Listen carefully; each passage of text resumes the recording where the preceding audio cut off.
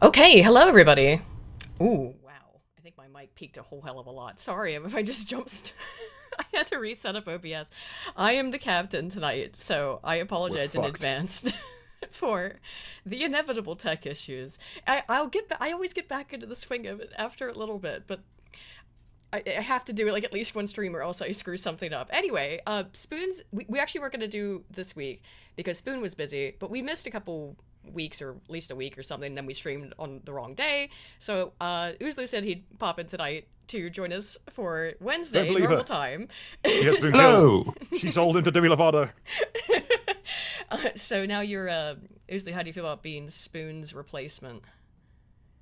Just for Well, the- him and I. Look, I have a lot of experience spooning with people. Okay. Okay. If you'd like to alter gimmicks, I can get a knife for you. Really, Bill, anything with you would be fine. Anything from the cutlery drawer. Be happy to do it with you. Okay, flanged mace it is. I don't. How do you fit the flange? All right, give me the mate. Cutlery drawer? Bill does. I mean, you should know. You live with him. What? He's never put it in the cutlery drawer before. He does have a flange mace. It's a struggle to make it. I mean, fit all he sometimes. really has to do to disprove you is to go and put it in there now. To be honest. True. I'm not falling for that. Some trick to get me away from the microphone, so I'll stop. Shit. Think of what we could do in the 10 seconds you're away. Uzalu's too loud. Okay, I'll turn you down a little bit. This is a plot. Everyone's like, no, Uzalu's just too loud. Like everyone like watching him like slowly tick down to 0% volume. Okay. Look, I know who I'm talking to here. Okay, I know what they like. Oh yes, But yes. the audio I'm transmitting should be very well tuned. Yeah. To have a good audio system. Yeah, I So just have if to it's too change. loud, it might be that you're too quiet. It's I think no, is that you were too loud and it's just going through Discord. That's why. But hopefully it should be better now. Let me know, guys, how the audio. All right, I'll just sounds. amplify it on my side. Okay, good. Alrighty. So, speaking of, should we've come up with a game, and I can actually do this whole like how does it work? What? This thing, because I forget you can do those YouTube goals or whatever. We have a game for this evening, right? Or a challenge. Homeless. Yeah, game and homeless. Wait, was it only that it doesn't work on Brave? Do you want to explain it, Uzalu? I can do. Okay. So every time Aidan and I talk about politics, there is, you know the, what is it, Godwin's law?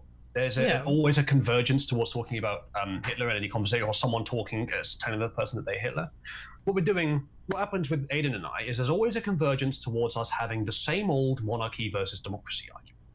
Because with the greatest respect, I believe in one and Aidan believes in the other, and we both believe quite strongly. And this is I a believe- and pro I believe monarchy in podcast. neither. Yeah, well, Bill, Yeah. you're allowed.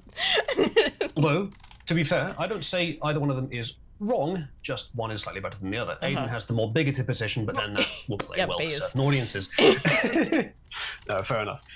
But we thought today, because the argument it's an interesting topic, but we do it so often, people are probably sick of hearing us I'm sure. talking about it. We've been doing this every time we talk about politics for years. So we figured today we'd challenge ourselves. As, who was it said that? That YouTuber, that awful feminist YouTuber, I can't remember. Really challenge yourselves. So we're going to do that today. I feel We're like, going to I feel like avoid most of talking us are about it. challenged enough already. Yes. We're going to try and avoid talking about it. We could maybe touch on the subject, but any argument over it between Aidan and I, any repeat of the same old argument is going to result in some sort of punishment. Well, I just think we should try to avoid it, and that's where the fun comes in too, I guess, is because you guys should try to goad us into having the monarchy v democracy discussion. There, and I think there should be some sort of punishment if I get goaded unnecessarily into the democracy v monarchy debate. I think what I'll do is I guess can I give memberships? I think I can, right? Yeah, right. I'm starting to see a problem here, Aidan. What? Because if I start talking about it, you have to give memberships. Yeah, that's why you should have to give something too. That's what I want to talk to you about. But you should figure it out. If Aidan snaps and initiates the conflict, she has to pay. If you snap and initiate the conflict, you have to pay. Now, what I would suggest is something far cheaper. Is that every time if Aidan is the one that breaks the pact, I go up and commit domestic abuse. Wait, what? I've got the mace out and everything. It's I think it's funnier if Aiden has to do the sub gifts, even if I am the one that starts it. It's just a test of how long Aiden and I can remain friends. yeah, I mean, probably, I guess, but yeah, I'll give 5 gifted memberships. If I can be goaded into, and that's on my part, not if you goad Uzalu into talking about it, only if you goad me. So if you guys manage to get me to talk more about the democracy monarchy thing in some way, I would try my best already not to respond to any of Uzalu's attempts to do so. But hey, whoever that's really loses cool, actually. That has to do works great for something. me, because I can sit here advocating it as far as I like. Oh my god. I didn't think this through. No, you didn't think this through. No, you didn't, you fucking idiot. It seemed like a good idea at the time. You should probably have outlined the situation, an actual, like, fail scenario for him. So Yeah, here's why democracy is the best. You have to come up with a fail scenario for you. If I'm going to give out 5 gifted memberships in the event I get goaded into talking about monarchy outside of any kind of confounds in which it is logical or reasonable. And I do, by the way, I have an opening gauntlet for us to go through, and I'm saying the rules don't apply to this inherently, or should they? Because it's mode. really. I think I'm not going to put it on because I intentionally started with shit, but that way we get it out of the way. I can already see what you're planning to put on, Aiden. Yeah. And, yeah. Yeah, so I'm so glad I attend these podcasts. There are always such enlightening moments in my life, and not just me witnessing a bunch of autism. We're all autistic here. Anyway, what are you gonna give up, sir? You gonna do you pledge 5 gifted memberships as tribute? Probably not. It's like 25 I don't know if I can afford you messing up that much, to be honest, Aiden. Wait, but that would be you. We're just playing chicken with each other. We're just playing chicken with each other's wallets here. Pretty much. Whatever. We'll see if we can figure it out. Think about it. Think about it. This is not that fucking complicated. It works if you give gifted subs, if we argue about it. Yeah. But then what does it cost you? She pays if she initiates the argument, and if you initiate the argument, you should have something to pay. This is Yeah. I don't know what that would be. I never suggested the gifted sub idea. That was entirely I did. Aiden's idea. It was my idea. Whatever. Okay, so I whatever. You're like deplatformed, so I suffer. It's How about this? We just make it a regular fucking like punishment game situation. Every time Aiden initiates, I will go up to the foot of the stairs with my Nerf gun, and I'll try and hit her in the face. There you go. That works. Okay. Erd Bastion for 5 says. Okay, so now we've got 2 punishments for Aiden and 0 for me. Wait a minute. Yeah, wait, well. what? I don't win no matter what. anything... All I do is lose. Actually, all right. Probably anything you can think of that would be punitive? Like, I don't know. I don't know. Real quickly, wow. Erd Bastion for 5 says, gonna watch at work. Bill, you're my favorite Irishman, and still looking forward to the potential Black Alt History review stream. Isn't Bill British? What the passport says. It does. Oh, I really expected you to get Sing it with me, Bill. Rule Britannia. Oh no. I just wish that the Canadians would stop taking credit every time we beat the Americans in a war. Oh no. Oh no, that should have been its own thing. There's a fucking matchup no one was expecting. No. Alrighty. Let's see. Alright, we've got the, I guess the rules of the potential game. We'll see how well it goes, knowing the We've got half a rule set. Well, look, play it by ear, figure it out. There's some basic rules. Outside of this opening volley, don't get dragged into an unnecessary conversation about monarchy versus democracy, despite this being a monarchy channel, allegedly. Despite Aiden deliberately choosing as the first story something that's going to induce any democracy appreciator to have to respond. Yeah, well, that's why I said look, it's What's the opposite of a timeline cleanse? Yes. Timeline curse. Yes, it's a timeline curse, or it's like in Charlie McDennis and Always Sunny, where they're playing that game. They have to take a wine and cheese break at the beginning, where everyone has to be civil. This is So what you're saying is we're not going to avoid talking about it during the stream. We're just going to front load the conversation. Yeah. No, that's much better. Yeah, there you go. Just play the fucking video before All right, I let's kill go. myself. Okay, here it is.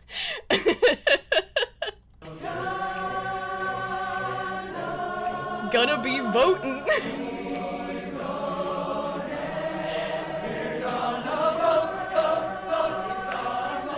Oh my god.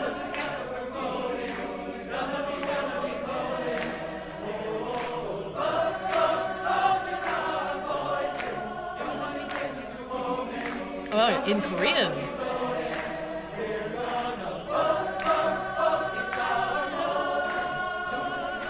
I think you get the. Yeah, it goes really on for is another minute and remarkable. a half. I'm not doing that. When you're managing to be noncier than the gay men's choir, Yeah, that's how really they an manage achievement. that?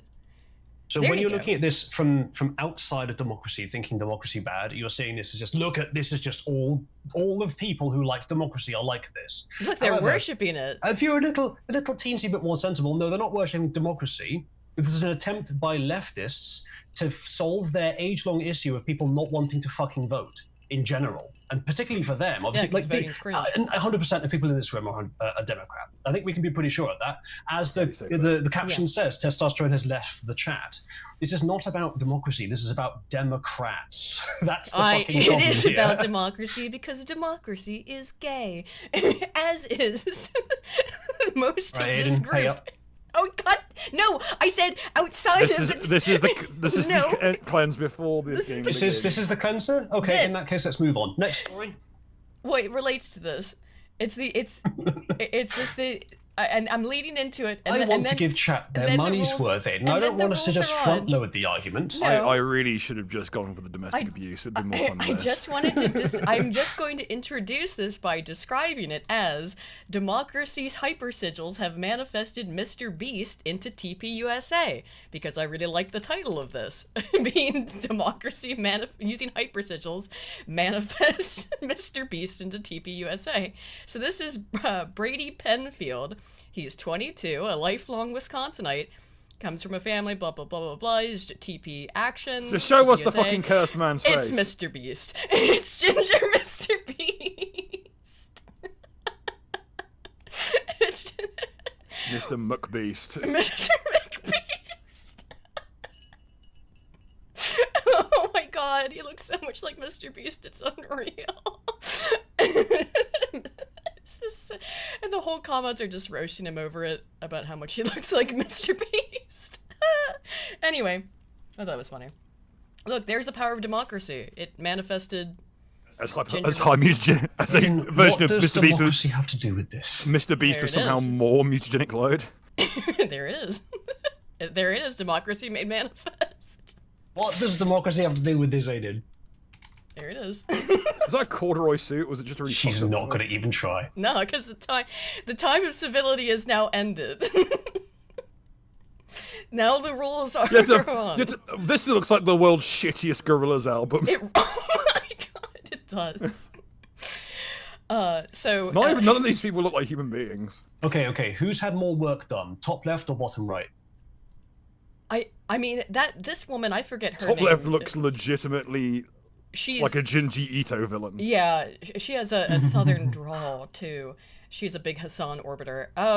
So this, considering the lack of testosterone in the previous clip, She as looks well. like she looks like something that was fished up from the wrong depth, and I know that's What's coming. her That's name? really, really rich coming from me. Oh, it doesn't have her name in here. Something Welch. Jennifer Welch or something, I think her name is. Something Welch. Anyway, so this is, of course... How appropriate. She looks about as convincing as a person as Welch's fruit snacks do as actual fruit. Because, of course, there is zero testosterone north of the, center Mason-Dixon here. line? North of the Mason-Dixon line in this video. Harry Assistant had an absolute crash out over the J.D. Vance meme. Let's watch. Had it or hit it, J.D. Vance's Halloween costume. Oh, God, It is had an it. useless costume in the world. I've had it. May I remind you, sir? That's weird. I don't think I've heard his voice before, but I can't believe he actually sounds like a faggot. Yeah, I know. Unbelievable, right? Unbelievable. You could have seen that coming. Yeah. Remarkable. Saying he's had it. What have you had it with? This was a lefty Democrat meme. They I don't want to know what he's had it with. I think quite a few things. probably. No, well, had it is I'm just sure they're he'd just like going some through more. a bunch of like white men, and he's like, "Yep, I've had him, I had see. him." Yep, yeah, that Yeah, makes that's what more he sense. means. Got, Yeah. need, got. But I mean, Going through the Rolodex like a pack of Pokemon cards. oh, Sven B, did Spoon die? No, he's just busy this Wednesday. But we're gonna do another. She's lying. She Sunday. killed him. Yes, Uzalu killed him. And Usually, let's be real. It's more convincing if you say that Aiden killed him. Oh yeah, why does Harry always look so glassy? I don't know. Yeah, he's always like very moist. Valium. Yeah, I don't know. He's very moisturized or something. But anyway, the whole weird JD Vance thing was like a Democrat meme, and then the right just went, "Yeah, that's pretty funny. We like that." Yoink! Yeah. Like a very rare instance of that orientation of meme thievery occurring. And then that made the left fucking irate. That's the more common one where it's successful, where it actually successfully switches sides. It's always left to right. But the left does try to steal and reuse right-wing memes, repurpose them, but always fails. Check what I just posted. It's uncanny. What is this from? It's from Junji Ito. Oh, hang on. Yeah, that's her. That's her. Well done. Yep. Pretty much. Wow. Accurate. I forget what fucking one she's from. I think it might be from. Is it Hellstar Armenian? No, it's. Do you think? It's from Rumors. You think Sisson here? His skin looks like that because he's just a foreskin golem. Oh. Was it Trisha Paytas? You know what, Aiden? Was it Trisha Paytas? I wasn't aware of your game. Covered in cum also works. Trisha Paytas did 100 layers of cum challenge on YouTube like 10 years ago. That was the kind of shit you could post. And her skin in that challenge looked a lot like Harry's here.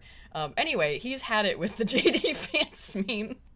He, I think it was Tommy Vitor who you were talking to, and he said, "I'm so sick of losing to fucking losers." JD Vance is such. Me too. Oh, I am so tired of losing to losers. You'd rather lose to winners. Yes. I believe Harry Sisson is okay. I believe Harry Sisson is about to say JD Vance is such a loser. Harry, are you aware that JD Vance is currently the Vice President of the United States of America? Yeah. Yeah. Not to mention a published author. Well, yeah, I mean, but whatever. He's VP. Anyone can publish a book, to be fair. Speaking of which, you can buy Evelyn and Scrump's book, which is like the description. That was the worst selling point ever. Reset is it just the? Is their book just the Tranny Kama Sutra? No. I have it right here. That's the upcoming book, Sex Tetris. What's Bill's Twitter? It's mezzanine, but it's spelled wrong. Let me make sure. Yeah, I need to stop making Twitter pages while it's plastered. It is. Let me post It it was in like the chat 14 years ago, to be fair. 1 second. Dude, this is his. That's Bill's Twitter account. I should add it to the description. But anywho, let's put this back on. A fucking loser. He is such a loser. He's one of those insecure men I just described earlier. And I think. What is insecure about this? Holy shit, JD Vance is one of the furthest men from being insecure of any I've seen. This is the opposite of insecure. He put on a fucking wig and did the meme where he's a big fat baby-faced yeah, and he's like quite loudly declared, like, yeah, don't worry about it. I'm in the process of converting my wife to Christianity away from whatever fucking dirt worshipping she's up to now. Pretty much. I pretty much more or less exactly said that. So the man is just getting. He's fairly together as far as things go. Yeah, he certainly exudes the appearance of a confident, stable, high testosterone male. Mm-hmm. Side character on Top Gear kind of vibe. I think Jennifer, you described him as like a failed drag queen. It's what he always wanted, and then he had to write the book and pretend to be that, and then now he's vice two president. women look like failed drag queens despite being female. Well, yeah. Actually, I mean, like, it looks like, I hate to say it, but it certainly looks like Jennifer Welch or whatever her name is has maybe had that buccal fat removal, or she might just be really thin. Because I don't know, people said that about me. Yeah, you're not normally I'm meant to have buccal fat removal from your temples. Yeah, I don't know. Her cheeks are very. She has a gap. sallow, She has a though. gap between her hair and her temples. I've literally never seen someone have that before. So left looks like she would be unrecognizable without the plastic surgery, and right looks like she has literally just finished eating a man off camera. Yeah, very much like Roald Dahl's The Witches vibes. Yeah, They've got a Very fucking mouse. faggot in the middle. yeah. Look at this unconventional Eiffel Tower here. Unconventional, It's yeah. it's like a reverse witch burning, witch either side, and a bundle of sticks in the end. Yeah, there you go. Is this a Minecraft recipe? Well, no, that's not a reverse. That is, you'd have the big bundle of sticks. No, in the middle. you'd want the pyre. The fascia would be around the side, either side, and the witch in the middle to make sure good coverage and even cooking. That would Oh, make true. sense. Okay. Yeah, I got you. Well, just trying a new way of things, but put the bundle of sticks in the center. Nice, easy. It's taken them 1,500 years of development to figure out to just inverse the order of the witches and the faggots. Yep. Yeah. Loser. He's an insecure man. He doesn't have a job. All he does. He doesn't have a job. What the fuck, Harry? Dude, the fuck, it's man? just such projection. Even the voids are like The one on What? the left really does look like if you turned her into profile, her teeth protrude like 3 feet from her face. the one Like, on the she- right looks like she looks Christina like- Pajitsky. Like, no, that looks like John skinny, Malkovich unhappy. wearing Christina Pajitsky's fucking face. Pretty. Oh yeah. God. But that's just a complete projection from Harry here. You're weak, pathetic. You're a loser. everyone You here- don't have a job. Everyone here looks like one of those Gay, cursed, homeless, smiling friends, broke. like head-on shots. Yeah, they do. The White House is I I troll. want to know You do anything what the profile. origin of his claim that he doesn't have a job is. I Okay, if you're I going to don't say know. that, I would like to introduce you to a political figure. You may have heard of her, Harry, actually. I think you supported her. She's called Kamala Harris. There you go. Or I don't know. There's tons of them. Like that's a very strange She claim. too was a VP, and she actually seemed to do pretty much that. 'Cause she was in And charge Harry's of sister the was a and it got huge worse. proponent Hey, of Harris. Uzalu, Yeah, and sex indeed work she is was. real work. Right. Well, it's also Harry's method of getting up the ladder is sex work, just in a different way. Factually, yes. Yeah. We know that for Yeah. a fact. Okay, so yeah, I don't know why if his claim comes from the fact that Vance is just Veep, that's pretty weak sauce considering how he supported You know Kamala what? Harris. You know what, Harry? Uh, That's a great point. We should vote for him in 2028.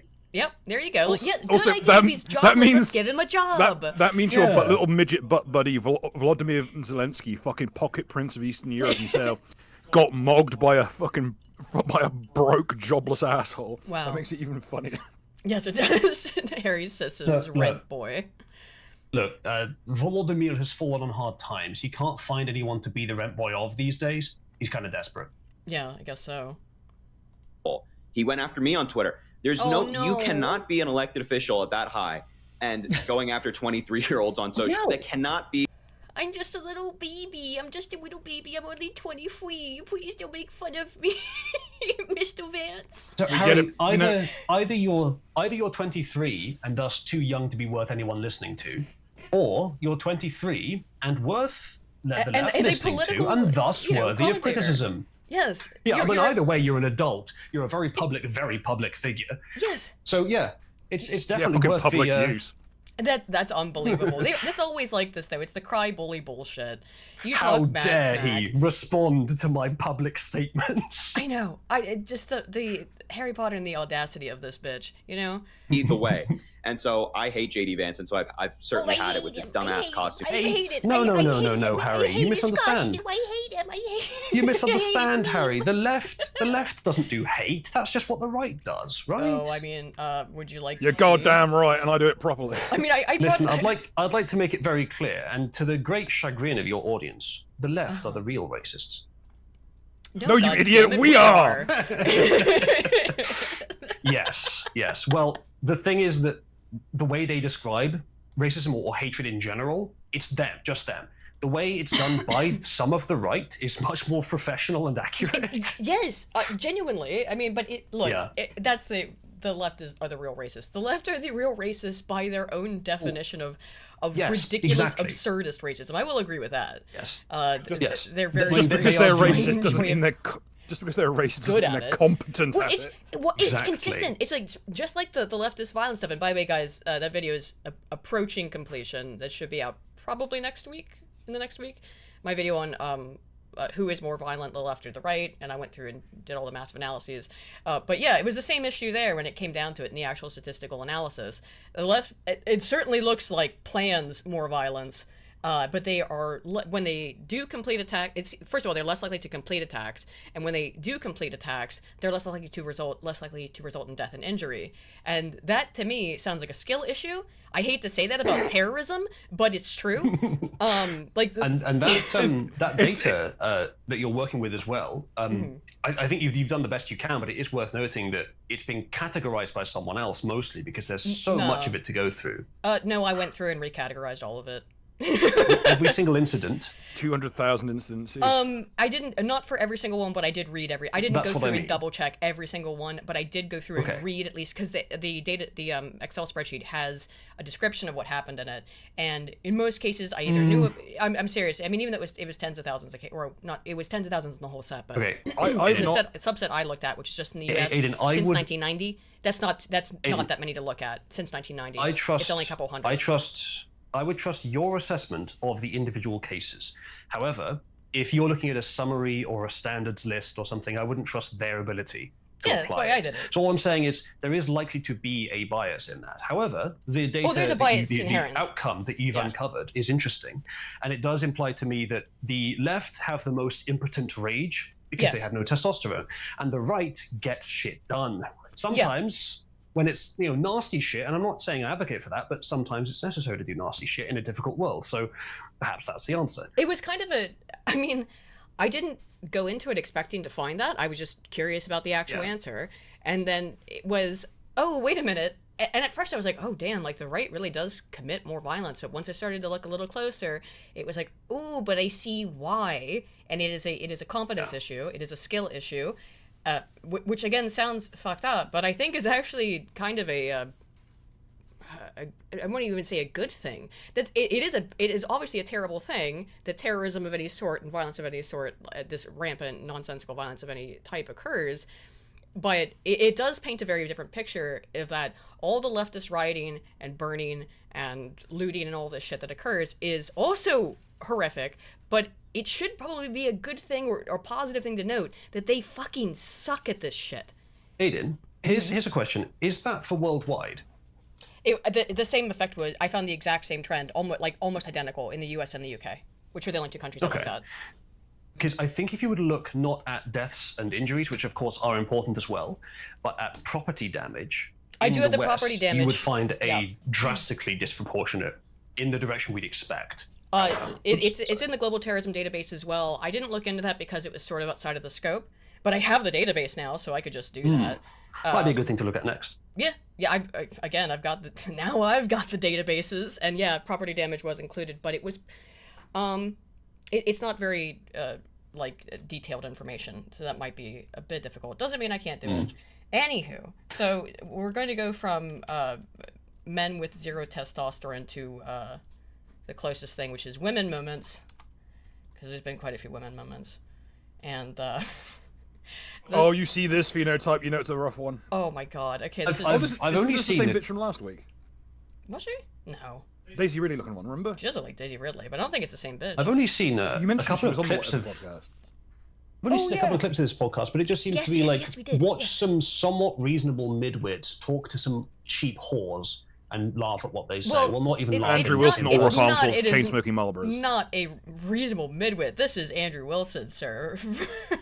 Andrew is a very cool guy. And a very good debater.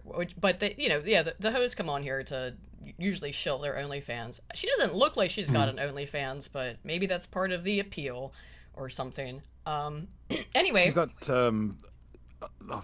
what fucking field of paleontology was she in? Some shit. I'm not sure. But she's a Tolkien scholar. She's a Tolkien scholar. Yes, this is the Tolkien scholar we talked about on Sunday, right? Yes. So, who had a meltdown about the. If she's a guest on this podcast, whatever field of paleontology she was in, I'm sure it had something to do with bones. It's not paleontology. She is a Tolkien scholar by her. I know. I get it. I was just. Anyway, so she did. Sounds like a fucking Nazgul when she gets upset. She did in fact go on to embarrass herself on the whatever podcast by It is the persistent problem. Per capita strikes again. To be completely incomprehensible by these people. What are the chances of white guys experiencing being assaulted by black men to the same degree as women being assaulted by men? Why would it need to be the same degree? Because I think if it's a low chance, something that's been well, how low of a chance? How low of a chance before I'm not racist when I cross the street? Does it need to be? Like 1%. Okay, wow.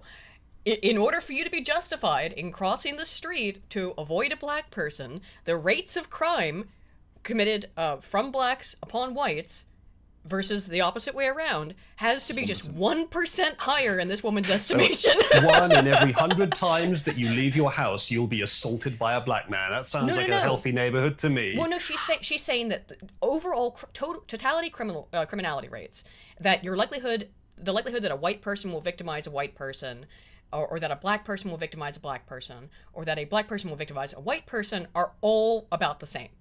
Her hypothesis here is that there's no difference in interracial crime, right?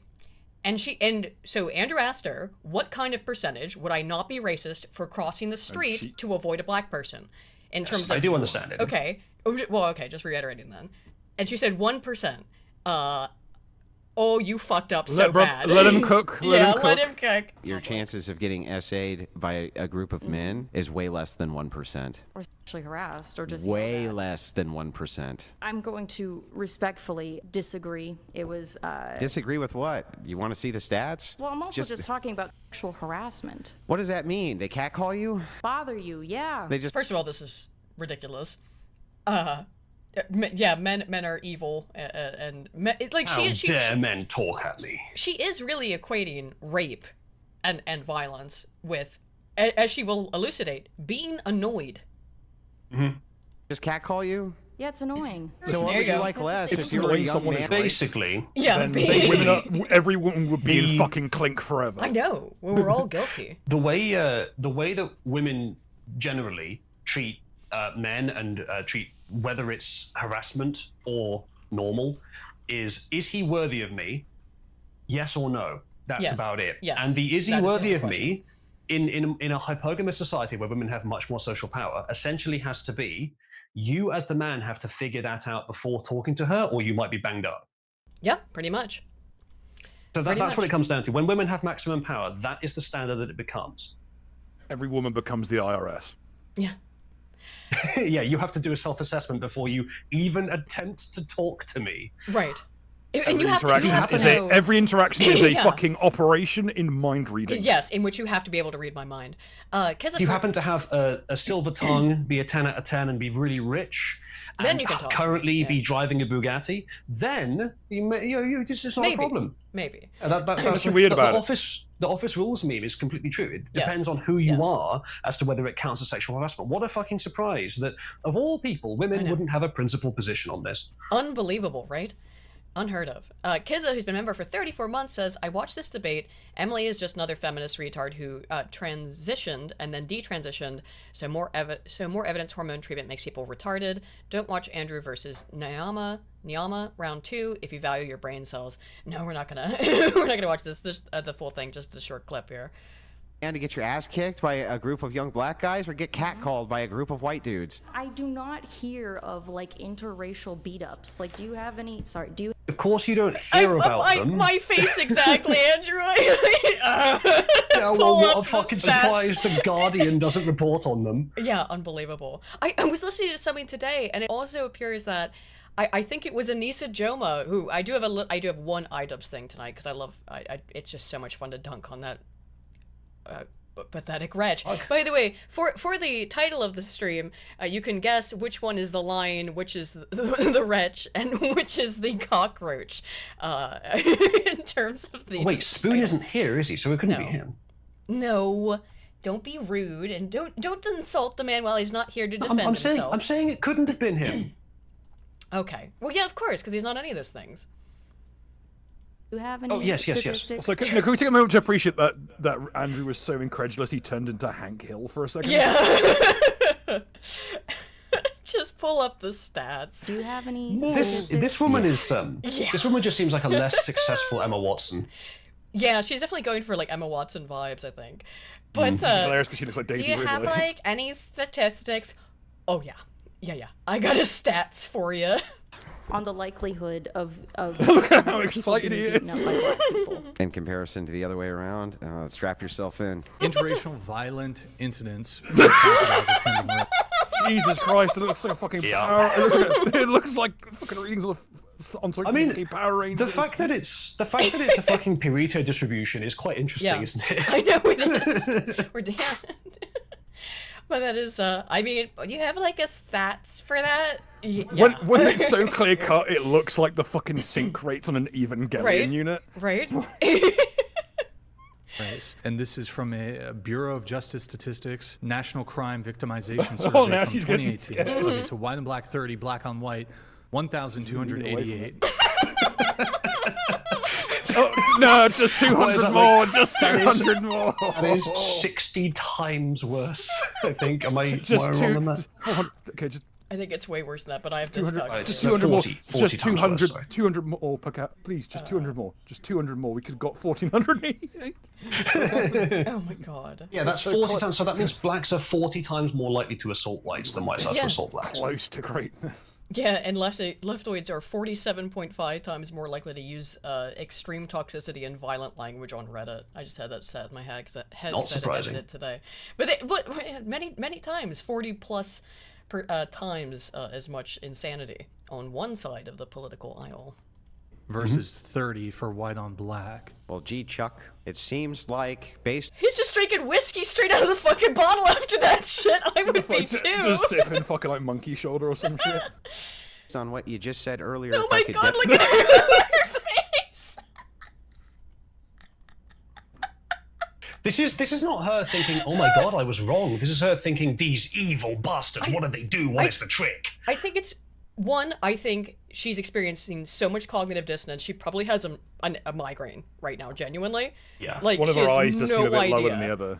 She's never panicking. encountered any of this. She doesn't know how to respond to it. She's in such an echo chamber, in such a filter bubble. She has never encountered any information like this in her entire life, despite being some sort of political talking head. I mean, it's unbelievable. This is the equivalent of getting into a fucking boxing match and then just getting immediately ragdolled across the ring. Demonstrate this to you. You said that you would advise your little sister to cross the street. Do you hold to that? Do you hold to it, Chuck? Do you hold to it? Are you going to advise your sister to cross the street now?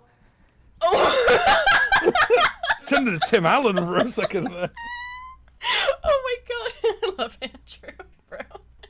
Nah, because I think it's white boys that are getting beat up. No, because timing like this. it took her how many seconds to sit there and stare at it before she could figure out what her answer was, which is that this is white boys. This is not a single one. None of this is white women. It's all white men. Do we need to get the stats on racial rapes? Because it's no more generous to your position, love. But that's what she chooses to believe. She more or less says it that way too. It's probably. I can't get over fucking Andrew's response. The expressions are such gold. It really are. I know. I feel this so much. It's too real. Like anyway. She walked out. Very first question gets her head blown smooth off. Yep. In front of a live studio audience. I don't think there's a lot. Oh, I guess there is. Is a chat. I didn't even have to trot out the Asian in the pickle help this time. See, there's another one. I've seen ISIS executions that were less brutal. That was crazy. So this is Kamala Harris.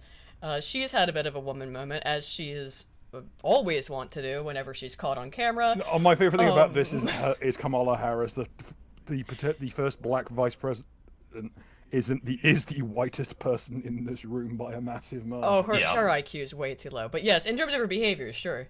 I was aware of my opponent's strategy. Gosh, you shit. Oh, I see. Right. Okay. Hold on a second. One fucking half a sentence in. Yeah, she's done the Hillary Clinton trick. She's got that too.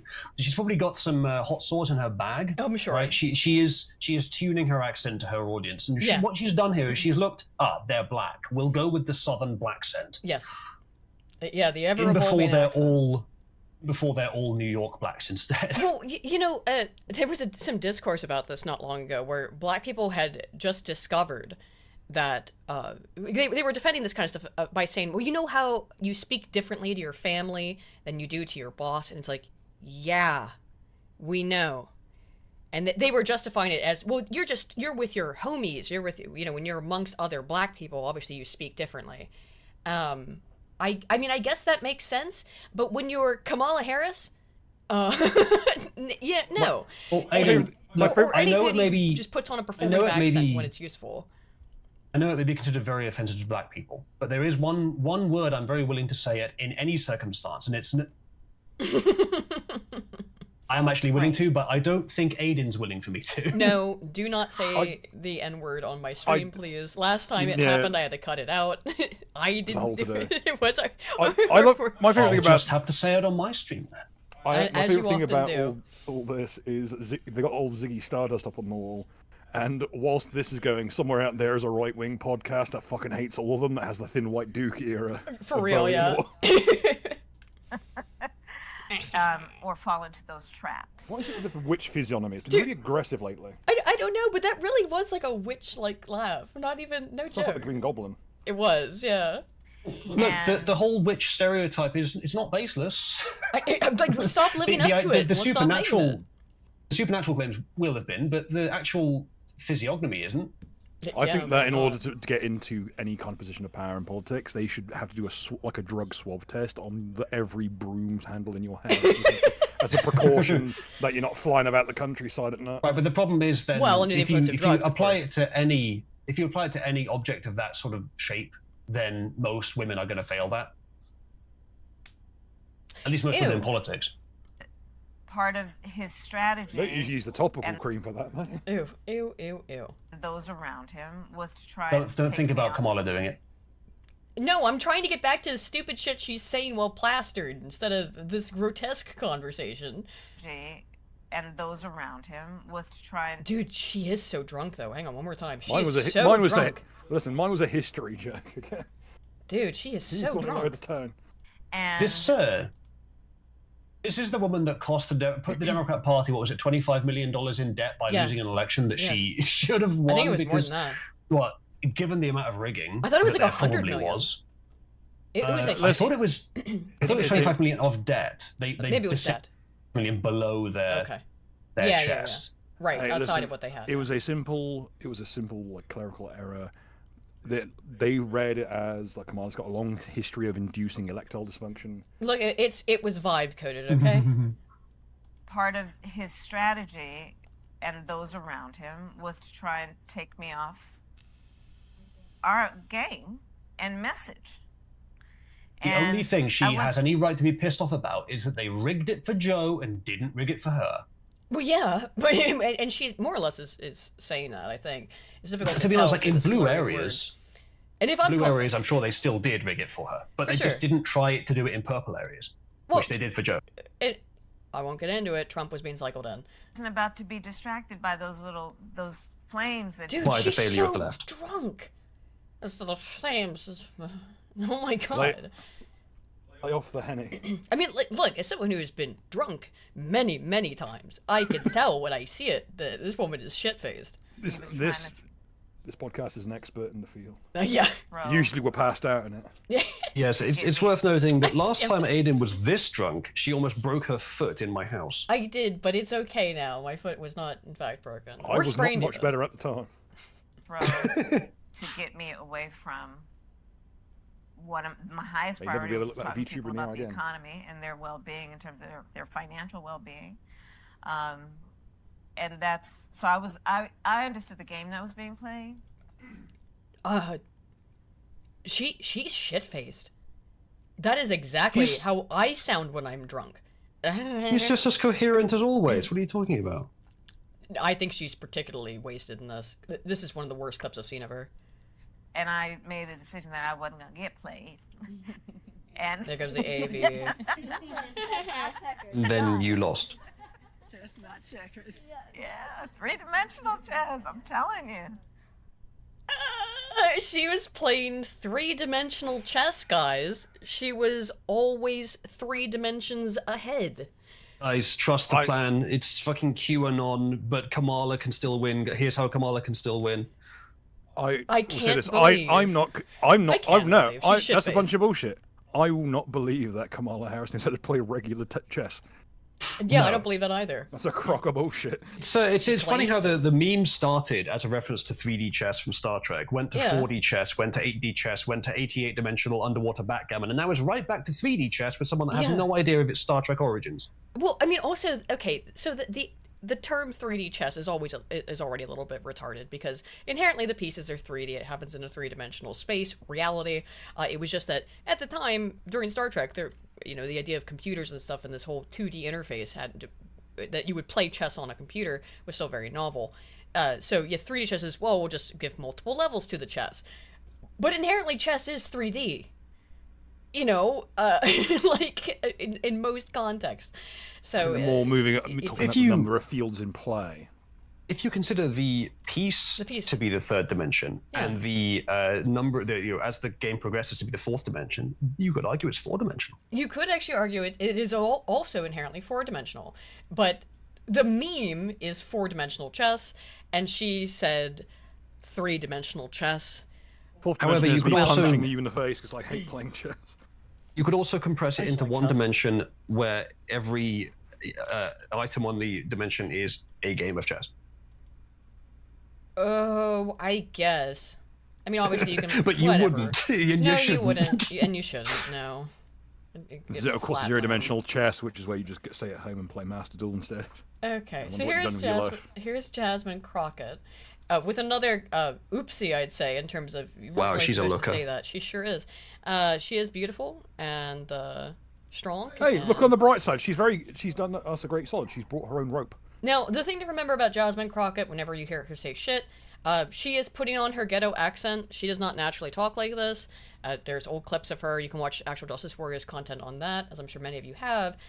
Going over who would put on their accent? I don't know. Old clips. Give us your real accent. No, my childhood accent where I had a southern way of speaking, a southern accent. Fucking cunt. I chat press 1 to make Aiden do her southern accent. No, you could pay me. Well, chat, if you would like to assist with these streams and make sure that they can continue, you can super chat via YouTube and then ask Aiden to do her southern accent. Hey, I do this on my stream. If someone asks me to, hello, Aiden Paladin, it is JF here. I can do the JF voice for an entire story if people contribute to that. So, yeah, chat, go for it. The public space. we'll do you like a nice... There are always other voices you could go with, of course. Oh my god. Would you like... Hello, lady chat. Would you like a nice thick glopping of French sperm to make some more children of a lower Q? Jesus Christ. He put up a fucking advert. He put up an advert for having sex with him. I know. On Twitter. I know. We didn't cover it here on stream, but yeah, Jean-François. I'd like to draw your attention to the number of ones in chat right now. I know. I will do it if somebody pays for it, but I don't want to do it because I'm bad at it. I do have to put it on now because it's not natural anymore. It hasn't been since I was a little kid. Anywho, here's her fake accent with no basis because I would imagine she didn't sound like that as a kid. Maybe she did. Who knows? That he is a cheater. He's definitely not above cheating. We do know that one of his friends has purchased Dominion. So it's going to be really important for us to educate all states that we can to make sure that their Secretary of States are like, we don't want the Dominion machines. Because I personally believe... Well, that's all it took. That's all it took to get them to drop them. Now drop all the rest, you stupid... You know what? I'll stop there. Drop all the rest of the digital voting machines. Paper voting everywhere forever. It should be banned in the Constitution to use digital voting. It's that important. Well, I agree. Everywhere across the entire country. I agree. And that's just the first step. However, you know what she just said? Is that Dominion voting machines can be rigged. Yep. Well, she implied it, yeah. Pretty strongly. It's like, no, if Trump has... And they were doing this before when they purchased Dominion. it was already like, oh no, now the conservatives aren't, have control over Dominion, so this is a big deal. We got to rethink this voting machine thing. We can't let Dominion in. But it is crazy to just hear someone say this so directly, and she is an idiot. Like, again, yes, she puts on her accent, but she is genuinely very low IQ. The accent just kind of, hypes it up. We have eyes, Aiden.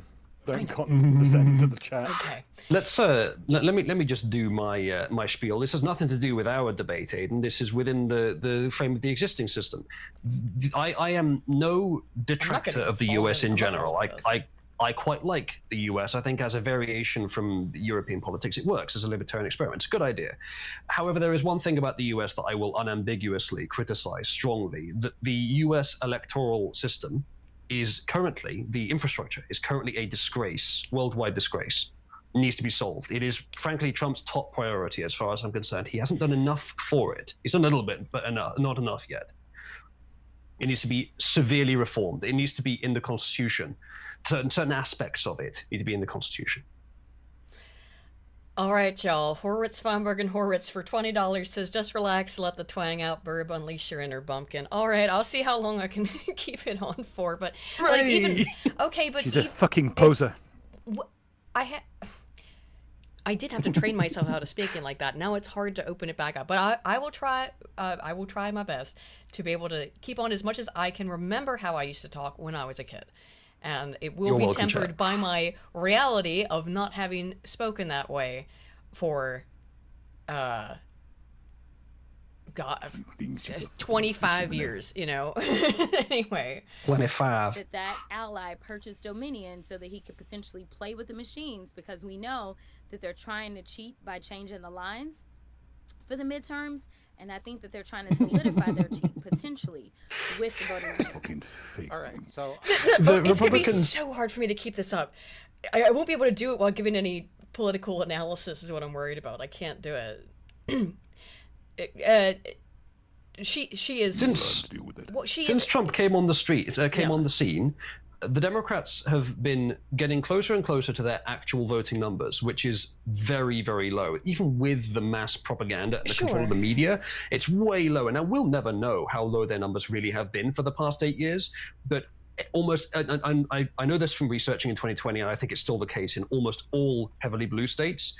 They are basically unwinnable by the Republicans because they are just institutionally locked down by rigging.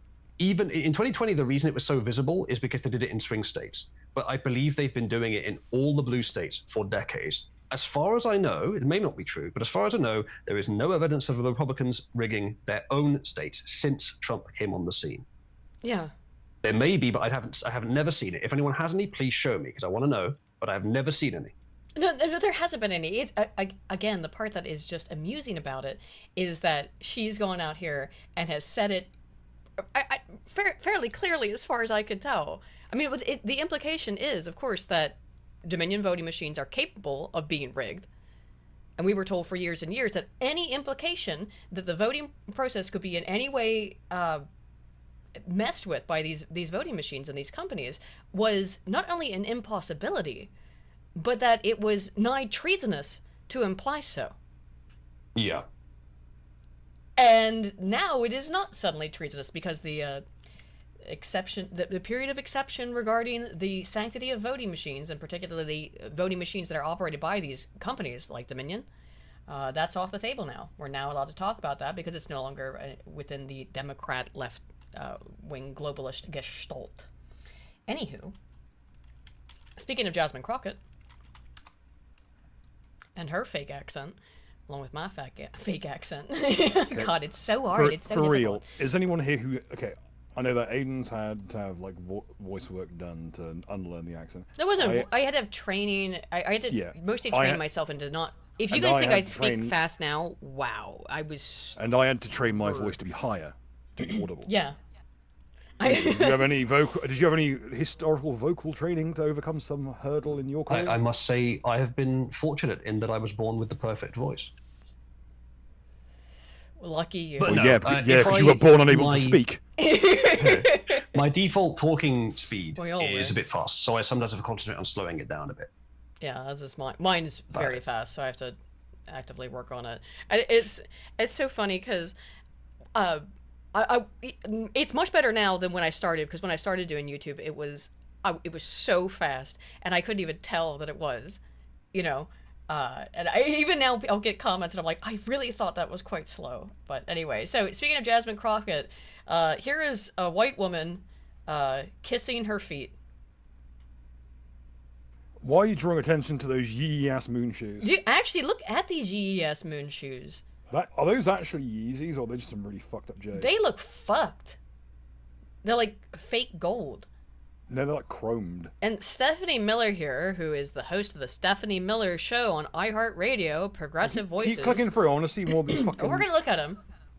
But she says, why, yes, I did kiss the sneakers of Jasmine for US, and I do worship the ground she walks on, and she was lovely about it. And she was lovely about you utterly debasing yourself to her glory? What a fucking surprise. I wonder why. If someone did this to me, I would reflexively curb stomp them. Crowd at this there is no more. There is no more than a fucking milligram of testosterone in that room. Oh my God! Look at this boomer in just a fit of it's all in Jasmine's hair.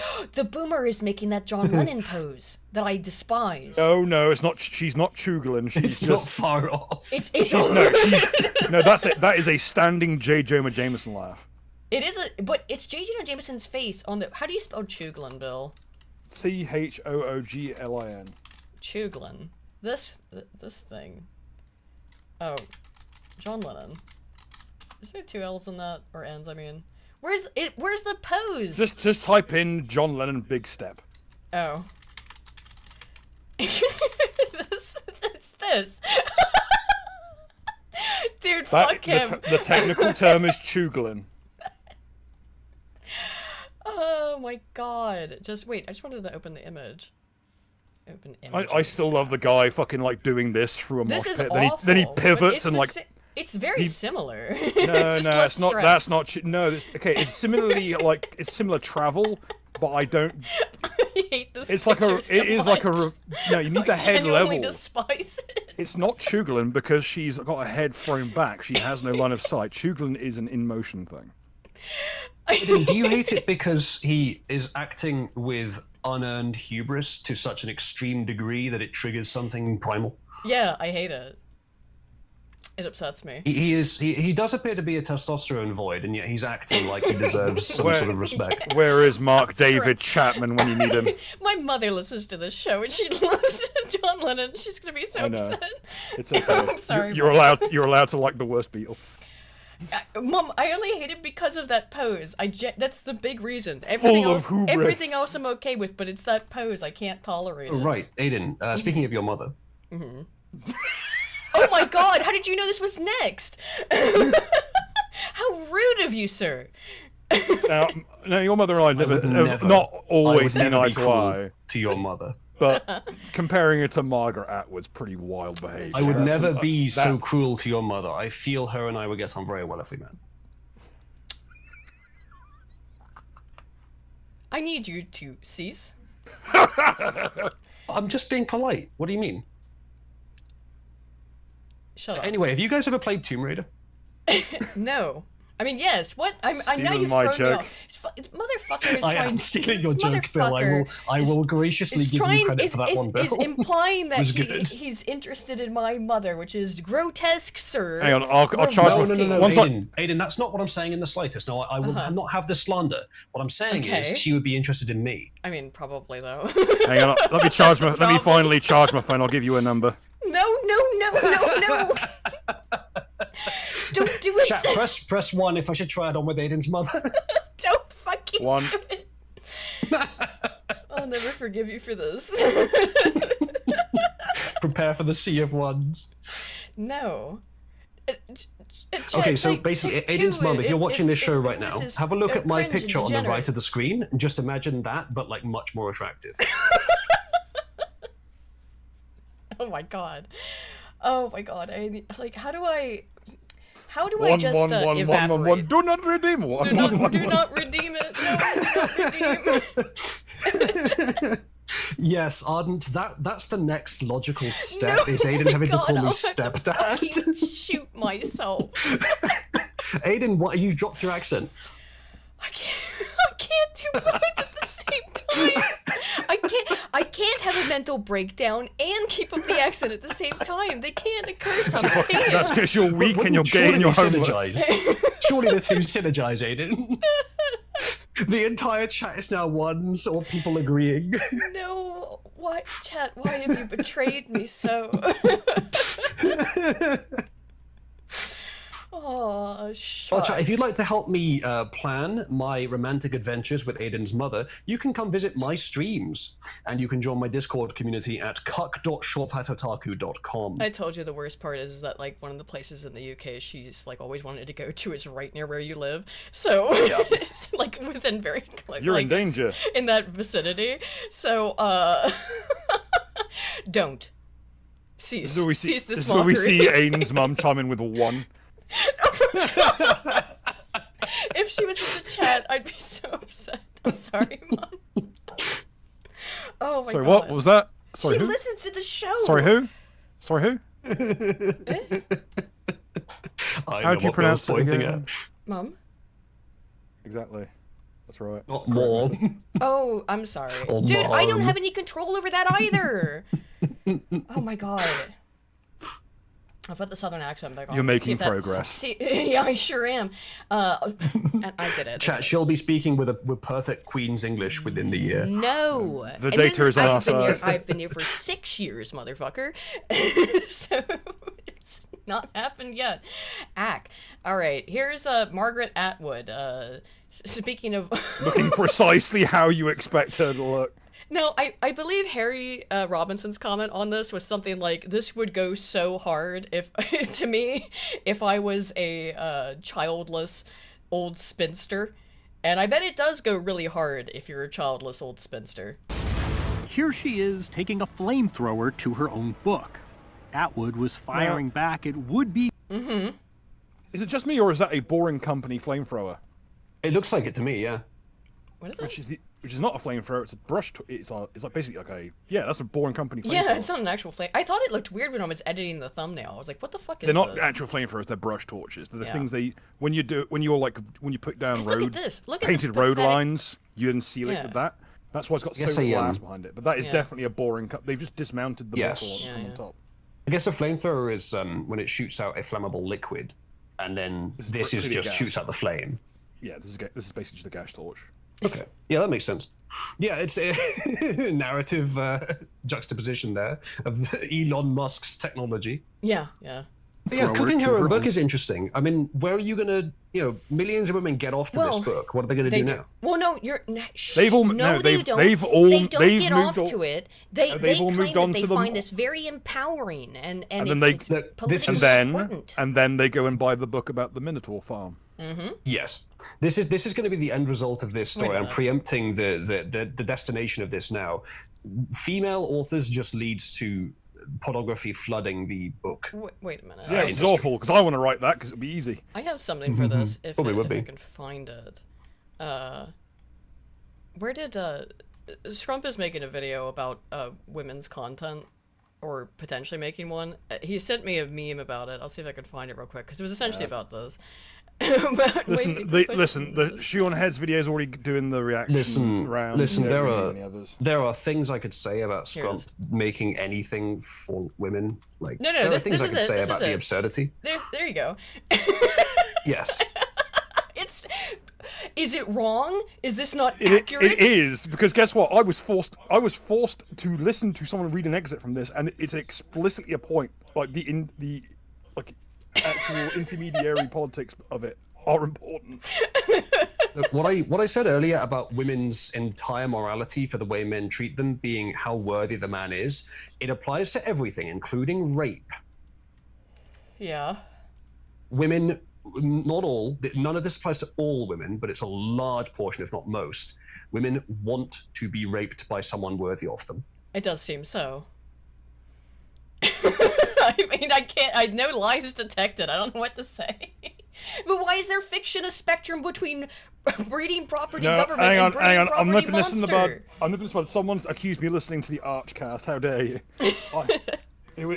It was on one of the Kino nights. Someone posted like a fucking excerpt that was on a tweet, and I saw it there. I will be accused of many things. I will not be accused of watching the Archcast. Hey, Arch, how's it going? It's been a while since we talked. Hey, Arch, can you tell me what you're accusing me of, please? Oh, yeah. I don't know, man. Sorry. Yeah. Sorry, that's unrelated, but yeah. Book. Atwood was firing back at would-be book burners by torching an unburnable edition. It was all promotion for a charity auction to benefit Pan America. I am interested in the material science aspect of that. I am also interested in the material that this book is made out of to make it unburnable, considering they do have that such low potency, not flamethrower. They could have just covered it in. I mean, a lot of the actual flame throwing was very much pre-filmed, and possibly also CGI. But they could possibly cover it in aerogel. That might work. I'm looking it up. I found the Sotheby's posting. Oh, because I have an actual printed on black and white aluminium cinefoils. Oh, right. Okay. So it's just metal. It is actually unburnable then. I'm trying to bring the accent back. We'll see how it comes. It's probably going to come and go a little bit. You got as much chance of doing the accent again as I've got of going back to my old vocal. Well, that's the thing too, is that I've lived in. Because I'm naturally a bass profunder. I've lived in. We need to just several places put in the a constant pitch shift on your mic input. Maybe. I've lived in several places that have very strong accents. Again, I grew up in West Virginia, then I moved to Baltimore, Maryland, which has a very sickening accent. From one of the Hans? Yeah. Oh, Hon, you gonna go down the ocean, sit in a booth, you get in the water, drink some brewskis? Hon? Fuck, go back. Yeah. See. there is precisely okay. You don't know how fucking easy you got. At least there's some documentation of your accent. The old Guernsey accent has exactly one interview with Oliver Reed where he does an impression of it. That's it. It's the only recorded fucking footage I have of it. Man. And then I also got some Pittsburgh in there. Yeah, you gotta watch the Jagger bushes. Kieran in chat says it's made out of Cabal brand radium. I reckon it's probably enhanced with Cabal brand radium. Radium which all Cabal products are enhanced with. You taking it from our water table, bitch? Anyway. Oh, I need to go all the way to France for that. Nearly. Champions free speech. Atwood's books have been banned for content deemed champion free speech, do you? Well, how do you like this? How about this also? We got him. Let's listen to that. Margaret Atwood's books have been banned, right? This is the claim. For content deemed overly sexual, morally corrupt, anti-Christian. She told us she was particularly peeved with a recent ban. Banned my arse. Has it been banned? No. What will have happened is Uzalu. it's been removed from school curriculums. That was always what happened, and they said it was fucking banned. I guarantee they have been banned, just not in the U.S. I am sure maybe. You can't buy. That I could see. I'm sure you can't buy Handmaid's Tale in Saudi Arabia or Iraq. Pretty sure. I'm sure they'll specify. I'm sure they'll specify I guarantee 60 Minutes. They would never lie through a mission, would they? And came from Edmonton, Alberta, in her own country. The government put out an edict to all school boards saying that they could... You know what? I don't care. What I do care about is debunking that fucking claim. So here's the reality about it. Yeah, so I mean, what she was about to say was all school boards. What they're trying to get you to do, whatever your fucking name is to Margaret stop Atwood. exposing children to adult smut content. If that's too much for you, then go and write a book about how you want to sexualize children and see how well that one sells. Yeah. Well, this is from... So, Ron DeSantis has put out this press release where he debunks the claims that are made, so we'll just read them, shall we? Oh, that's good. Yeah, good for DeSantis, honestly. Considering he's not a contender for anything anymore, by his own fault. Pretty much. So, myth. Florida schools have been directed to empty libraries and cover classroom books. Fact. School districts are required to report the number of books removed from schools based on legislation passed in 2022. Of the 23 districts that reported removing materials, the most removed were tied at 19 in Duval and St. Johns counties, not even close to a whole classroom library. Of the 175 books removed across the state, 164, or 94%, were removed from media centers, and 153, 87%, were identified. 87% were identified as pornographic, violent, or inappropriate for their grade level. Florida is banning Florida is banning children's books about Hank Aaron and Roberto Clemente. Fact: books found by parents in Florida schools. Gender Queer, a memoir, an explicit pornographic book showing sex acts. Flamer, a graphic book about young boys performing sex acts at a summer camp. This Book is Gay, a book containing instructions on the in and outs of gay sex. And Let's Talk About It, a book that contains graphic depictions of how to masturbate for males and females. Look. Okay, that wasn't quite a debunk. It didn't. It's not a debunk. To be fair, but it's not a debunk. Look, like I said, this is Ron DeSantis. So this is Ron DeSantis. I prefaced that for a way, but here's his debunking of it. Also, I don't necessarily have a problem with a book like this existing, but it shouldn't be in schools. Like if it shouldn't be mandatory. No, if you're a parent and you were like, I know this is a thing that's going to happen, I'd rather demystify it. And you want to purchase that kind of book, I guess go ahead. You know, I don't necessarily think that's a bad thing. There's a debate to be had about whether their parents should be allowed to do that with their children. In some places, if it's it could be allowed. In some places, it couldn't. But I certainly wouldn't want it to happen. Yeah, maybe not an instruction manual, but more a thing that's just like, hey, this is normal and it's okay, and you're not like if you have certain like just that kind of stuff for kids. Like what kids turning into young adults and having to navigate that inherent part of life. I'm not against that, but I remember honestly the longer you can leave it before they even find out how to do that, the better. Well, when I was a kid, I had books that at least they were like children's books. They were aimed at children, and they were totally they didn't glorify it. They weren't instruction manuals. They were just like dictionary books, essentially, that were like, here's things that people do. And it wasn't in any way glorified or something, but that's not the way things are now. So, however, if you're a parent and wants to buy that book for your child, yeah, maybe you should be on a list. I don't know. It certainly shouldn't be in public school libraries, though, of how to masturbate tutorials, for fuck's sake. Myth: Florida has banned the instruction of African American history, including the discussion of slavery and the aftermath of slavery. Under DeSantis' instruction on African American history has only expanded. The governor, now again, this is by DeSantis, has signed legislation that ensures Florida's students.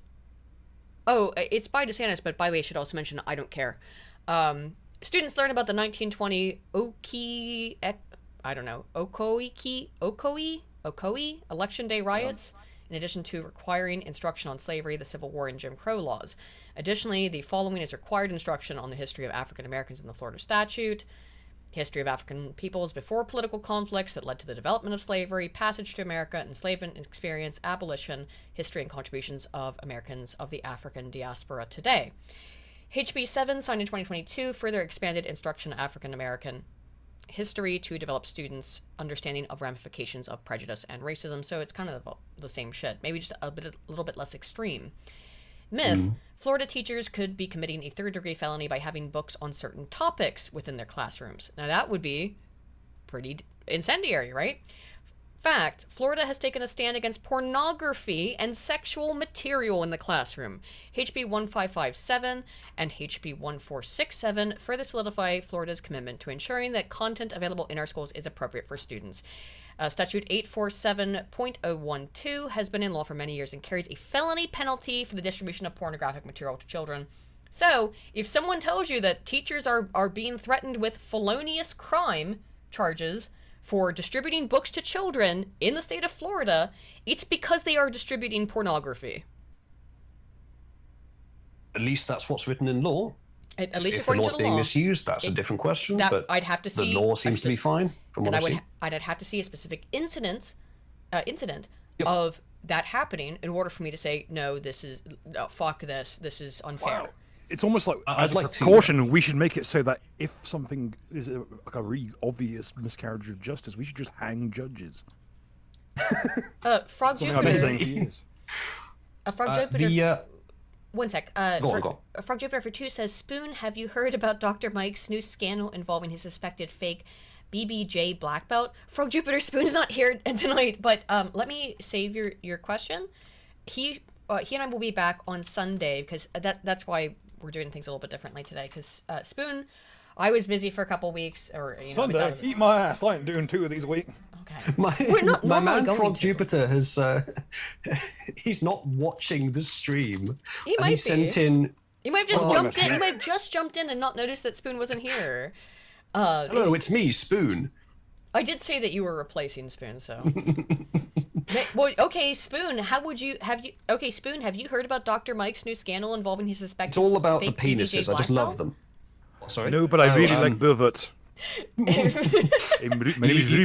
what? The British Empire was significantly superior to any other European empire. I, as Spoon, believe this. And that's not hardly surprising, man. We're a bunch of talentless murderers who hate black people. No one ever met a nicer freaking. You know, I think Ardent Party's got it in chat. What is it? No. It says Uzalu equals Spoon and Aiden's new. Go on, Aiden, read out the message. You interrupted the end poll for this. No. Aiden, read out the message. No. Read out Arden's message. Absolutely fucking not. I have to go use the restroom real quickly. He interrupted the end poll again. I wonder, is there any way that chat could write the message such that Aiden has to read it out? No. Well, yes, I guess. Technically, yes. But I'm not. Is there some way that chat could write the message that would make Aiden read it out? If that was the case, then I've got an invoice to send you for the damages to my fucking house she's caused. Wait, how have I caused damage to your house? Are you going to use the mace? Yes. I mean, it sounds like I'm not involved, to be honest. Her smoking by the fucking window, destroying my goddamn carpet. I'm sending you an invoice. You want that title, you'll pay the fucking prices for it. Unfortunately, Bill, despite many indications to the contrary, she is in fact an adult. That won't hold up in court, and you know it. There's no way she'll be rule competent. Now give me my motherfucking money. Chat, press 1 if as the jury you would have a hard time ruling her competence. I just want to recoup some of the costs. Ardent, a shit disturber is what I am pretty much everywhere I go, let's be honest. I've always used the term gadfly for him because I feel like it's appropriate. Good. Well, chat, don't forget that if a message were to be sent with a small, generous contribution attached to Aiden's channel, then she would have to read it out. Okay, I'm back. Wait, what are you... Welcome back, Aiden. We were just talking about nothing in particular. Give me the money! It was all very above board. What were you planning and scheming Give me the money! about while I was gone for a couple, like less than a minute, or about that? Nothing. But I'm sure the court case will be very interesting either way. What? What court case? Oh no, what are all these ones about? I think that's from before you left, actually. Was it? Okay. 1,000 miles. Chat's Uncle quite Bill, delayed. tell us about the baboons and the small hats. Well, what would you like to know? Ask me anything. Sorry, Arden. But I'm not reading that. Rambam 3000 says Aiden is a cute retard. Oh, hang on. Everyone, shut the fuck up. Mike James 2, $5. Hey, Bill, any useful tips for a rookie DM? Just started an Elder Scrolls campaign with some friends. It started well. Any advice is welcome. Phil is so excited to talk about D&D. Okay, thank Phil fuck. is so excited to talk about Look at how he jumps on this. He's just like, hell yeah. Oh, finally, Anyway, something that isn't back to retarded Ron and DeSantis autistic. And book laws. Yeah. I'm going to kill myself, Aiden, and I'm going please to do it on continue with stream the, so everyone can see. No. Address Night James. Night James is like a super chat. Night James, are you playing Morrowind, Oblivion, or Skyrim? Because those already exist. There's no reason to do a campaign outside of the Someone is cool, going to try and make Penal White Strike. Just accept that someone. Apparently it will happen. There is a good chance. He's me. There is a good chance that every single person will be trying to make Penal White Strike. Actually, Bill, while you answer this, I'm gonna grab another drink as well. So go at it. I'll be right back. You know what? I'm gonna do the same thing. Yeah. Enjoy. Bill, the stage is all yours. If you want good advice, watch all of Spoonie's Counter Monkey videos. Then go read John Wick's Play Dirty and Play Dirtier. Those are 2 good axioms. Then Gygax's Book of Names. And you want to go with probably a couple of Dungeon Master's guides from everything before 4th edition. that'll pretty much walk you through the process. I says, do not feel like you need to do just pure like maps and stuff. Like you can go for Theatre of the Mind. You can get creative with it, especially in something as complex as Elder Scrolls, where everything's fucking kicking off at once. Like, and most importantly, be prepared for what will inevitably be 5 Pelennor White Strakes all vying for the rank of Inheritor. Be prepared to just have every single person be an elf-hating nightmare creature. And yes, there is a real person called John Wick, who he wrote a bunch of quite like middle tier adventures, and also wrote like the lion's share of Book of Five Rings. He's your go-to for what I would call the vicious DM end of things. Spoonie's more intermediate, and for the nice DM stuff, well, I wouldn't really know. Never gone down that road. Chat, if you'd like to join my organization, the AAA, Ultimate Annihilation Alliance, press 1. Nothing wrong with Ultima. So I have, I've been a DM as well, with somewhat unconventional rule set. And, you mean your own rule set, yes. Yeah, my own rule set. And I think most Bill's advice there is probably fine. Sounds good. I've never run or even seen run Elder Scrolls campaign. That's interesting. Oh, I do love the Elder Scrolls, but it'd be a nightmare to DM for me because I'm a bit of a lore master myself. I did have you in a Star Trek campaign. That's true. I didn't get too autistic about it, did I? Transition to a slaver's economy. And this is like the 3rd or 4th time today that I have caused a sea of ones.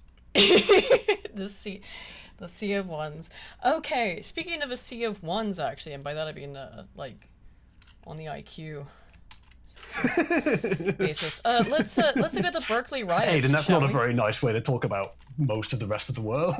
No, I'm talking about the Berkeley riots. So, there's been a bunch of riots or civil unrest or whatever the hell you want to call it. D&D talk was so fleeting. I'm sorry, Bill. I'm sorry. I know you need your fix. Also, I'm gonna open this can of Strongbow. Do a video on the sociology of Kenshi. I need to actually play Kenshi. I never have time to play video games. Which is the sad part. You oh well, I mean we are tomorrow. Oh wow. Works for herself, doesn't have the time to play a video game. Not if I want to get videos out in a timely manner, which means like once a month and a half. Yeah. I don't have time to do things like play video game. I am going to give you an excuse to play a video game tomorrow. Yes, that's true. Oh, right, that is true. We're doing that on your channel tomorrow? I reckon we'd be... Well, I could stream it, but either way, it'll be in Cabal. Okay, so in the description of the stream here, there's a link to all of Uzalu's stuff, which will include a link to his Discord, and tomorrow we're going to play Outer Wilds, which I've never played. It is a puzzle game. Boo! Why is it a boo? Brilliant game. Why is it a boo? Boo! Why is it a boo? Boo! Well, why boo? It is one of the best games Why are you ever made. booing? I'm right. Boo! Just no spoilers in chat, or as a moderator of the live chat, I shall ban you myself. Spoilers don't bother me. He got fucking mod before I did. Aiden, it's not. As I've mentioned before, the spoilers are more structural. They're not story. Like it's a knowledge. Right, Bob, follow me, Cheesington. $2. Honor the 6th house and the tribe unmourned now. Alphabet Cat. Listen, it's the Dark Fruits Strongbow. It was on. If you would like to come and watch the Outer Wild streams, you can join my currently very active community via cuck.shortfatataku.com or cabal.racism.africa or cabal.wesy11.com or just cabal.uzalu.net. Or you can just go to uzalu.net, which is linked in the description of this video, and click on the Cabal community. There's currently people in there. Boo! When's the Kingdoms of Amalur stream? Binary Eclipse or 5 says 12 years ago. Binary Eclipse or 5 says so. Kenshi is a triple S video game. Everything I've seen about it, I watched Seth's video on it and it looked amazing. I was Seth, right? Seth did a video on Kenshi, right? He did one. Yeah. It doesn't seem like my kind of game, but it does seem like a very well made game. It does seem, yeah, it seems really fun. It seems I love games with that level of complexity to them. and that many variables. Then why didn't you play Ark with us, you wench? Because I couldn't at that time for some reason. When you guys were playing Ark, I wasn't available to. I don't remember what it was. We needed you in the trenches. It was like I hell. couldn't be in the trenches. The Wyvern spawn rate was bugged, so it was like 3 million times more than it should have Brother, been. there was something else that was... I don't remember what it was, but brother, I couldn't have been there in the trenches with you. I'm sorry. You can have my spade. One martini Henry. The Ark developers yet to put in a single minute of work on optimization. Arch 1. They put time into de-optimizing it. The only footage I've ever seen of it is from people with good PCs and about 10 FPS. Yeah. Okay. All right. So here's the Berkeley riots. The things have happened. There's a bunch of civil unrest in Berkeley, California, and the Bay Area. And as per usual, now it's been a while since we've had a nice vintage, fiery but mostly peaceful. But here we go. We've got a new fiery. It's a full bongo party, boys. Before we get into this, this does raise a question: is why are they rioting right now? Because historically, and I mean this is statistically significant to an extreme degree, riots occur in the summer. That's when you get proper chimp outs, because it's nice and hot outside. People are angry because it's hot. An Indian summer. It is actually Indian summer. It must It's be a because really it has been quite mild. Like I have got we found something new to blame global warming. I don't think it's global warming. It might just be because it is a mild winter thus far. I've got yuzu plants. I've got yuzu fruit growing on the tree. Grow in the fucking yuzu I've tree. got a second fruiting on my fig tree. Mm-hmm. I've got the apple trees in bloom again. It's fucked. Much like I say when I look at the price of Freddos, I'm thinking, wow, we're really fucked. Rapper Bartholomew Cheesington for 5 says, I made a Jew in Kenshi, and he immediately used shekel magic to escape maximum security prison. He has now wreaked havoc across 5 settlements. That's fine, but the N-word isn't. Yes. What was the problem with that? No, nothing at all. As you problem. know, on my stream, I have no limits. However, well, I mean, like so you do have this weird hang-up on that one word in particular. Because that word triggers all the algos. Well, it's been we're far enough into the stream that they're not looking at it. Uzalu, are you really saying that you're so brown that you can't reel it in when I can? I think you'll find, Bill, that I have reeled it in. However, you're struggling. You're really straining. You're champing at the bit. Pibbles the pitbull can smell fucking toddlers just beyond the leash. I haven't said N-word in 5 minutes. Hang on. What's the meme where it's like, when I realized that white people can say the N-word in their heads? In their heads, yeah. I just want I've seen a variant of that where like white people, when they realize they can be racist inside their heads, and it's just the dude from Chronicle crushing a car with his mind. Yeah. Okay, I'm gonna engage in some N-word head saying. Do it with me. Ready? Ready? We'll all collectively do it, like the spirit bomb. Everyone, put your hands in the air and give Jim Crow your energy. All right, everyone has now said it. Make sure you shake your hands like, Mommy. Oh God. Aiden, what are some things that you like to put on chips? What do I like to put on chips? Like condiments, that kind of thing. Ketchup. Yeah. Mustard. Yeah. Chili. I like chili. Cheese. Anything else? Any other sauces? My favorite thing to put on chips, vinegar. Vinegar? Yeah. Really? Vinegar? Yeah, I would never have thought that you would put vinegar on chips. I kind of hate vinegar. I think they love shouldn't. Vinegar. Today on Mineralogy Today, I fucking hate agates. As far as the eye can see. I have talked many times about how much I love vinegar. I actually drink vinegar. That's how much I like it. I like all types of vinegar. I like ladies at home, I'm looking. I like white vinegar. You drink down those white-haired black queens, don't vinegar. I like.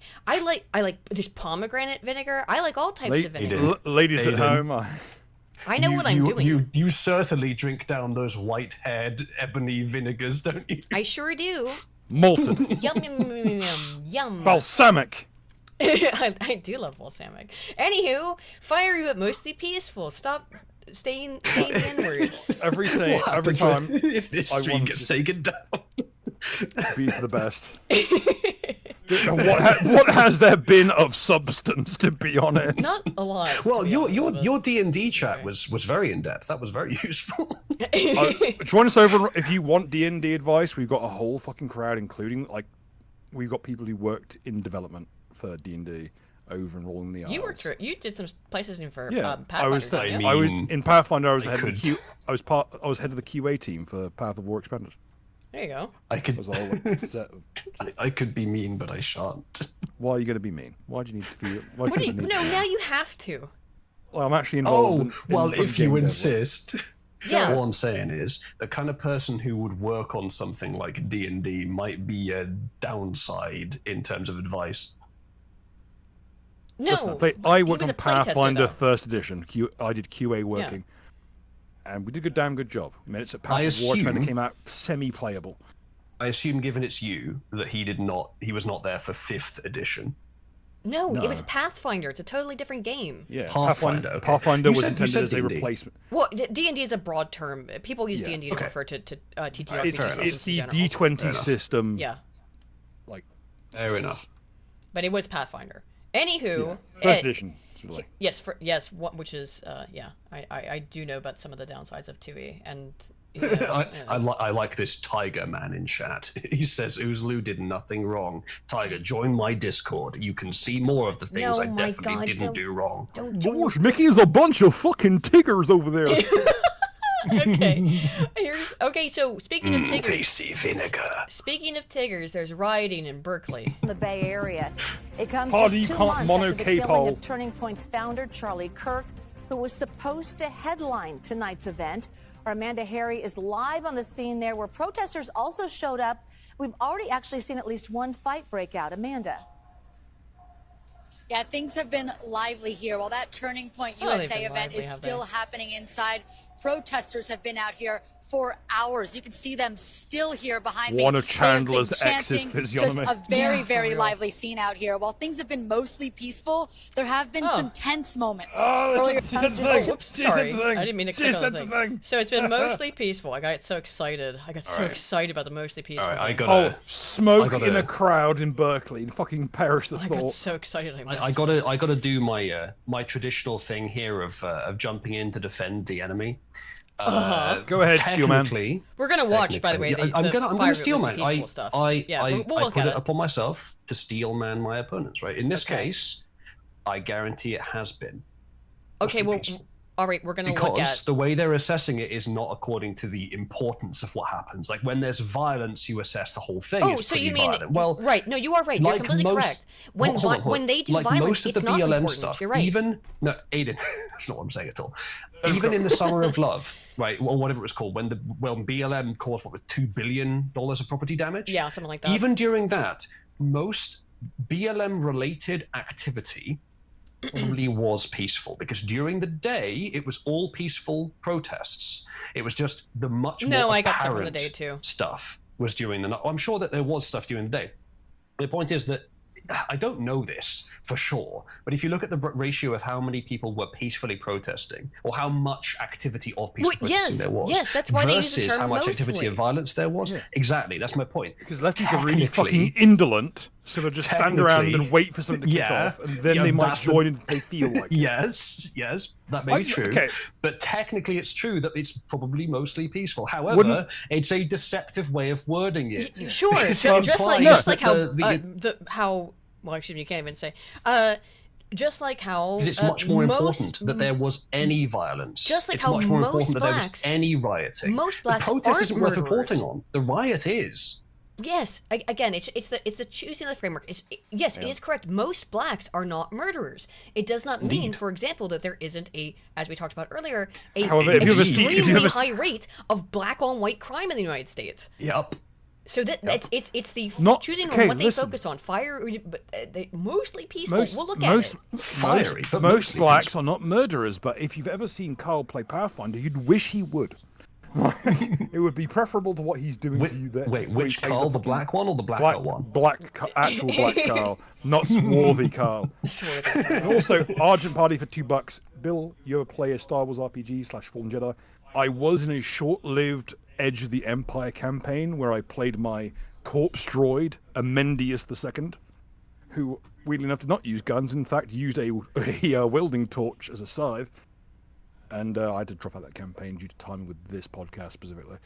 But apart from that, I haven't played very much. I've been meaning to get into West End Star Wars, which is widely regarded as the best system. I mean, I've not. I'd like to play a Star Wars RPG, though. I've been thinking about that.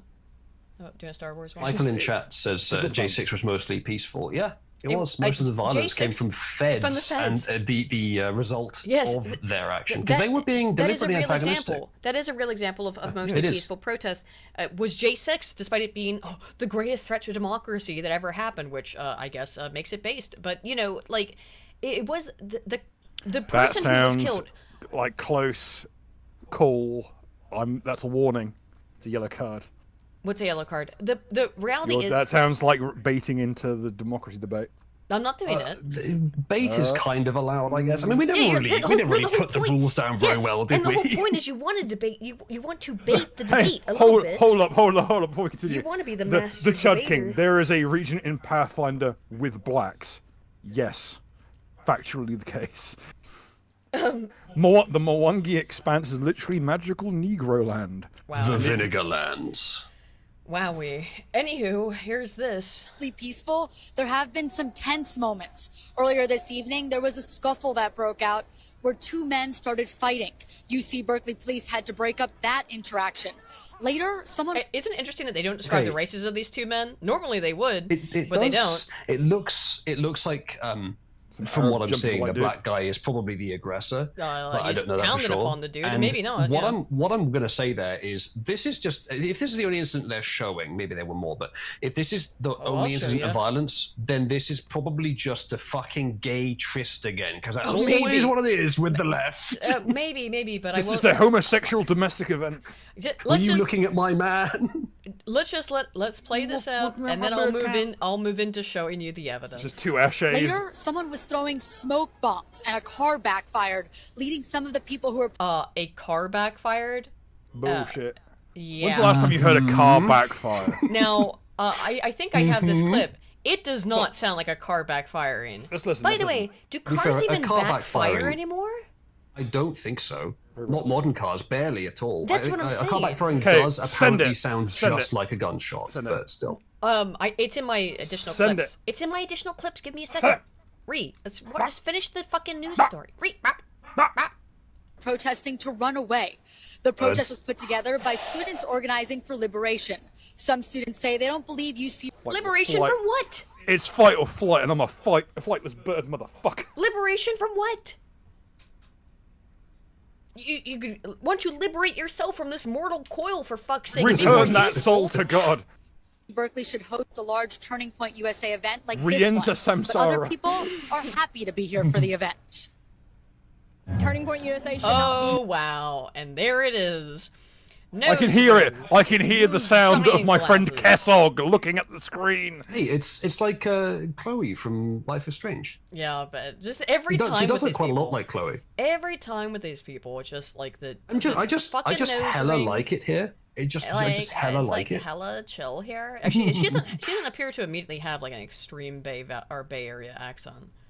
She is red-haired, so she will be mentally ill. Bill, are you also a Life is Strange appreciator, a base Chad Life is Strange appreciator like Aiden and I? Do you hella like that show as well? Just like Aiden does? Tell people that I enjoyed Life is Strange. Disgusting. Alright? I liked the first one. It was okay. I didn't love it. Only the first one, to be clear. Only the first one. Yeah, I liked the first one all right. It was okay. The first one was it was okay. It was better than people think. I have admitted on stream multiple times to playing the safe for work run of Corruption of Champions. I will not with fucking pliers would you get me to say I would even entertain playing Life is Strange. See, this is the kind of bigotry that Aiden's been working so hard to undo. Bill, you've got to give it a try. No, Bill, don't play Life is Strange. First of all, bigotry. I don't recall you having that word. I think that's our word. Okay, look. Yeah, bigot is an offensive. Bigot is an offensive term Bill, for we're Normans. both British. Bigot is a slur against Normans specifically. And I don't trust your tiny Celtic head.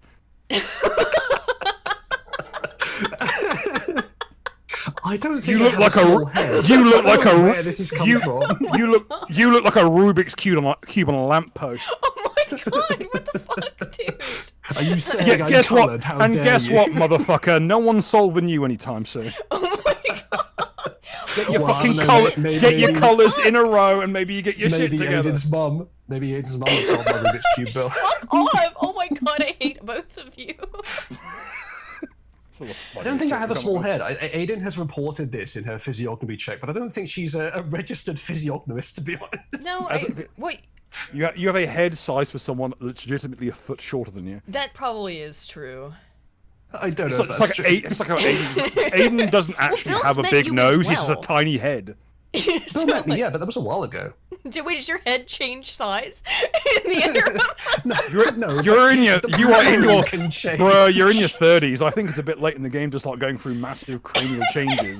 Unless Unless you can change though, Aiden. How long's it been? Like 3 years? I think so. Well, I'll forget a lot of things, including my own name if the drink's good enough, but I will never forget the shape of a person's head. And yet you didn't know this was the case until Aiden misreported it. What did I misreport? Your fucking phrenology when you were here. Oh yeah, what did I say that you didn't have a tiny skull? You said I did. Oh, you do have a do Now, have a tiny skull. I've comparatively, had yeah. a drink with you. I know you've got a tiny weird Celt skull. You did not. The only fucking You had never said that before, Aiden. I've not mentioned it because I was being polite. You being motherfucker. I see. Funnily enough, I actually want to have a decent working communication with people. You know what? I'm going to rise above. I'm not going to make judgments on the It's very physical easy to rise characteristics above of when my you're a Rubik's co-hosts. Cube on a lamppost. Oh my god, things are getting approached. Speaking of violence, here's UC Berkeley. Fascist organization, and nobody here agrees with what they are saying. Look, and I can fix it. Obviously, Charlie. I can fix it. Have fun. I think most of us at home have gone through worse than that in our time. I mean, really? You think you can fix her? I have dated some really fucked up people in my time. Oof. Am I one of them, Bill? The worst of the bunch. Oh, thanks. By far. Thanks, buddy.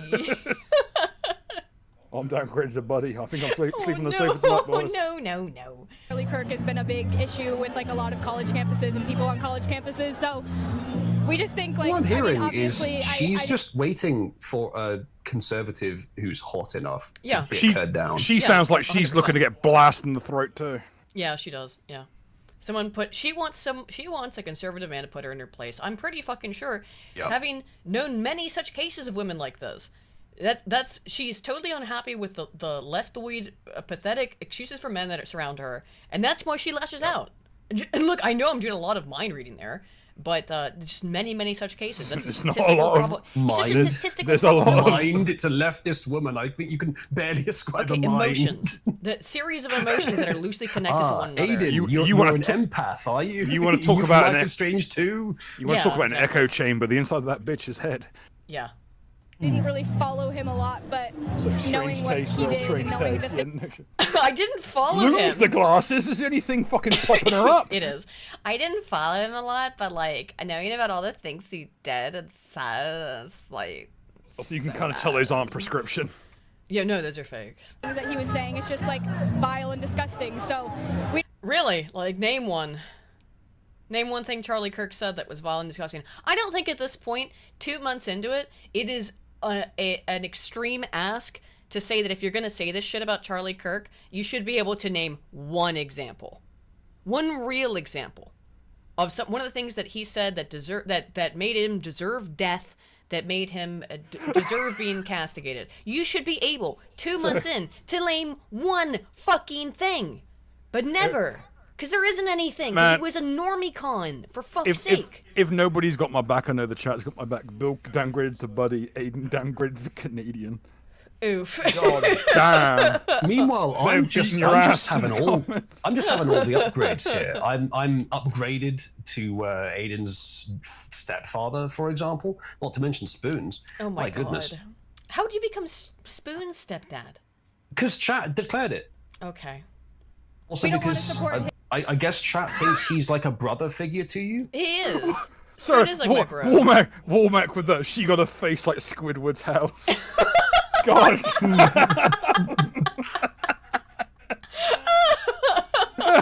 Like a Moai statue. Look, chat. I don't know if I have weird tastes or whatever, but I would fix. Wouldn't just could fix. No, I would fix it. Okay, sure thing, buddy. She doesn't seem. She looked like she's a bit of a walkover, to be honest. Doesn't strike me some with a high will stat. Organization, and I don't think that the Berkeley chancellor should have let them come here. I love being involved. Okay, Arden Party's chimed in.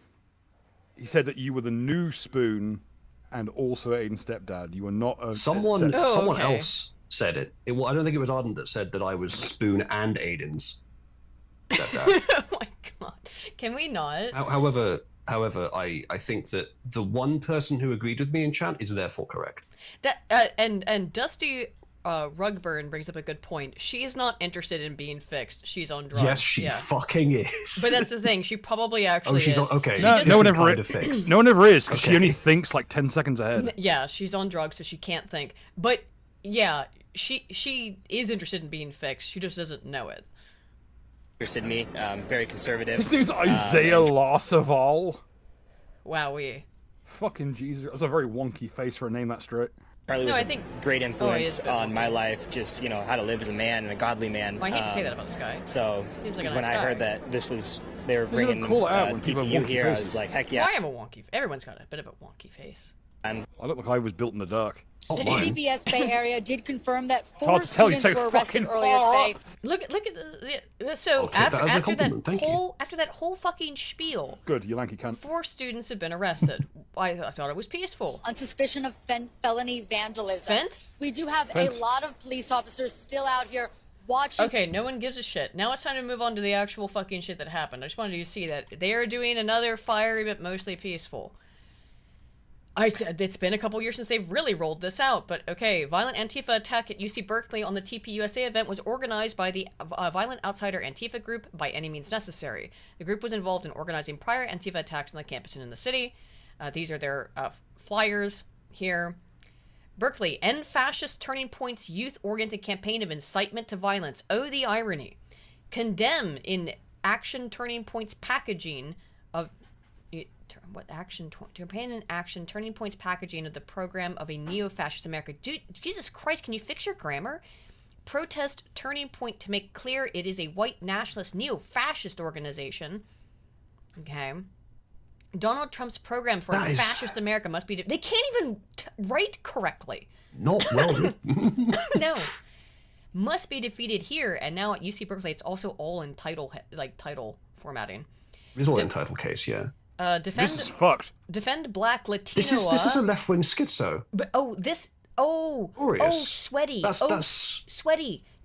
Sweaty. This Latino thing. You were supposed to leave this in like 2015. They're not supposed to do this anymore. It's been like over 10 years that they were supposed to drop this OA thing because Latinos told them to stop doing it. Ooh, sweaty, you made a mistake. This also almost makes me think it's not from the left, but they're retarded, so. LGBT. Oh, and there's no Q. That's another interesting sign. Or P. Oh my God.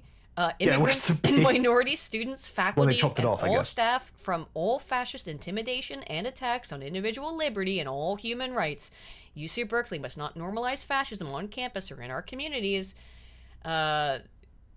Just here's more text. I think that title font is the same one Sargon uses for his thumbnails. Yeah, it's Impact. It's not fucking Impact, Aiden. Is it not? It looks like Impact to me. That ain't Impact. In the header here, that's Impact. That is not Impact. It's I actually Impact don't know what it's not... called, which is relatively rare for me, but I'm pretty sure it's the same one Sargon used for his thumbnails. In the top part of this, that's Impact, just not with all letters Aiden, capitalized, which you're not used to seeing. That is not Impact. Okay. onto the font discussion, I guess. Yeah. In the meantime, I'm my autistic obsession. There's only one font that matters, and it's Times New Roman, which is displayed. The only font that matters and that exists is the font that's down below, which is in Times New Roman. It's the only font that exists. No other font exists. So, Helvetica. Hey, having a standardized font for scientific use is good. Okay. Yes, you two hash this out. You two hash this out. I'm gonna get onto the front lawn. I'm gonna drink diesel and set myself ablaze. Don't, Bill. So don't set Wednesday yourself ablaze, please. No, Bill, don't do it. It's not Trebuchet. I actually don't know what the font is called. Maybe Open Sans? I'm not I don't sure. know. Anyway, here's some more. Future is a nice one. Yes.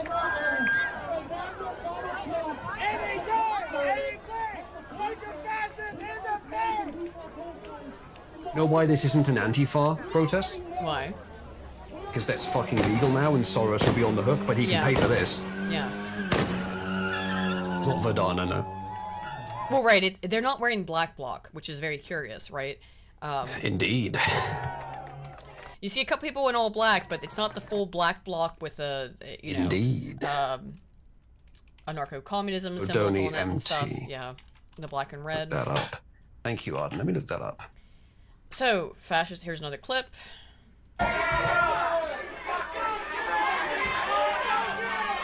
Oh my god, he tried to throw paper. Look at this. He was so angry. He wants to throw something at the cops. But all he's got is a piece of paper. Look at this. He's gonna throw it. And oh. And oh. Oh, it's paper, you fucking retard. It doesn't, it's not gonna do what you want it to do. But but understand, this is when I went, going back to the intent to violence that I talked about earlier in the research and the data. He wants that to be a Molotov, right? In his mind, I'm not joking. I'm pretty sure he wishes that that a fucking Molotov because it's true. had manifested, had just like, you know, been transported into his hand when he touched the piece of paper. That's what he would like to have happen, but he's impotent. That's just a piece of paper.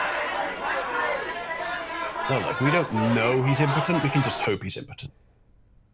Statistically speaking. I mean, luckily, it's remarkable, this is the side of politics that insists on not breeding, so... I know. Well, are they entirely insisting, or are they also not capable? And I do mean, I don't mean because, just because they mutilate their genitals, but also because, who's gonna do, and because they engage in mass scale human sacrifice, I mean abortion, yeah.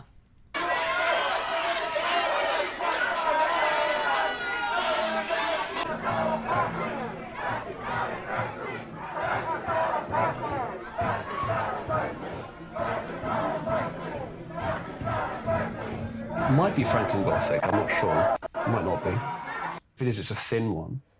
I don't think it did any Yes, we're still talking about fonts. Oh my goodness. They ain't doing So it's a good pick. It might be that one. I don't think it is though. Not quite right. Those online scanners are rarely correct. Chat, look up Comic Noia. I'll spell it for you. I think it's spelled like that. It is, to be fair, far less violent than these typical Antifa protests. Yes. Well, I remember looking at a lot of these protests from BLM back in 2020 after George Floyd, and finding that you know, what we were seeing televised was all like fuckloads of violence. There was loads of violence. Yes. But what we weren't seeing, because it wasn't actually that interesting, was there was loads of peaceful protests too. There were. Loads of them. It just wasn't really worth televising. So they're not capable of peaceful protests. They do it all the time. They also do violence a lot. That's the problem, is that the protests almost always come with violence. And so, yeah, the part that gets reported on is, of course, the violence because, well, that's the newsworthy More interesting. Part. Yes, and newsworthy, both. Most of the chat is now discussion about fonts, by the way. Good. I think this event is a great example of it, right? That's just a clip from the thing. I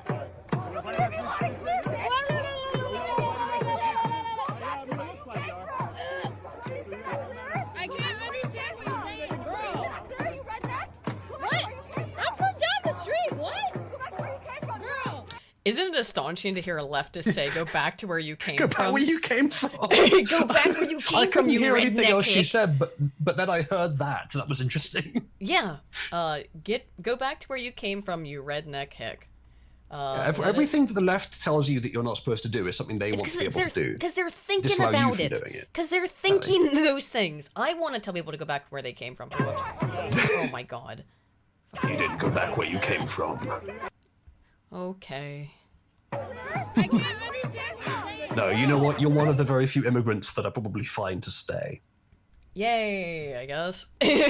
Probably fine to stay, yeah. Probably. I'm from down the street. What? I mean, if your mum's given legal immigrant status, I mean, maybe we can help that process along. Fuck off. Go back to where you came from. I can't, sweetie, I can't understand. Yeah, it's so funny, these people. I mean, Now, I have actually noticed it's genuinely harder to understand people when they have a mask on. Well, yeah, I think I actually don't have the clip then of the, because there you can definitely hear there is something that sounds like gunshots. Let me see if I can find it real quick, because I did watch it earlier today. 1 second here. It's at the Berkeley riots or Berkeley protests. Gunshots. It might be a car backfiring or whatever. But in the clip that I saw of it earlier, which maybe I can't find now, it sounds like gunshots. I guess I don't have that clip. Shoot. I guess I don't have it, but there is a clip where it certainly sounds like it. Like there's two loud sounds, and people start to cower and cover their heads. So I don't know if it was gunshots or car backfiring or whatever, but there was a clip I did see earlier. Damn. I thought I had it in my list. HF&H in chat says, Aiden's mom has got it going on. Can we please cease? But... oh my god. Oh my god. Chat, press 1 if you didn't need a new way to troll Aiden, but you're glad you have one anyway. Why? Why are you like this? Why are you friends with me? That is a good question. Why am I friends with you? When you're always like this. I can't find the damn thing where like... Press 1 if the woman needs to take responsibility for being friends with me when I'm like this. I know, it is my fault. I know, it is my fault. Yeah, take responsibility for my behavior. Damn, I cannot find this. I know I saw it earlier, though. Oh, well. Aiden, look, it's another sea of ones. Yeah. Yeah. Yeah, oh, well, I can't find the clip. I would know if I saw it. Oh, well, it does exist, trust me, but...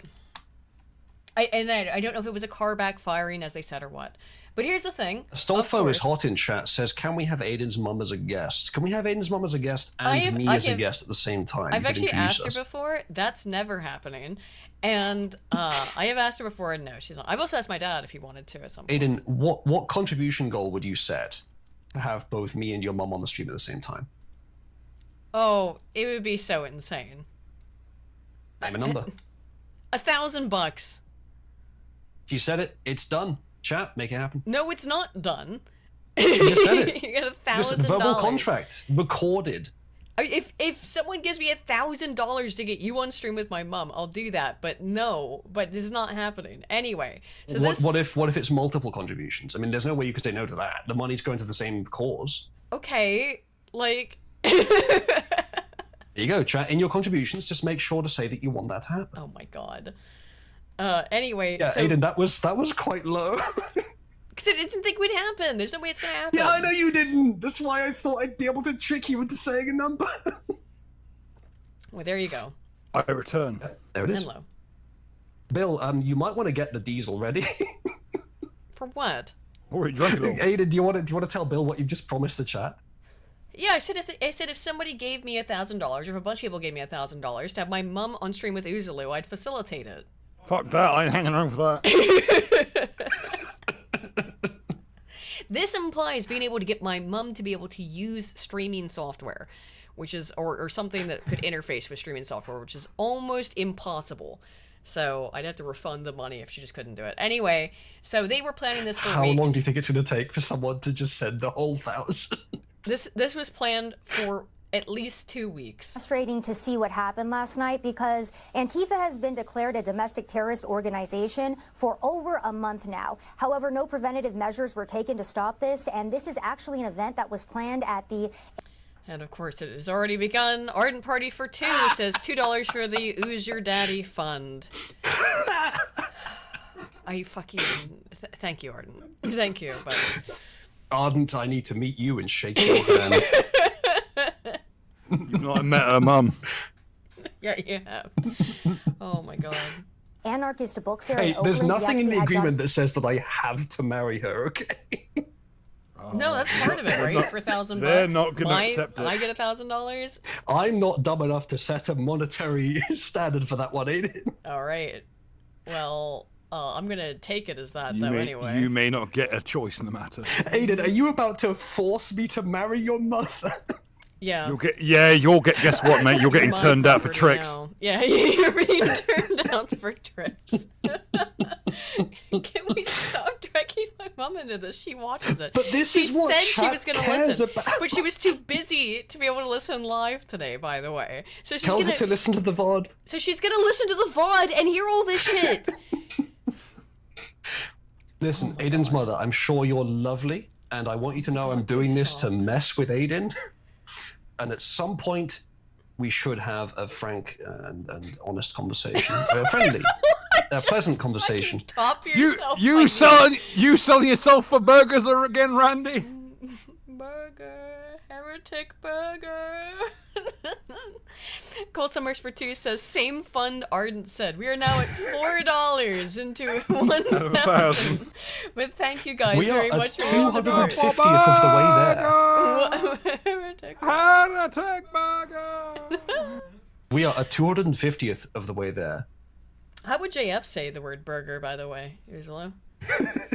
Well, you see, Lady Paladin, about 2 years after the mysterious disappearance of my previous potato wife, with whom I had multiple low IQ children, I discovered that she left some money behind on a credit card, and in her honor, I bought a burger. I definitely did not make the burger out of her shredded corpse, for I have left that in the woods. I mean, she was alive last time I saw her. Well, that's great to know, JF. Frosty Chaos with Bill will finally have an Uzalu in law. Hello, Dad. Oh my god! Can I please evaporate? How do I disintegrate? I fade into darkness and let the archangels take me, bro. You ain't going to heaven, you going to hell! Oh no! Oh, shucks. Jonathan Cho, Frontline's reporter, who had highlighted this story. So this has been a planned event for weeks now. No preventative measures were taken. And again, innocent Americans were threatened with violence all night last night. And apparently this is, like you said, just the norm for American citizens now. And many people are asking the question, why? Savannah, thank you for being there. It's really frustrating. Anyway, yeah, they've been planning it for 2 weeks was the point of that whole thing. And then I got really distracted by all this hell that's occurring around me. Anyway, Nethril King for 5 says, here's some schmeckles. Keep having a good time, XD. Thank you, man. I don't know if I'm having a good time. I think ostensibly I am. Your booze mean nothing. I've seen what makes you cheer. Aiden's booze means everything to her. I've mostly cut out the booze. I am having... Bullshit, you had me get another bottle today. I did. I'm struggling. Okay, anyway. What are you struggling against? Life. Old Womack fucking gets it. Why are you struggling against life? You're having me do all that. I'm sorry. Cool Rubik for 10 Old says... Womack gets it. Shouldn't have put a price on the guest spot. Add $10 to the fund. Suffer. Okay, I gotta start make a thing. I'll just say that's 14. 14, yeah. I'll give you a cool 15. If we're generously saying that the Nethril King's contribution doesn't count, because he didn't mention it. He did not. What was it? What was that horrible phrase that somebody said? The Uza what fund or something? Oh god. Ooze your daddy. Ooze your daddy. Okay. All right. I'm now putting my notes app. So there we go. All right, Aiden, how much would you charge to get JF and me on the stream at the same time? And again, I'll just do a JF we are very, very far from. What the fuck's that? They're like welcome to the drip or drown stream. Drip or drown. We're very far from the goal, and I do not think it can be accomplished. It's like that one episode of The Dating Game with Richard Ramirez on it. So here's the people at least claiming that this was planned. Again, it was not as violent. To be fair, it was the Summer of Love. I agree. I'm so sorry to interrupt. Kieran says, Cabal Gushing Granny Fund. It's literally vomitous. All right, Andrew, so what happened? Look, Jesse Waters is trying to talk here, sir. $14 to the Dustbuster Fund. Please stop, guys. Please. Cease. Well, Jesse, you know, it seems like it was a coordinated attack on a peaceful event, and you can't make this stuff up, as you said in your lead up. News. That they say in their flyers that we're inciting violence just by being on campus and hosting an event with Rob Schneider, a comedian, an actor, and the irony is just so rich. Oh wow, Rob Schneider was there. Wow, how prestigious. Because they say that actually Rob Schneider's pretty based from what I've seen. Our words are violence, but their actual violence is mostly peaceful. And so they cordoned off, the university put the free speech plaza right in front of the entrance. So of course all chaos broke out, and we were funneled into one entryway into this venue, and it took for that car backfire before the cops actually I guess it was a car backfire. Again, I can't find the clip now of that, but it sounds like gunshots. Hey, okay, Kieran, I'm gonna have to stop reading these out. Remember how Aiden had 3 cans of cider? Oh, okay. Got into gear and actively engaged the crowd, these agitators, these far left Antifa thugs. It took that because people thought it was an actual gun going off or a bomb exploding. And people started scattering, like Jesse. So this was like... And to be fair, again, like I said, how often do cars backfire? Do they even... Very rarely. Modern cars backfire? It probably would be an older car. It would have to have been. I don't know much about it. Hey, Quattro, I'm looking at Quattro text. Ping me with the answer. I got a car enthusiast in several in Cabal. Oh, perhaps. Or maybe it just was that they were... something did explode. I don't know. Absolute coordinated attack to disrupt the event, and thank goodness they failed. I mean, do you think that any of the local... Anyway, there's just some opinion on it, but that was more of the... They're also calling it a car backfiring. However, this video was interesting. I think this is, if not the same event, it's around... Real quick, this is the 7th, right? What date was this? The 12th? So this was several days beforehand, and so it must have been a different protest.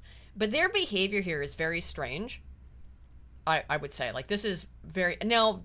I unfortunately, they put creepy music on it, which inherently makes it seem creepier, but this behavior is odd. And you guys putting all your protest stuff in a van, it's very nice of you. How far did you travel to come to protest today?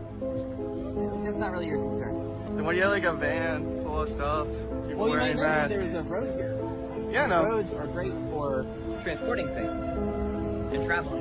Look at how they are all immediately using their bodies to try and cover up anyone from being able to look in. Again, ignore the fucking music and just as best as you can. They are trying to cover up what's happening. Now, the reality is what they have are mass printed signs, I would imagine. Maybe they have some bricks or something too, but for the most part, they've got mass printed signs, which are indicative of higher level coordination. Right, that they're not just, this is not grassroots, that this is... And this is the best they had? Let's just put it cleanly here. A large portion of, if not the majority of, the left's activism for probably the last 10 at least years has been astroturfed. Yes. If not almost all of it. Yes. Yeah. They show Actors who realize they can get paid to cause signs, trouble. And they have signs to give people. That's why all the signs look identical, because they are mass printed. So they show up with all these identical signs. But again, then it makes people ask, well, where's the money coming from to print this? Where's the money trail? That's why they don't want people to know that they're handing out the signs, and they want to think it's all grassroots. We're just sending out PNGs to people, and they go and print the signs. No, it's heavily coordinated, and these people are dropping off materials. This, you know, I can videotape on a sidewalk. I think you could, I think you really could argue something along the lines of sedition for someone funding this kind of thing over and over again. Yeah. Yeah, I'm not gonna interrupt you guys. Let them do it. We want good scrap. You can see it right there. Look at the We want massive a good stack. scrap. We want a good scrap. Massive stack of this I'm bullshit. not necessarily saying you should pursue them legally, but I think you could. And the signs are always, they always look like this too. They're always these yellow background, yellow field, black text, but usually yellow field. Listen, I can't get off unless the person I'm hitting the face with the 2x4 I know is an aspiring actor who wants to get ahead in the game, and with the swing of my mace, I am crippling their career. That's what I need to get my rocks off. You do not take this from me. There you go. Just interesting. You guys are putting everything. Yeah, look at that. They've got just boxes and boxes full of this stuff to hand out. Brand new car, though. And you're getting really mad about it. It does appear to be a pretty new car. You know, that looks really suspicious. I'm just trying to make sure that you have. There's nothing they can do to stop him from getting right up to that car and filming inside it. The door's fucking open. Except for stand in front of it, which is what they're trying to do. No. If he just stood up right next to the door, you know, not illegally close, doesn't need to put it inside the car, but just right next to the door, point the camera in, and just refuse to be pushed out the way, they will have to break the law by pushing him. Yeah, they don't care. And then he can punch this ugly. Yeah, androgynous and in thing in the California, face. in California, he goes to jail for the rest of his fucking life, my dude. Unfortunately, because if he is in California, which then that would be a problem. However, legally speaking, if they push first, he punches him in the face. And he still goes to jail forever in California. I know. Legally, I'm not saying that would be the most sensible answer, but legally speaking, you'd be defended. Mace. True. Mace. Cold War Mike for 10 says shouldn't have put it. No, did I read that one? No, I did get that one. I did get that one. Okay. What gender is this? Sorry. What gender is this thing? That's a man. You can tell from the voice more than anything. I mean, like they kind of pass a little bit. Oh, they've spoken a few times. Boros or I would say male. Come protest Trump today. Come on. Was it good? Did you get paid well? Do you guys get paid today? Evidence that is not all. Are you sure? They were quiet. You would think that if the answer is no, we weren't paid to do this, she would have said that. No. But the face she gave, I know. I say he probably. The face he gave was just like, well, you may have got me on that, but you haven't got me overall. Yeah. Okay, we got you on that. Probably because That's there's a legal obligation there, and they're just covering their ass. Oh, you don't want me to get the license? Now look at that. Also, immediately. Jesus, my allergies are so bad today. I've taken 5 allergy. Well, excuse me, 4. I'm about to take the 5th allergy pill. She's allergic to me, chat. I don't know. Just Bill, has it not been bothering you? It's been crazy for me today. I've not been able to breathe all day. Anyway. Why? Can't breathe. Why? Because I don't know. If you guys are like a legitimate grassroots, you shouldn't be worried trying about to cover that license plate, but someone's funding you, clearly. Oh, too late, loser. JA7842 with a spacer. Washington, D.C. Listen to this person talk, though. Hang on. This is in California. Why are those D.C. plates? Oh, this again, like I said, this is from like 5 days before what happened in Berkeley, so this might be somewhere else. I just happened to see this. This might be in D.C. then. But those are you guys DC putting all your plates. protest stuff in a van. It's very nice of you. Can't be D.C. because that place is occupied. Well, also, they do have that like weird stare. Is this a man? How far did you travel to come to protest today? That's not really your concern. That's a guy. That's bloke. Yeah. It's like lumpy fucking fluoride. Yeah, that's not really your concern, but womanly. I would, even without the voice, I'd say lean towards it being male. Yeah. Okay, so Trump has. I have some criticism for Trump this week. Some pretty harsh criticism regarding H-1Bs. But I do want to start with the meme. Mortgages. And yeah, well, and the mortgage stuff too. I actually didn't even put that in here, but the. Oh my god, no, because we covered it last week. We covered it on Sunday. We did cover the covered it on my stream too. Yeah, we did. I have to go use the restroom again though. So why don't you talk Womack, about foul. Read the super chat twice and add another $5 to the fund. Wait, 1 sec. Shouldn't have put a price on the guest spot. Add $10 to the fund. So. Read the super chat. Yeah, all right. I'll add another $5. Okay, we are now at 20. 20. I'm rounding up, Arden. I'm rounding up because I don't think there's any chance. Now, I don't think this is a running total, by the way. So, I mean, are we making this a running total? Because I don't think so. That's not fair. $981 remain. Wait, is it a running total? I think if stream? people specify that a contribution is for that, then it's for that. Okay, all right. From now on, and in all future streams, Spoken like someone who has never met her mother. Yeah, exactly. If you contribute towards do you like the getting Beatles? Uzalu to be on stream with my mom, then there you go. Anyway, I'll be right back. I don't know what you're going to talk about. Have fun.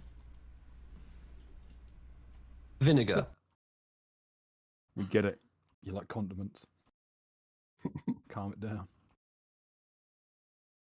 Also, everyone knows vinegar is a joke about the Vietnamese.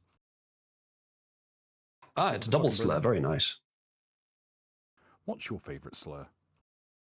The one I can't say. Well, actually, the one I can't say mixed with one that I apparently can say. The one that we use in Cabal to determine, because we assume that low-level feds sent to monitor the server wouldn't have clearance to say a slur in the office. So we get to say we do the NF test, an informal test. If they pass it, then they're a little bit more trusted. It also indicates a willingness to speak freely. Much like the 4 girls that ride till death test. I don't know what that is. Now, personally, my personal favourite is Zionari. Has a nice ring to it. We're talking about FGT RTD for girls that ride till death? Exactly, we're talking about slurs. Oh, okay. What's your favourite slur? I like FGT RTD for girls that ride till death. I know. Obviously. There's some porch monkey is really. I think I need some. Actually, moon cricket's nice. I think I need some. Everyone likes moon cricket. Jigaboo's good as well. I think I might need some context for this. I once saw a guy get kicked out of a D&D group because he said Jigaboo. Let's not add context and instead watch this Trump clip. So here you go. This is the Presidential Walk of Fame. Now, whose idea was this? My idea. Of course. Everything's my idea. Everything's your idea. Okay. Yeah, sadly. Who's that guy? I know how he feels. Being that great, it's kind of a burden sometimes. So who's but that? I make do. Wait, does she ask who's that guy? Oh no, it is. They do turn the corner. I wasn't sure if she was referring to this random black dude in the corner. Who's that guy? That's Barack Hussein Obama. Okay. This is Biden right here. Wait a second. The Worst profile of Biden is. So he's the worst president in. It's a picture of the fucking auto pen. Wait, is it? I can't tell. Yes. See, you can see the little pen holster. I got to say, I wish that the 2 pictures of Trump were the same. I do too. I wish they were the exact same picture as well. Holster? Yes. Pen holster's a good name for Biden, actually. It is. So there's a picture of this pen If he had actually holster. used the pen himself, he could be called a pen holster. Yeah.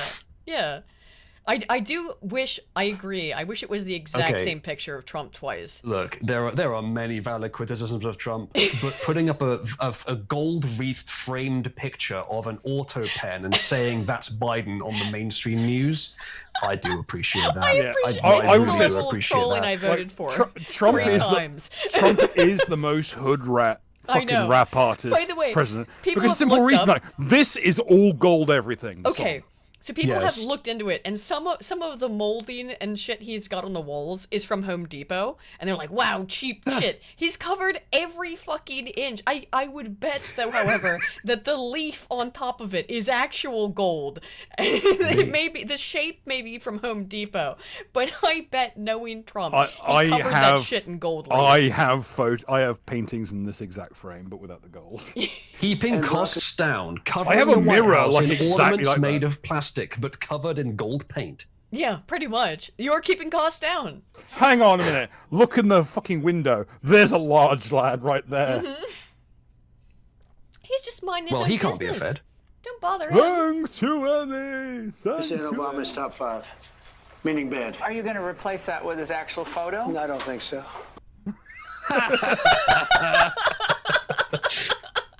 Very nice.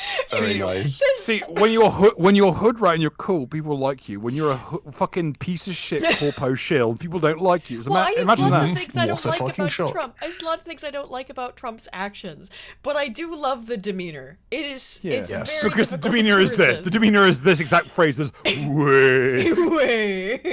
Look at the faces on these people. This is the world's first Greg's American. He's heavily Gregonated, yeah. So Katie Couric had a meltdown over this, by the way. We do need more gammon close to power. For former presidents to not criticize. Yeah, and there's nothing standing out. Or not criticize the current administration, but also for the current administration You really are to so not whiny. really criticize a past administration, right? Yeah, we Excuse me, what? The current administration shouldn't criticize a past administration? That was all Biden did. Are you out of your mind? Biden's not only Biden's presidency, but his presidential campaign platform was Trump bad, Orange Man bad. That was also Kamala's platform, Orange Man bad. Talking about? I'm cutting to the fucking marrow here. Don't expect any sense from someone with that face. Well, I know. Well, Katie Couric's been a news anchor for 30, from the looks of her now, 80 years. She looks like an NPC from I Have No Mouth and I'm a Scream. Damn, son, she kind of does. Fucking like 1990s adventure game. Fucking. Look at what's on that guy's wall, though. Not what I expected. Yeah. never see anything like this. I mean, we never even see mild criticisms, and he's. Oh, I think you've seen minors in the past, my friend. Yeah, it says Donald Trump and the something that changed America. I get the feeling that that is not a positive portrayal. He thinks that he looks at this image in disgust. Yeah, probably. We never see this. We never see any previous president being dishonored by a current president. Never happen. It would never happen. Only Trump who couldn't did it. We get it, folks. Jesus fuck. We're not so fucking infants. Stupid. I know. What their audience mentally are though. Yeah, that is so creepy and respect. Yeah. I mean, I'm sorry. I've kind of gone beyond trying to be impartial here, Jonathan, because really, you don't say. You fucking shock me. Just now, or forever. Okay. Wow. Thanks for admitting to it, Katie Koo. His behavior is so beyond the pale. This auto pen. So he posts or he places presidential portraits. She's so Trump Twitter brained that she says he posts the images on the wall. Look, even if I thought that they should maintain, okay, if Biden was a legit president and he had actually done anything good or even attempted to, I would have some sympathy for this. Like, yeah, maybe maintaining the decorum is a good idea. But the fact that that people are getting so pissy about this, honestly, that would be a good enough argument against caring about decorum anyway, because the trolling is so funny. However, Biden was illegitimately elected and was a shit president who barely did anything. And as we learned later, most of the stuff that was signed was he did something. He shit his pants. Allegedly, he did shit himself in front of the Pope, yes, but that's... I think he shit himself a couple times. There was another time Does the Pope shit in the woods? We watched it. I don't remember what time it was, but there were a bunch of ambassadors or something in the room, and this aide came in and scurried people out, and they were acting like they smelled something stinky. I think Biden shit his pants a lot, to be honest. To be clear on a point that Michael in chat might be getting at, I don't actually mind if a machine is used to sign a document. What I mind is if the person who's supposed to be signing it hasn't fucking read it and understood it. Exactly. If they then use a machine to sign it, that's not the right way to do it. Why do you need the machine at that point? Why do you need the machine at that point? Yeah, exactly. Why do you? Maybe you've got carpal tunnel. The machine itself is not the problem. It's what it implies that's the problem. Yeah, he fell up the stairs. Exactly. Yes. Then again, to be fair, Trump did as well. So did Less Trump. spectacularly, but he did as well. I remember that when Trump first got elected, and within the first couple months, and just the media meltdown circus, where it was slippery, it had just rained, and he grabbed onto a handrail, and for a week, that was the news cycle. Is Trump dying because he grabbed onto this handrail? They've been doing this shit for 9 years. It's unbelievable, but it is consistent. Along the hallway leading to the Oval throne of Office. St. Peter is empty. And It is. The one he puts up of Joe Biden is an auto pen. Yeah. I mean, it's This is so just sophomoric. pageantry. Laugh. You laugh. fucking awful Get a frumpy sense of whore. humor. Laugh. Jesus Christ. If Biden had done this with Trump or something similar, I would have laughed too. I'd be like, holy shit. All right, She kinda would have said based. he is the youth's president. It's a new I know. generation of yeah. She would have gone everything. She would have gone Of course. into the fucking PR textbook to find good ways to You describe can, it. Listen, you can watch the adrenochrome supply run out in real time. Look at this bitch. This is someone who's like, oh, you're like Yeah. a 6th tier Yeah. adrenochrome experiencer. She used to be. Was she on MSNBC or CNN? I don't remember. But I don't know, but wherever she was, they did not have enough adrenochrome to go around. look, I'll give props where they're due. I talked about in the video I'm finishing up editing now. There's these 2 tanky subreddits. One is called r/Jen Zedong. And Jen Zedong did go hard. And r/Jen Zhao. And I went, okay, that's pretty clever. I like that. Jen Zedong goes Jen hard. Zedong does go hard. And I was like, all right, I'll give credit where credit's due if y'all can come up with something that is at least a little bit clever. Oh, I forgot I was supposed to be doing the Southern accent. Sorry, but there we go. If y'all can come up with something clever, I appreciate humor. $500. So, yeah. I'll do an entire stream in my original voice. Oh, like in the super deep, summoning deep ones voice? The one where it's literally No one can inaudible further than understand 3 you. feet. Yeah. Well, you're in front of a mic, so it might work. I should bring you on as a guest, Bill, and then I can just up pitch all the guests. No! We'll It's just not sound easy normal. being green. You'll just sound normal. Sound like Jordan Peterson. Perfidious deviled egg. Perfidious deviled egg. Aiden will sound like the parrot bird she actually is, and Bill will just sound normal. I'm not a burb. But it's also... Chat, press 1 if Aiden Yes, is you a are. bird. Yes, you are, Bucko. You're a bird. Why does everyone think I'm a fucking bird? Go back to the Chat, nest, press 1 if Aiden is a bird. I'm collecting seeds of ones today. Aiden. Collecting seeds of one, you say? Now who's the bird? Collecting Your mum will be seeds? You know what? Never mind. Oh my god. Yeah. Fuck off. You walked into that one. You really don't want to. this. You don't want to tempt me, Aiden, because I've got that weapon. Oh, I don't like that at all. I don't like this. Oh, I don't like that kind of phrase one bit. No, I don't like this one bit. Thank you, Nope. chat. Right? I mean, what is that? A joke. A funny joke. A jape. It's a What- hee hee ha ha. Perhaps You have been ribbed. Some poor form of mama's farce. Aiden, don't talk back to your dad. Says Ardent. Imagine waking up and finding out your wife is a Chinese guy. Oh no. I mean, one of the things. So, It doesn't say Chinese guy. It says Chinese spy. What are you, guy? Dong Chinese Zhou, spy? Tin Pian Oh, you mean Fing Fang or whatever? Fang Fang. Pingling. Some sort of can filled with coins thrown down some stairs. Straight Name. English. in the Whoa, book. whoa, whoa. Guaylo cocksucker! Well, we do have China news tonight because Hassan Piker is finally Guaylo. enjoying real communism. They say that real communism has never been tried, except in the glorious Communist People's Republic, which is been socially put up against the wall like the revolutionaries always are. Yes, because it's like, no, Guaylo, your job is to be in America and spin some fucking bullshit. But When you Guaylo come here, Guaylo cocksucker, you come here, you gotta cocksucker, spin you our switch it. line of bullshit. Which is not what you get away with in the U.S. Who stole the dope? You ignorant fucking... That's not an actual line. Wait, what was... you ignorant fucking C-word, yeah, it was. Anyway. Yeah, but that's before. Who stole the dope? Sorry, this is a prolonged... Sorry, this is a prolonged Deadwood reference. Join us on Tuesdays on Rolling in the Hours for Kino Nights, where we're watching. We're currently at the last 2 episodes of season 2 of Deadwood. Deadwood is excellent. Steve the tried racist to is now really in the show. Mm-hmm. Get My favorite to character. learn as much as I could about the private interactions. Actually, this doesn't matter. It was just that part about them being incredulous. It was just that part about them being incredulous about it. So I do have another, a little bit of some Trump memery. This was funny. This is the president of Syria.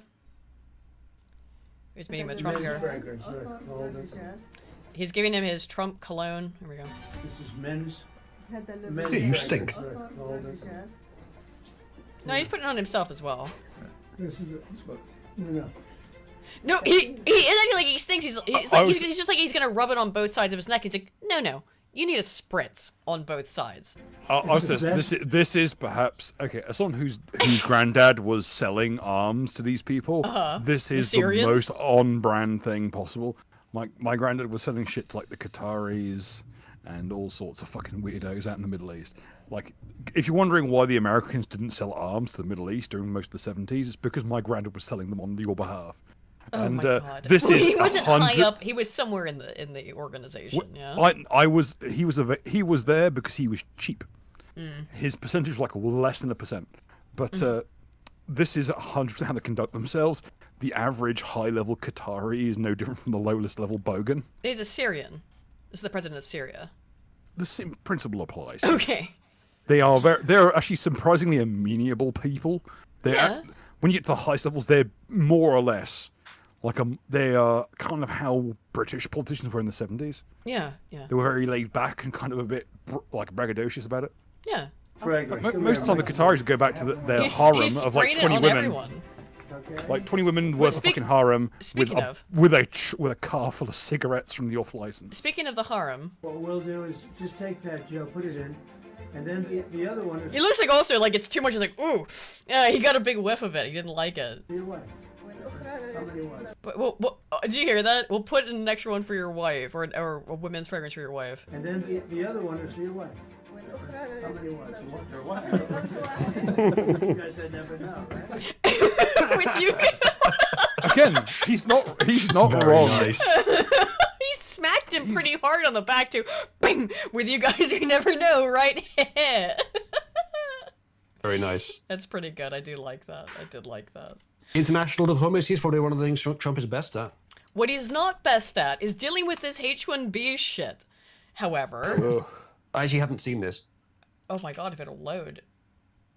What's going on? Okay. There we go. To talk about it later. And does that mean the H-1B visa thing will not be a big priority for your administration? Because if you want to raise wages for American workers, you can't flood the country with tens of thousands or hundreds of thousands of foreign workers. Laura Ingram brings up a good point. If you want to raise American wages, you could be mouth real small, Donald Trump, real tiny little mouth. Dude, like she's right. If you want to raise American wages, you can't then flood the market with H-1Bs, supposedly bringing in the best and the brightest that will outcompete. Now that's not, the reality is they'll work for cheaper, right? We all know this. But no matter what version of reality you ascribe to, the real one or the fantasy one, the reality is the same. Is that importing people to do jobs in the United States inherently cuts those jobs out from being available to American citizens. She's right. So what's Trump's reaction? You also do have to bring in talent. When we have plenty of talent. We do, Laura. No, you don't. No, you don't. No, we don't. Okay, I want to briefly defend Trump there. He's just been interrupted. He doesn't like that. What he's doing there when he says no, he's saying no, you don't. What I believe he's doing there is just contradicting what she said, no matter what it is, to get a word in. I don't think he's saying America doesn't have talent. Well, let's see. We don't have talented people here. No, you don't have certain talents, and people have to learn. People don't have certain talents, and people have to learn. You can interpret that any way you want, but the way I would interpret it optimistically. But this is in the context of H-1Bs. That he is saying that there isn't a H-1Bs can be used for everyone, including Indians, and there is another form of visa that can be used for high talent, which is the only one that really should be used. But what he could be saying there is that there is some truth to this, that currently there are fields of the economy where there isn't enough like local talent to fill the jobs. I know that is true in many Western countries. You don't need a visa to travel elsewhere in the United States. You know? That's not what I'm saying. If there isn't enough American talent to fill some There is. markets, which there may not. Well, I've heard that claim. I don't know if there is or isn't, but there are some. I know statistically, that in it's many not the- Western it's not the- countries, Let him cook. there are some. However, if we're not talking long term, obviously there is, yes, but right now, because of how fucked up the economy is because of globalist meddling, because of how fucked up the school system is because of leftist meddling, I suspect that there are some areas where there is lacking local talent. I'm going to be honest. And that's probably why he's also saying, and you have to learn. The education system has to be massively improved in order to provide that. Now, unfortunately, what we have to deal with is, yes, every Western country is capable of providing sufficient talent for every job field. There's no problem with that at all. What he's really talking about, and what unfortunately is true, I think, is that right now, if you deported all the foreign workers, as much as I think that is probably a good idea, you would have massive gaps in the market, because probably not in all fields, but in some fields, you don't have quite enough right now in our countries. You have we tons need to build of people that up. in IT, for example, who go and get degrees in IT, can't find a fucking job. Americans, because they're outsourced and replaced by Indians. The reality is that you do have. America is a massive, massive country. You do have. I didn't say people. all fields. Can I please no fully peace. respond? The reality is you do have people, you can engage in training. The way that most jobs worked historically before the overemphasis on education was that training was part of the job placement program. You can do that. They still have to do it anyway because these Indians don't know how to fucking code either. Okay? So you have to end up training these foreigners no matter what. I would rather hire an American citizen who has somewhat lower credentials than hire an Indian who's made shit up on their credential sheet, on their resume, on their CV, and has lied about it, gotten into the country with a H-1B, and is not trained. Counterpoint. Aiden, let's be careful, because I am not. I think people are generally. This is often the case. People are responding to more than what I'm saying. I'm just saying that there would be a gap of some size in some industries if you did it all at once. Now, there's many things you can say on the back of that. Firstly, it would raise. Hold on in. It would, but if you did, even if you did fast, it might. If that happened, you could raise prices that you pay employees, which is going to make the economy healthier. The education system would very quickly, at that point, reorient to provide education for the next generation to be able to fill those jobs. Companies would retool in order to change for improving, access to local workers. They would probably move a lot of their stuff back to the US, especially with the protectionism. And also, you wouldn't have the foreigners in the country, many of whom are the cause of crimes and culture clashes and all kinds of stuff. It is a very good idea to deport people that should not be in Western countries, including those who were there just to make up jobs. However, there would be some problems with the economy in the very short term for a few years, because there would probably be many posts that are not filled and many posts that couldn't be filled for at least a few years. Uzalu, though, have you ever actually engaged in a job search for a skilled position? No, I'm serious. What you're about to say is going to disagree with anything I said. The two influences are fighting. No, I'm saying I have. And it's not just I have, but you will find this story repeated over and over and over again.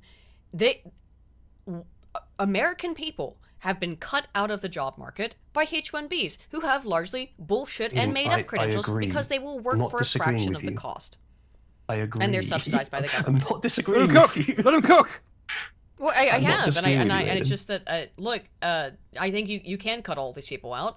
I think you can cut them out very quickly, and you will also very quickly find Americans who have been dying and begging for a job. It's why do you think they wanted to shut down that Twitter account that just showed the H-1B? If Trump is saying that we should slow down deportations because this would be a problem, I disagree. As someone in chat said, I think you should just do it. Sorry, my dishwasher just finished. I think you should do it fast. Let the economy aggressively readjust. It will. I don't think. Yes, I think it will. That's what I'm saying, Aiden. Please don't assume that we're disagreeing here. We are agreeing almost entirely. All I'm trying to do is explain what Trump probably means. That he is referring to things, he is referring to phenomena that are real. I don't disagree with what he's implying about what we should do about those phenomena, but he is referring to things that are real. Well, sure. Counterpoint. Nuke the source of the Ganges and nuke the Three Gorges Dam. Like, just wash away the Three Gorges Dam. Just send a few pebbles at it. Okay, airdrop in one dude with a 22 Calibri, and have him mag dump the fucking dam. Unfortunately, if that dam collapses, no matter what the cause is, that is equivalent to dropping like 40 nukes on China, and they will respond violently. Killer is dead. What are we disagreeing on? Okay, so let me. Well, here's what we're disagreeing on: is what this is about. The H-1Bs have everything to do with Elon Musk. Elon wants Indians to fuel Tesla. Yeah, and guess what? I've never met a nice South African. Yes, and Trump has had to a little bit. Apparently, this to me is just Trump appeasing Elon more than anything else, because this is because you ain't kicking it with Elon. Because to Trump's base, I doubt it. Well, hang on. To Trump's base, this is a massive betrayal. This is a total reversal on everything that he has promised, which they are accustomed to at this point. I don't think it is. But what it comes off that way, and what it comes off as to me, and what it certainly seems to be, is, okay, Elon, you can have your infinity Indians. So we'll see where it goes. I don't know. Trump and Elon aren't particularly friendly. Trump and Elon aren't particularly friendly at this point, and Trump doesn't need any more money from him. So I don't think it's for Elon. I don't know. The betrayal of the base, definitely understand where you're coming from on that. It doesn't. This is not what I want him to be saying. But it is not a betrayal of the base if he is referring to something that is true. He is just going the wrong way with it. It's somewhat of a betrayal to the base, and in practice it will be, because it's leaving way too many people still in the US. In fact, I had a story for last stream where even during the government shutdown, H-1B visas were being processed. What the fuck is that? Yeah, this is too much. The only thing I can say to defend him, and I don't actually agree with his position. I just think that, to be fair, again, steel metal. This is what inherently always happens. There are some gaps in the market which would not immediately be filled. I don't agree with filling them with foreigners. I agree with just removing all the foreigners. Yes, remove who shouldn't be in the US, Americans. And just deal with the gap. They have to train the Indians from scratch anyway, because despite all their credentials, sir, they don't actually have any. They have credentials from the University of fucking Bali, where they do not have. You put this evil on Bali. All we've heard so far is Trump saying that, essentially, as I interpret it, that there are some gaps and that the education system needs to fill those gaps. Okay, maybe there aren't, but I want to hear what he actually suggests that we do about it, because I think what he's literally saying there is he's referring to something that is real, but maybe less extant than he thinks it is. I will show you this and the responses to what they are actually doing. You can't take people off an unemployment line and say, I'm going to put you into a factory where we're going to make missiles, or I'm going to put How did we ever do it before? Well, let me when you and I were I'll give you an example. Yeah, kind of true. You could put someone onto a factory line and make missiles. No, that's maybe a little bit different. But it's very curious he mentions missiles. Why not make, I don't know, literally anything else that's not potentially, it implies and contains government secrets? Because automation has reduced the number of those jobs such that really a lot of them are skilled at this point. Well, yes. So this contradicts your previous point. If people are skilled, then what's the fucking problem with? Okay, so we don't need to fill the factories. So they don't need to be filled. Aiden, so what's the problem? This strengthens my point. I don't think so. I think it's actually a countervailing factor. I think you've misunderstood something there. What he's saying is, if you're unskilled, there is no workhouse anymore. The only factory jobs are now much higher skilled than the average they used to be 30, 40 years ago. I don't disagree with the overall point being made here, Aiden, but Trump is referring to phenomena that are real,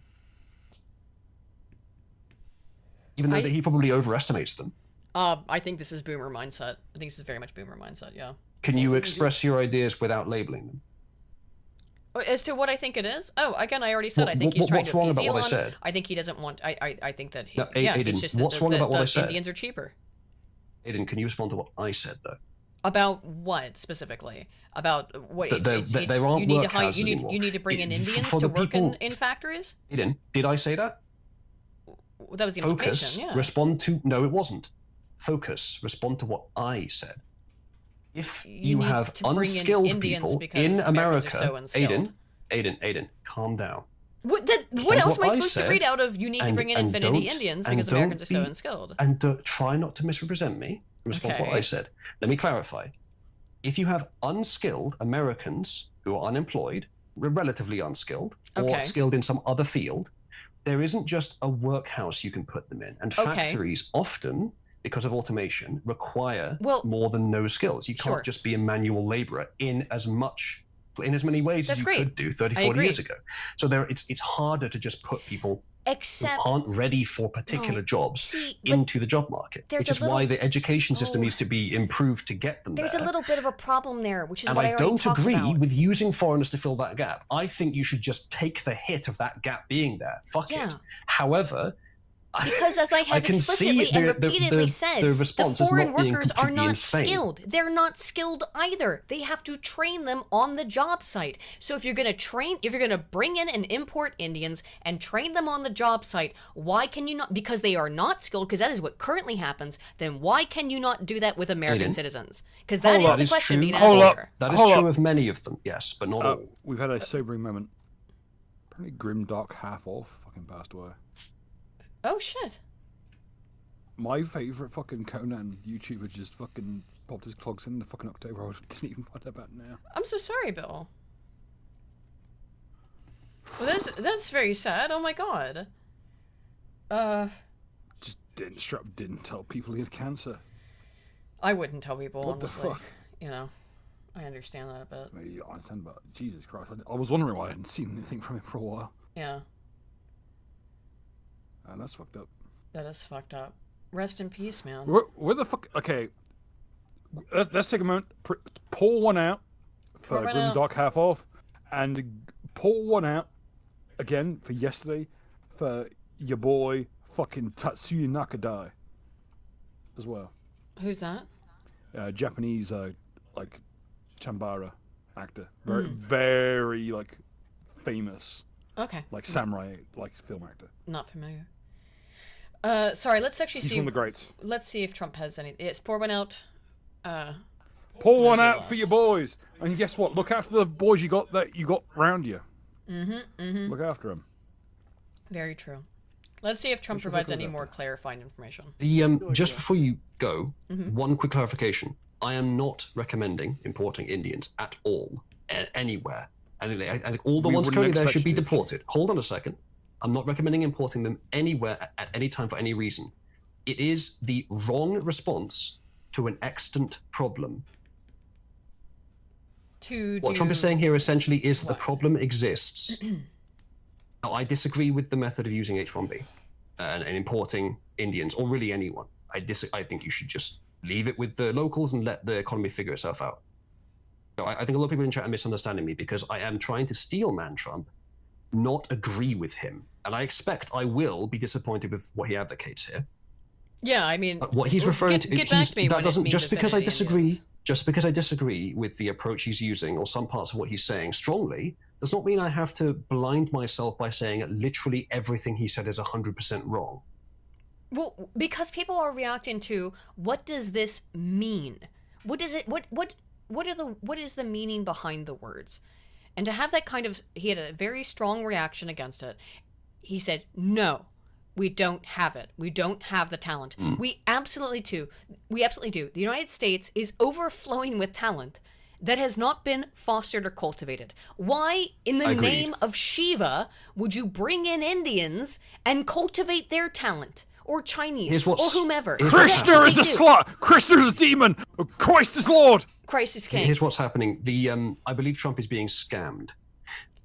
Because the problem, and it really is quite simple. Oh, by the way, I'm not trying to remove agency from him. I'm just saying that Trump and most of the West is being scammed by India, shockingly, because they pretend to have credentials. I don't know why Trump hasn't fucking realized this yet. If he hasn't, I don't hear what he's advocating. But for Indians and for other nationalities, they pretend to be qualified and then aren't. So yes, you could train, for what you're saying, like a lot of Indians are unskilled. You could train up Western people just as well as you could train up Indians. To be fair, he's not talking about Indians here, though a lot of H-1B is used by them. Yeah. But and also, to be clear, right, Trump did put the 100 grand, or was it 200 grand limit specifically on, was it H-1B or on India? If you've put that there and you're using H-1B, that's a much smarter way to use the system. That means you're going to get way fewer Indians. You're really only going to get people who are pretty talented. So that is much better than what, for example, Biden making the same advocacy would be. I don't think we actually disagree almost at all, guys. I think we even agree that, okay, Aiden, you said that there's untapped talent in the US that can fill these roles. I completely agree. Just look at the reports of it. The potential, there's millions. Right? There are millions of people, and particularly young men, who are dying to make a name for themselves, who are dying to have any kind of longitudinal, long-term job, and they can't get one. They are not. Technically speaking, they are not currently trained for those jobs. They could be trained Neither on are the the job. Indians. But if you have, I know, but we're not just talking about Indians. And with the $100,000 limit, it's not going to be Indians. Have you looked at the immigration statistics in terms of how many people from, say, Europe come to the United States as on work visas? Since he added the $100,000 limit?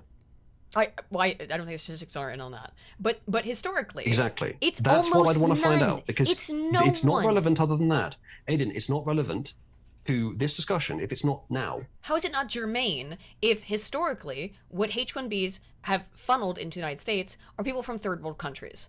Because we're not disagreeing on that. We're disagreeing on whether Trump is being an idiot. You can understand my reticence betraying people. When he says yes, shit like I can this, understand your reticence, Aiden, but we don't reason on betrayal. Politics based on emotions. We reason on politics based on what's true. We'll if he's added that limit, and if it's therefore going to be almost no Indians, which if it still is, I want to know why. But if it's going to be almost no Indians because he's added that new policy that we all celebrated and said, yeah, that's good that he did that, then it may be different. I may still disagree with using that policy, but it may well be different. Now, I still think if he's importing people from Western Europe to do these jobs, that's nowhere near as objectionable. It's still not the right way to solve the problem, but it's nowhere near as bad. Yeah, perhaps. Now, this may be a betrayal, but I don't think it's anywhere near as bad as people are saying it is. Hang on 1 second. Bill is chanting something. Silva, I too would agree a moratorium on immigration for any reason, for the entire Western world, for about 5 to 10 years. Gross zero, not net zero, gross zero.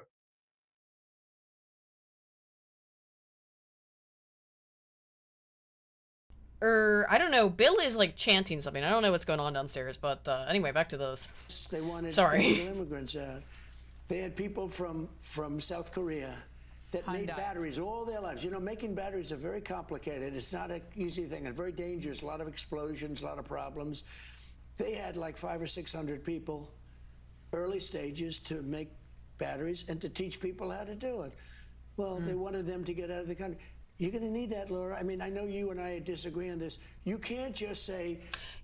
You and the American people who you promised not to do this for disagree on this. A country's coming in, going to invest $10 billion to build a plant and going to take people off an unemployment line who haven't worked in 5 years, and they're going to start making missiles. It doesn't work that way.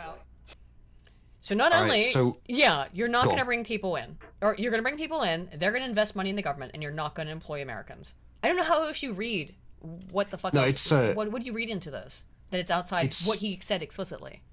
Everything you're saying is true, particularly in the mid and long term. But in the short term, if you want to build like a battery factory, as he's giving an example of, which is probably a very favorable example, but still, if you want to build a factory like that, and you simply do not have people in your country who have the expertise to do it, that's not the kind of job you can just be trained on the work site for. But there are people in South Korea who you can fucking snatch from South Korea to build in your country. That is an opportunity you should not give up. South Koreans are not Indians. That's not really a problem. And they're still, it's still not as good as using local talent. But if he's right that there is not sufficient talent to build a factory like that in a short term in the US, and there may be, he may be wrong about that, but if he's right, then I could understand him using H-1B for that, because it's a long-term, better for the US thing to have that factory there. It is not a long-term good thing to bring in a quadrillion Indians in order to fucking staff the facility. It is a good thing, however, to bring in. It is a good thing, however, to bring in about whomever. To bring in. I don't really care where they're from, to be honest. It is, however, a good thing to bring. Swarming with immigrants. To bring in about 100 high-skilled Asians to build the plant for you, even if they kept citizenship, because that will create tens of thousands of American jobs. Let me ask you this question, because they were offering this in Japan. So if you bring in a bunch of Nigerians to build a factory or build a little town in Japan... Nigerians aren't skilled. Almost zero of them are skilled. But so no, they can be trained. That's what you just suggested. No, they can be it's not trained. what I just suggested, Aiden. Yes, it's not what I just suggested. Aiden, at what point did I suggest that? We should prioritize. Focus. We should Respond to what I'm actually worlders. saying. Respond to what I'm actually saying. Okay. If we're talking about relatively low-skilled jobs, it should all be local people.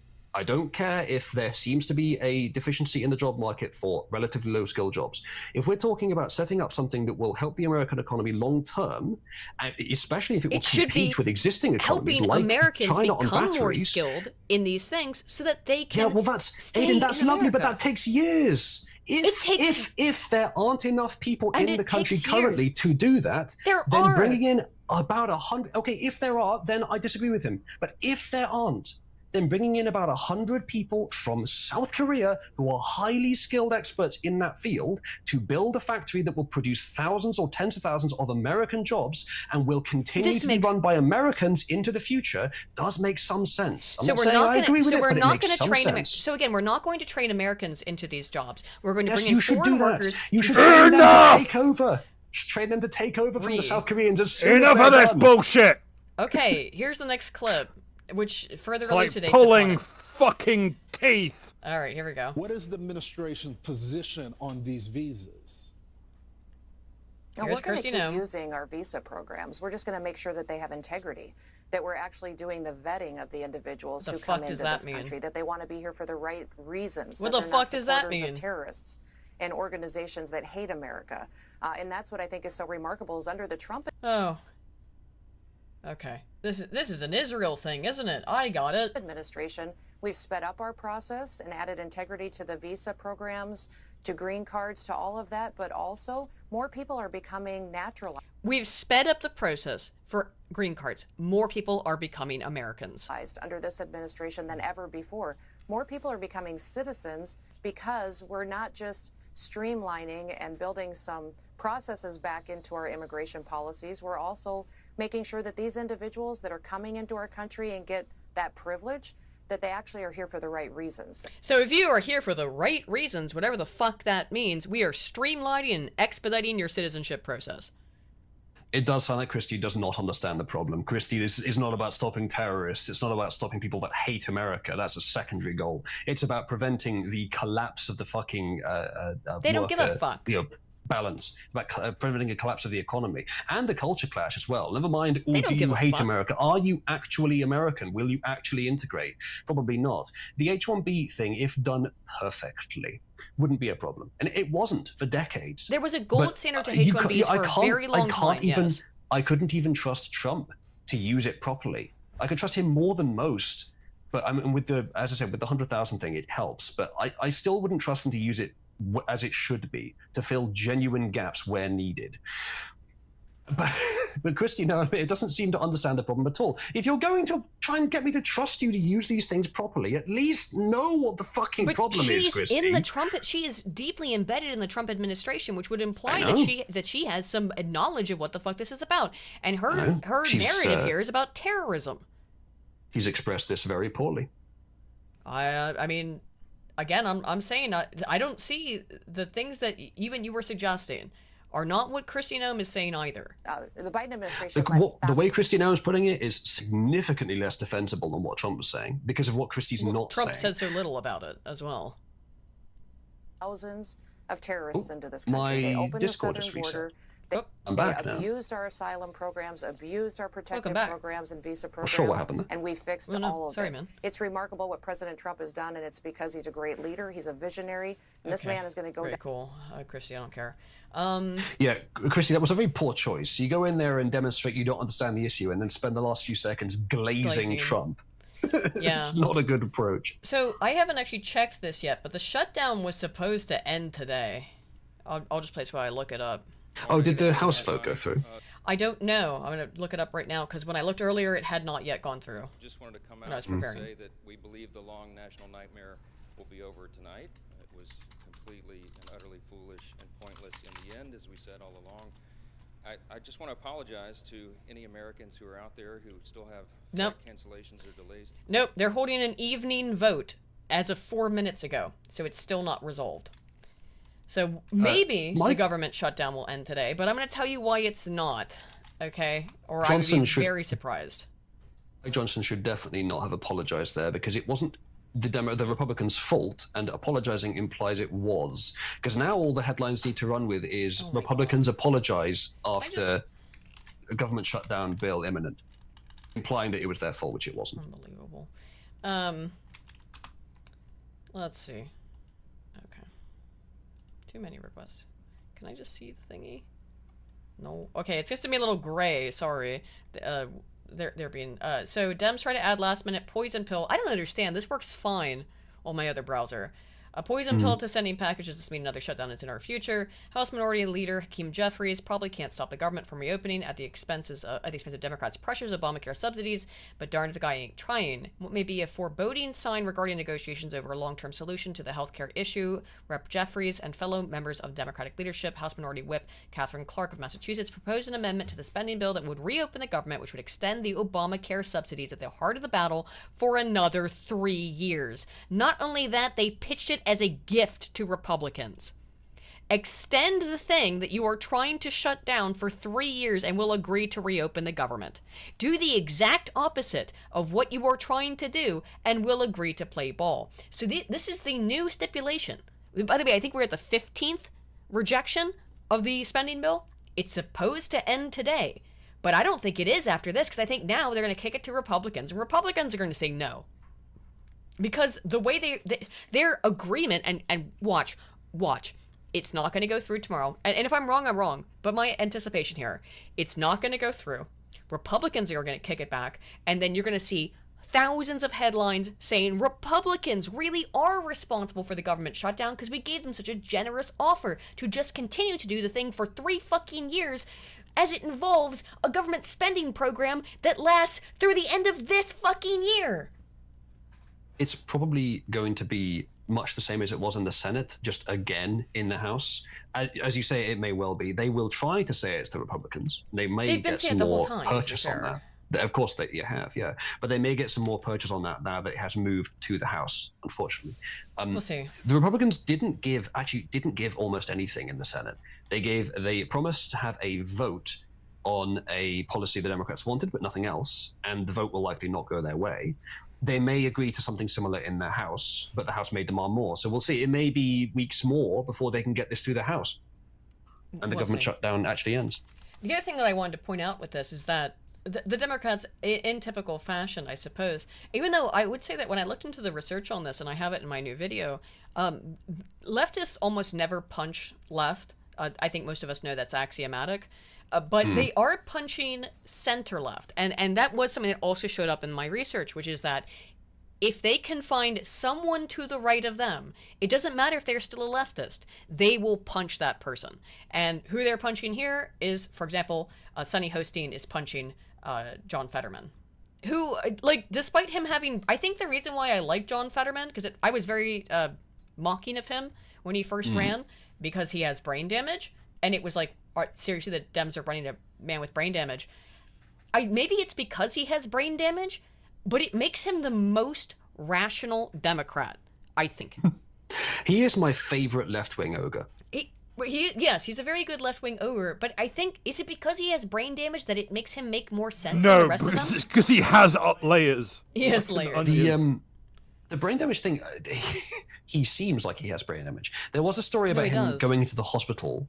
No, but this is what I mean. There was a story about him going to hospital years ago, and I can't remember what the details were, but most people misunderstood that as far as I saw. No, I don't think he actually got brain damage during that. We looked into it when he was running, so like 2 years ago here on stream, and I'm pretty sure he does have clinical brain damage, but whatever, here he is. Are you okay, Bill? He certainly acts like he does.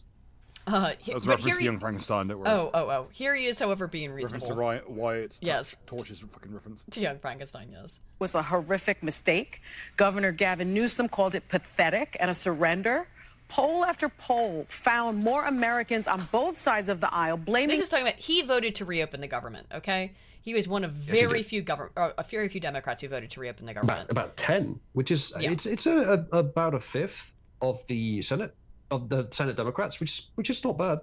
It's not nothing, but it is very few comparatively. Republicans, even Marjorie Taylor Greene blamed the GOP. As you mentioned, Democrats had big wins last. Oh, Marjorie Taylor Greene blamed the GOP. Yeah, I'm sure, Sonny. Sure thing. I doubt it. So you as do I. Had momentum. Why give in now? Why bring a butter knife to a gunfight? Are you willing to gamble? Look at this public shaming. This fucking struggle session she's trying to pull on him. Because he voted to reopen the government as they all scream and cry and whinge about SNAP. Well, this guy, to the best of his ability, I'm sure wants to get your SNAP benefits back. Lady, Sonny, because I'm sure despite being a millionaire, you're on him. Say ODB, 13 kids in a limousine going to get food stamps. Yep. We'll negotiate on health care in good faith once the... Oh, yeah, I'd love for you to debate in good faith. Warmack posted. Real quick. Super chat. 1 second. Warmack for 5 says, I do want to put this forward that it's still a net positive to remove millions and replace them with, at most, 10K stint for the repositioning. Yeah, I mean, if you're actually importing skilled people to train or whatever it is in these positions, that might be reasonable, but it's never it's never laid out that way, is it? It's always just this kind of vagaries, and that's why I get disturbed when I hear Trump say things like that, and when I particularly also hear it being reverberated from Kirsty Noem. Government. How about why is it that America always gets its fucking H-1Bs from third world countries like fucking India, who have like a average wage of like fucking 10 pence per fucking year, and not overburden fucking because corporations want that. Not regions like yeah. Not regions like Britain where there's a overabundance of financially equipped people and no jobs. I would like to see Trump give more specifics, but he's famously bad at that. But as I said, steel manning him, what he's saying could be okay, but I disagree with the approach. I think he should just take the hit of leaving those vacancies to be filled by Americans, even if it hurts the economy in the short term. I am going further than most of you in chat. Here's an idea. If there are no people available for a role, maybe you should work around it. Yeah. Maybe train them. Maybe it's You're not. Maybe it's not up to the nation to bring in a bunch of fucking ne'er-do-wells to fill it in your fucking job requirement. The nation, the economy will rapidly push for education to fill those gaps. Try to get this. Party, $2 last one, cheap ad reading part 2, live and let die later. Just try to get this shit sorted, right? And straight. If you bring in immigrants, many of them do not speak English well. So you're going to have to be training people who are automatically at a disadvantage. $5 from Lenny. Rather than Fetterman was a dumb there lefty is that you see at the protests and no reason other than because you want to pay them less to bring in immigrants to do the jobs that you're going to have to train them into, because a lot of them don't speak English. A lot of them are not going to be familiar with your systems because they've learned in another fucking country. It doesn't matter what country it is, to be completely honest. Because systems, it depends on the service industry. It depends on the type of business it is. But things are not the same internationally. So you inherently have to retrain those people, because even if they've been trained, the systems in America are probably slightly different. They have to be retrained no matter what. So why don't you just train Americans to do the fucking job? Exactly. For low-skilled jobs, that is exactly right. No, However, for high-skilled jobs as well. Jobs, from 1,000 no, miles. not necessarily. Yes. If there is a gap, would not get Britain if there TBH, is a he'd gap, get Italians and Greeks.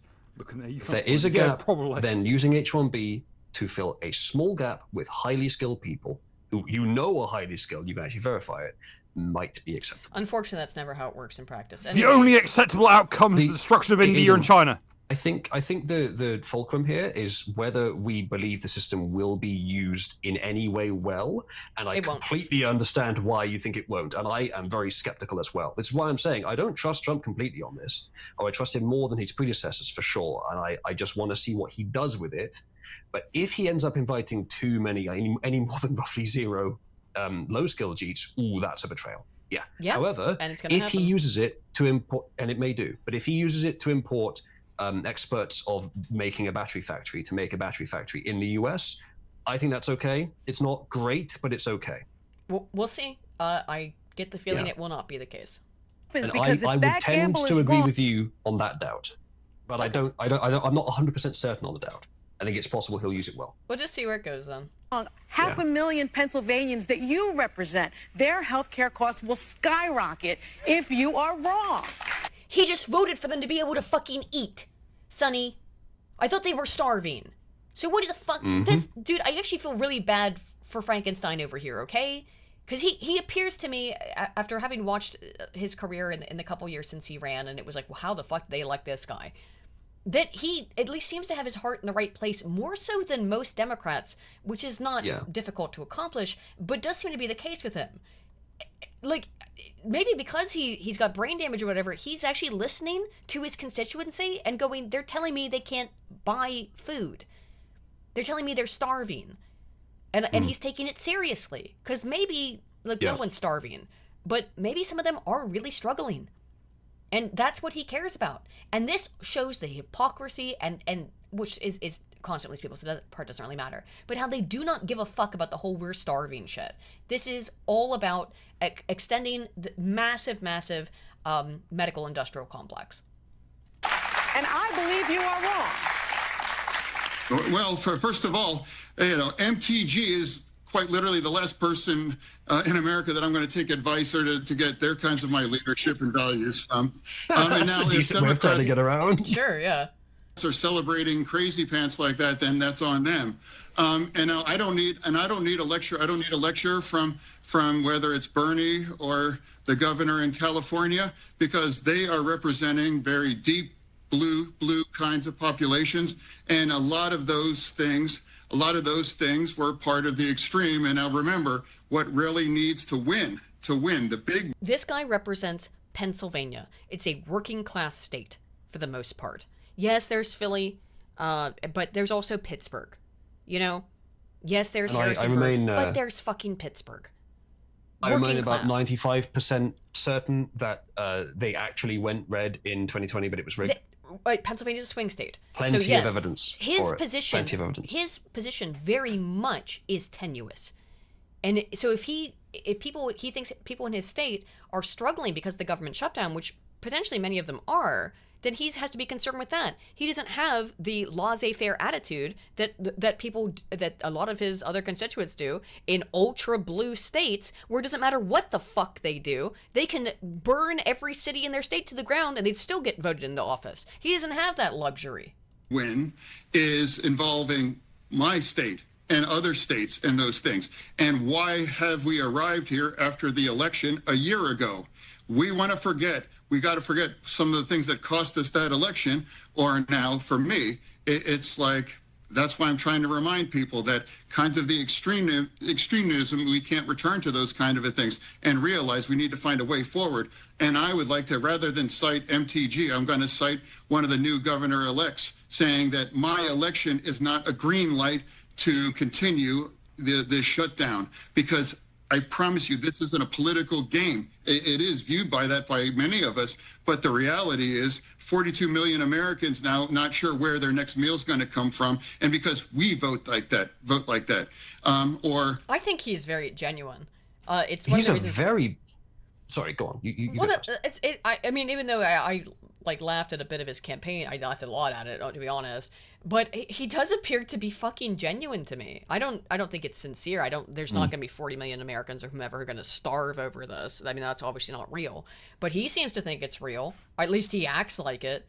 I mean, I don't know. That'd be a maximum number, but the actual number is probably not an order of magnitude off that.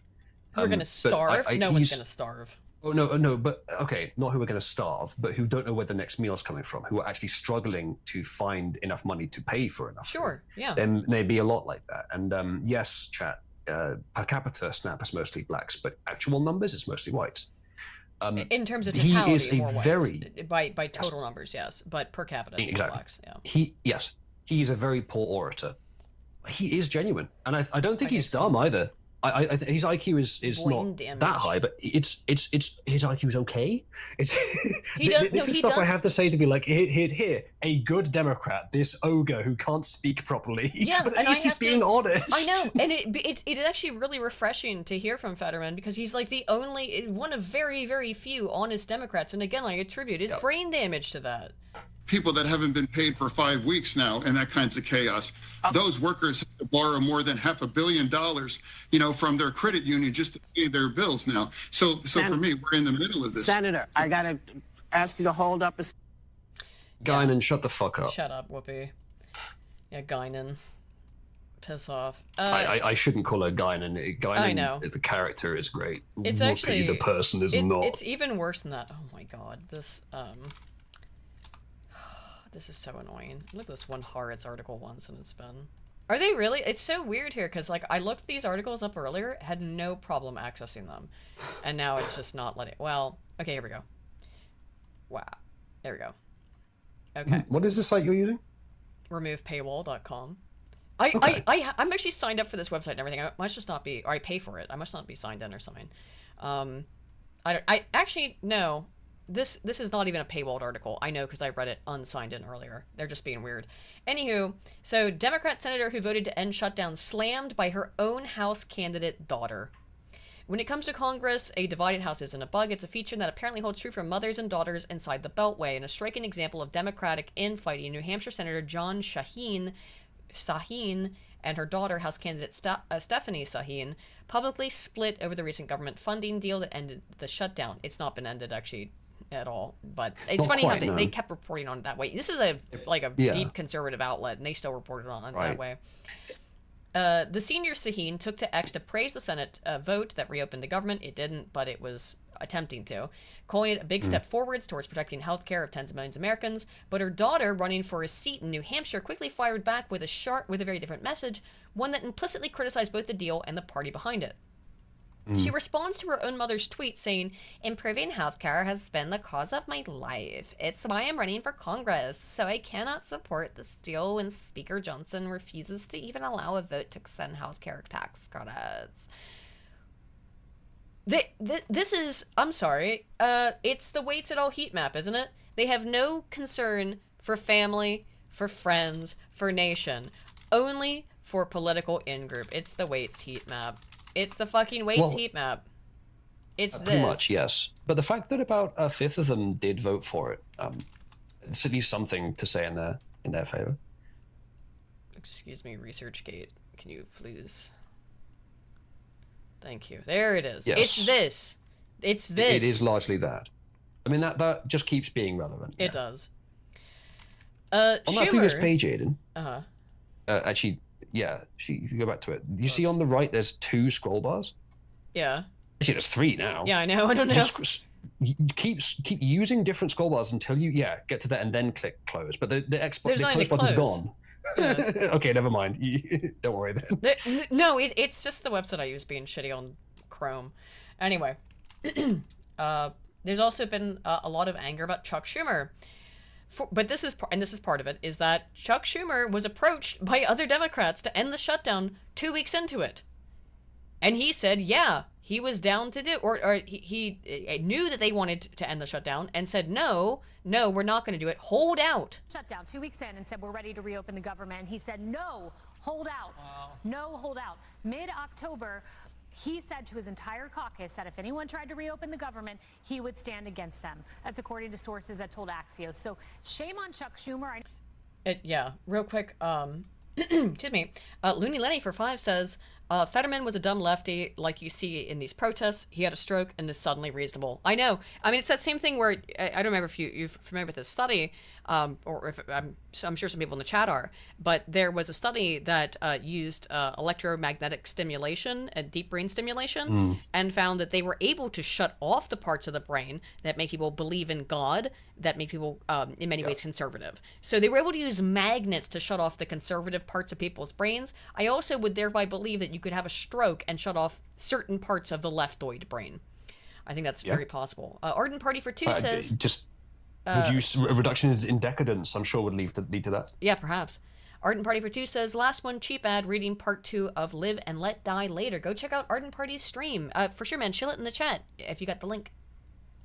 I know he's gotten the rap as the moderate, being beholden to the far left. No, he caused the pain. He pushed the pain through, along with Hakeem Jeffries, and it's quite sad to see the radical left take over that.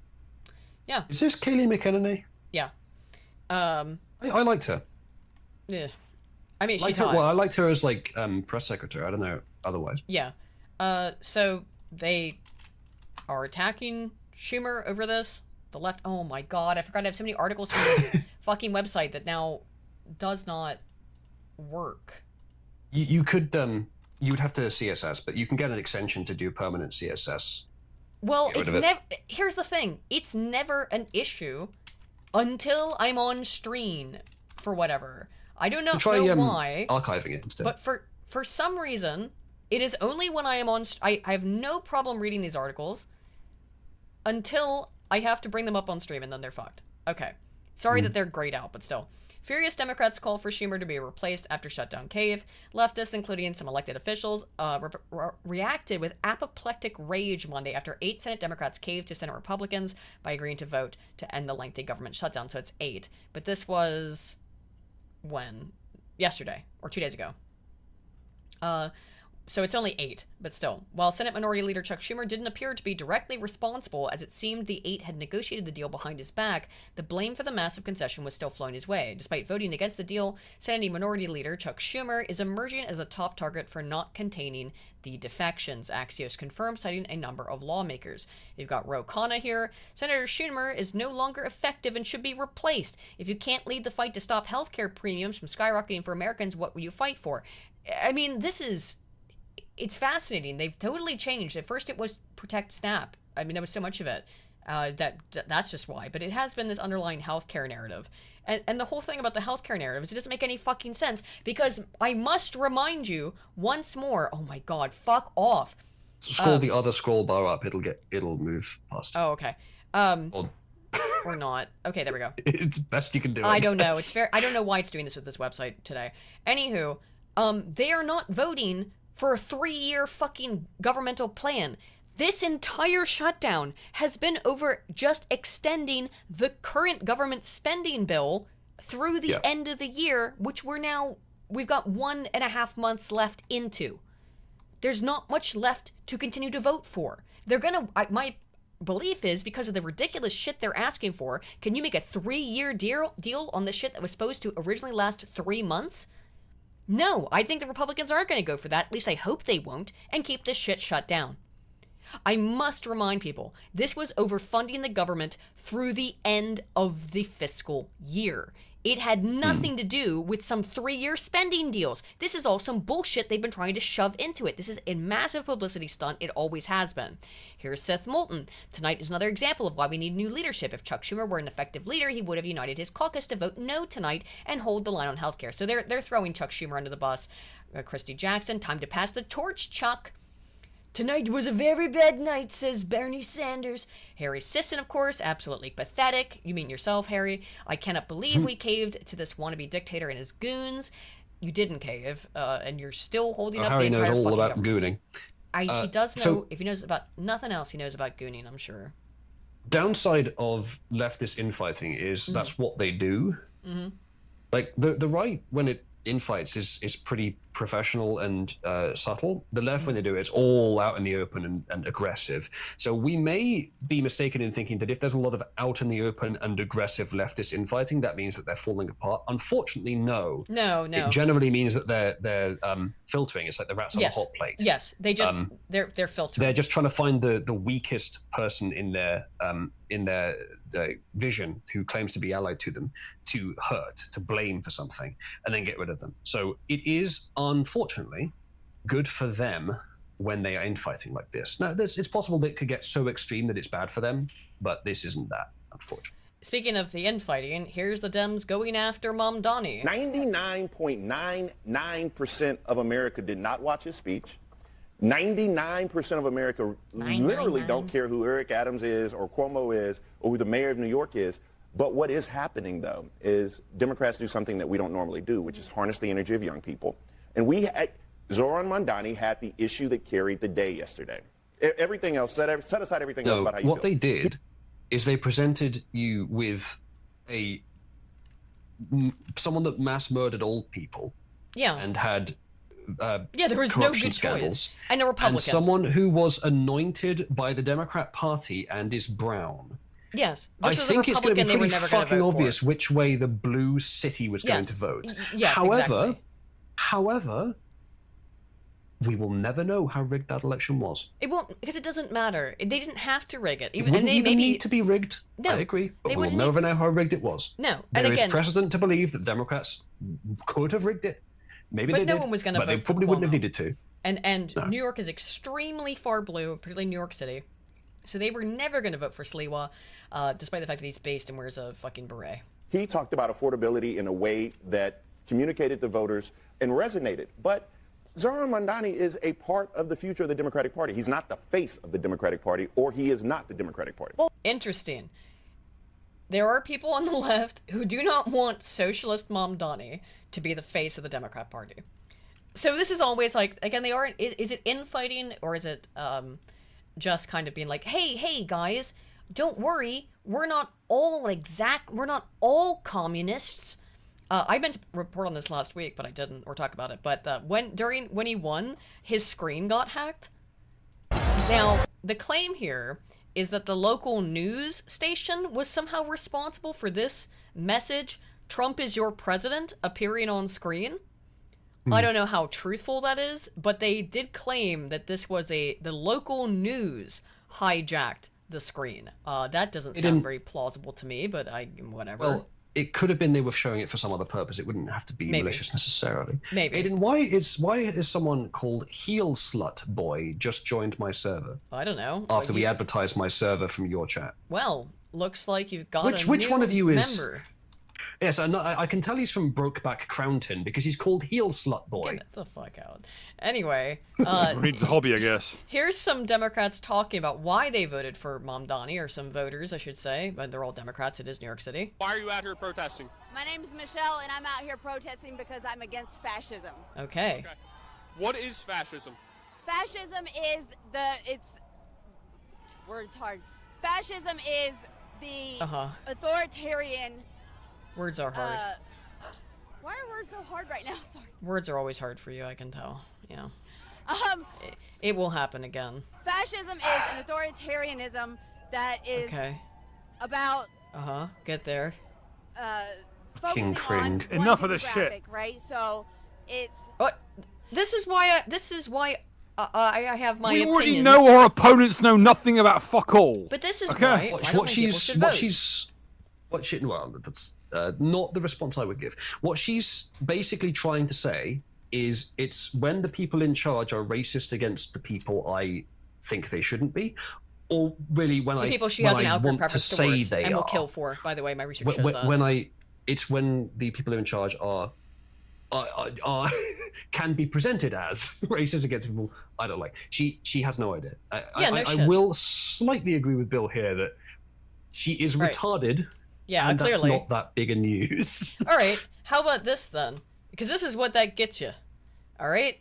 Meet Angela Walker. She was elected to Bangor, Maine City Council. She was previously convicted of manslaughter and sentenced to 10 years for killing a tourist, allegedly for calling her a racist name. He was found severely beaten and suffocated with sand stuffed down his throat. This is what voting gets you. Someone called her a racist. Someone did a racism on her. She went to jail for 10 years. And now she deserves to be in political power. Sounds like someone who'd be ruling by might to me. Yep.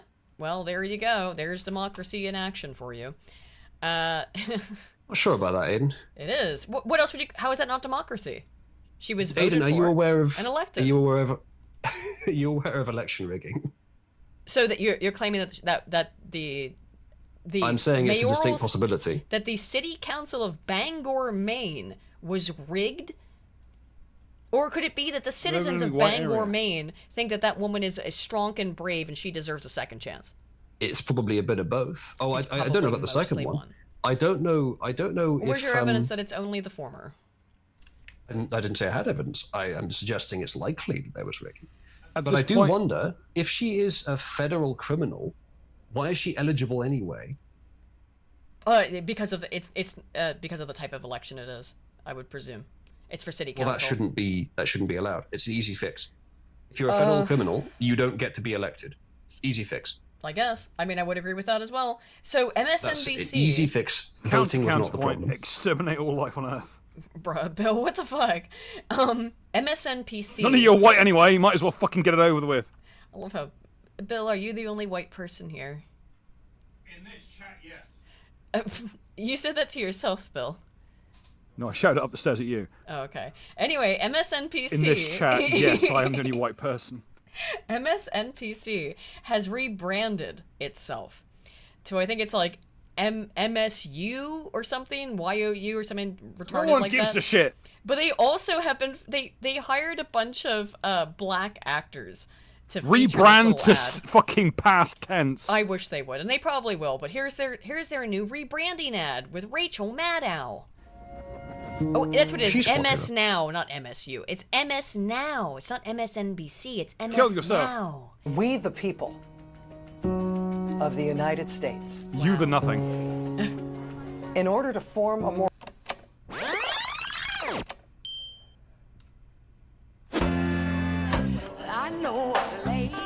Dude, it's not. This is not a strong point. Of course, he's a fucking actor. Yeah, okay. So, but the point was they hired a bunch of fucking actors. Okay. It's always better if you can do these kinds of political ads with real people who also can act. People who actually believe in your message and who happen to be able to act. Here's why it's but funny, I don't begrudge people using actors to express ideas. No, I used to. It's not as honest. It's not as good, but it doesn't mean that the ideas are wrong. I mean, the ideas are wrong, but that's not. However, actors are the lowest class of society. They deserve death. The thing that makes it funny is that they have hired all of these black and brown people for their ad, and all of their anchors are white. That's what makes it funny. That's interesting. No, what's funny is they're swinging from a lamppost by a rope. Oh, Bill, Jesus Christ. Intuitive. For hospitals, care teams, you prefer a cable? How's that cider, Bill? Well, after the pint of vodka, it's quite nice. You had a pint of vodka? Oh, Jesus Christ. That explains something. Do you think I didn't get one for myself? Aiden, I think there's a lesson there. Oh, wow, training like me. Leg of 4 beer, never. Oh my God. He's a fucking fried chicken advert. You can't make it up. You can't fucking make it up. Isn't that the purest form of gamer logic? It is. The next one is, I'm a recovering lean addict. Black guys can't ski.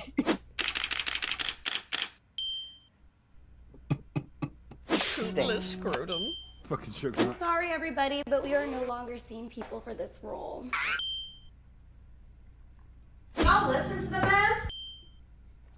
Sad ass black folk episode 1. He's barely black. Well, of course. She's barely woman. we the proud, we the brave, we the people. Ugh. Kill myself now. Sickening. KMS now. So, same mission, new name. Kill myself now. Well, what has been killed is woke. It has been put away. I'm taking credit in part for defeating woke me and the people.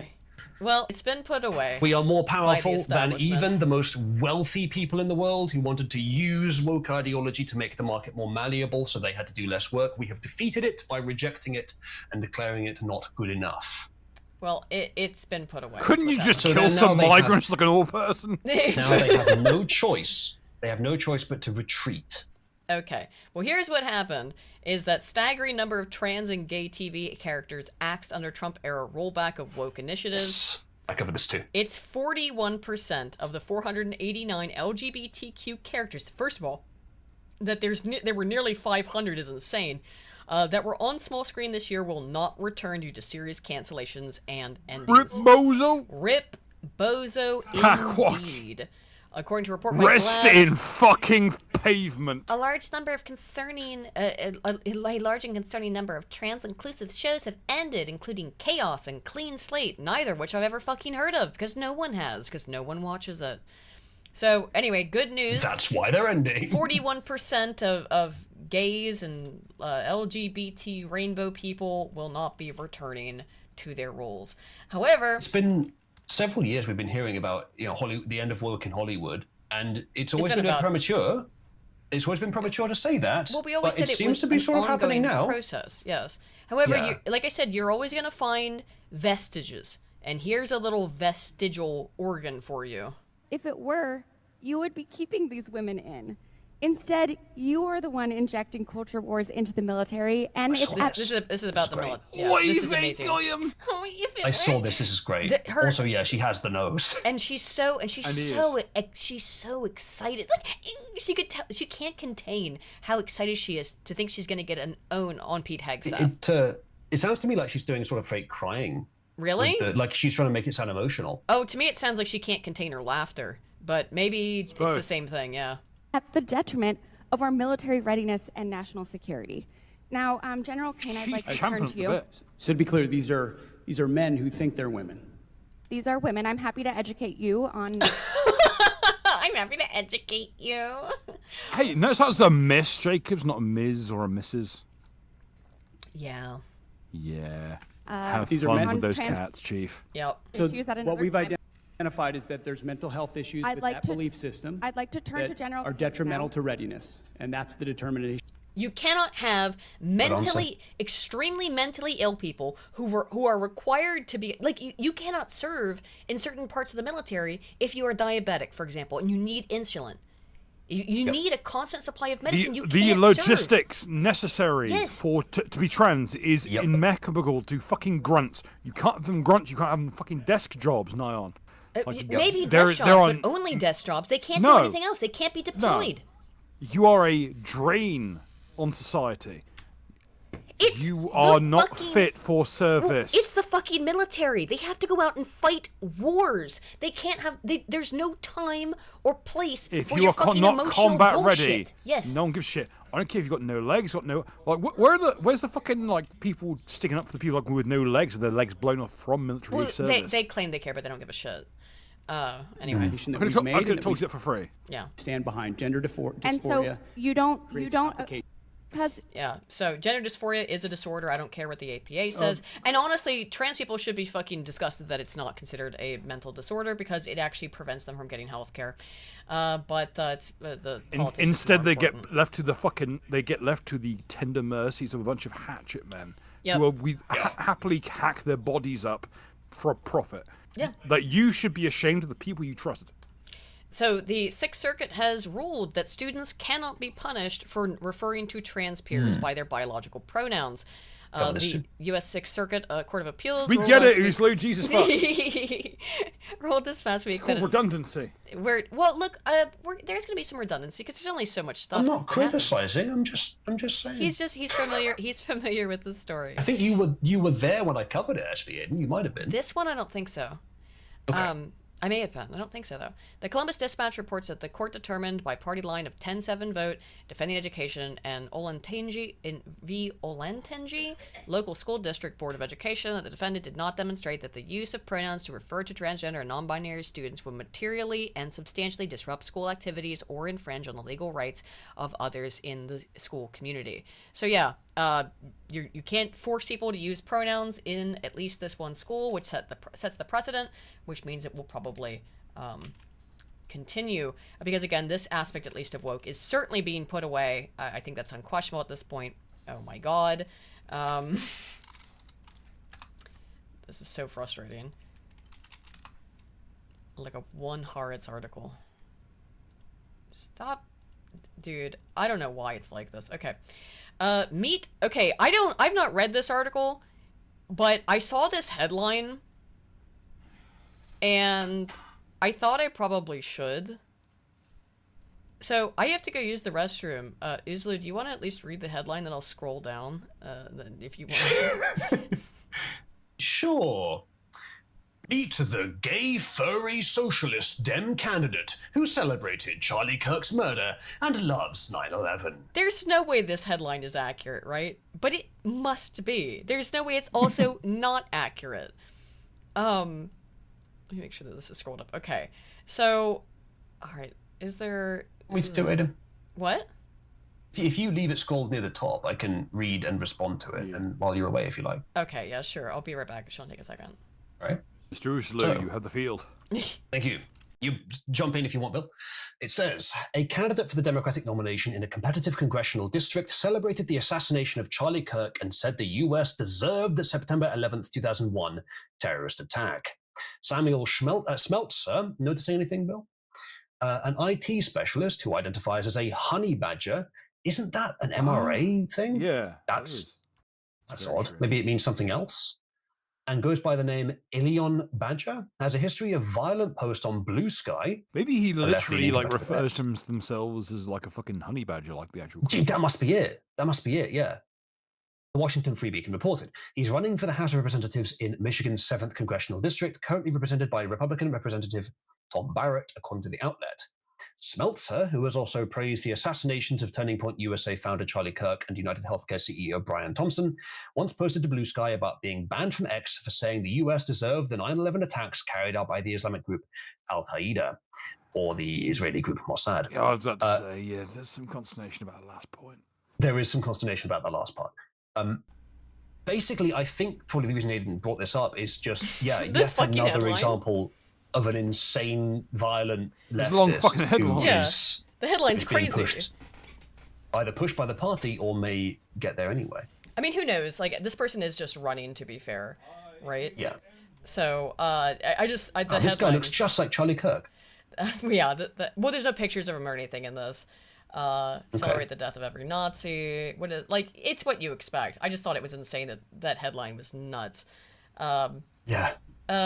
That's gone for good, I think. Smeltzer posted, also his name's Smeltzer, posted on Blue Sky showing a screenshot of the notice that he'd been banned from X for saying America deserved 9/11. I agree. So he's just a Hassan Piker dick rider. I presume that was in response to Hassan Piker.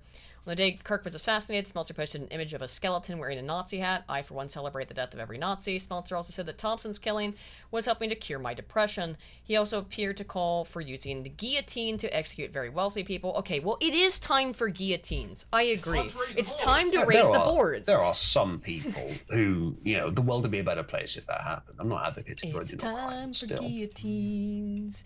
It's time to raise the boards. There we go. Yeah, fucking A.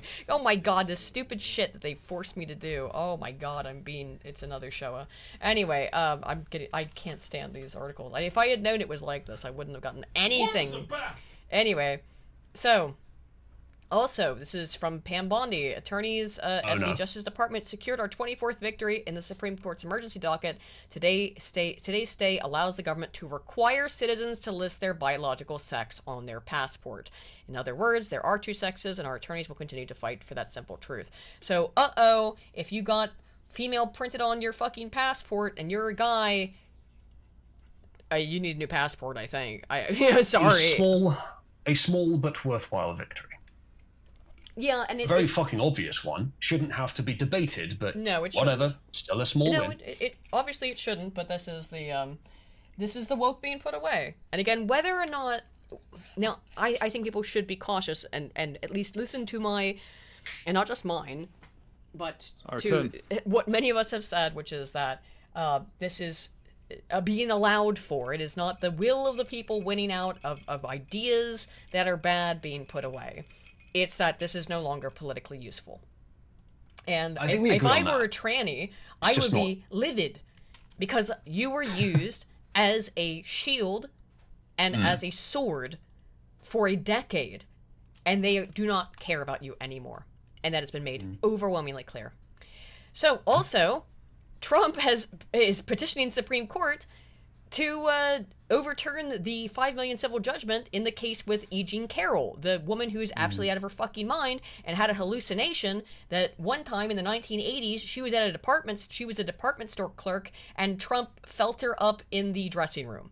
This woman is clinically insane. She lives out in the woods surrounded by a bunch of like weird art and in a little cabin. She's out of her fucking mind, and they awarded her an enormous amount of money against Trump. He should appeal SCOTUS for this because it was a ludicrous fucking decision. President Trump is now asking the Supreme Court to overturn a civil verdict that he sexually abused and defamed magazine columnist E. Carroll. There we go. CNN's Kara Scannell is following this story for us. So, Kara, what are the president's lawyers saying?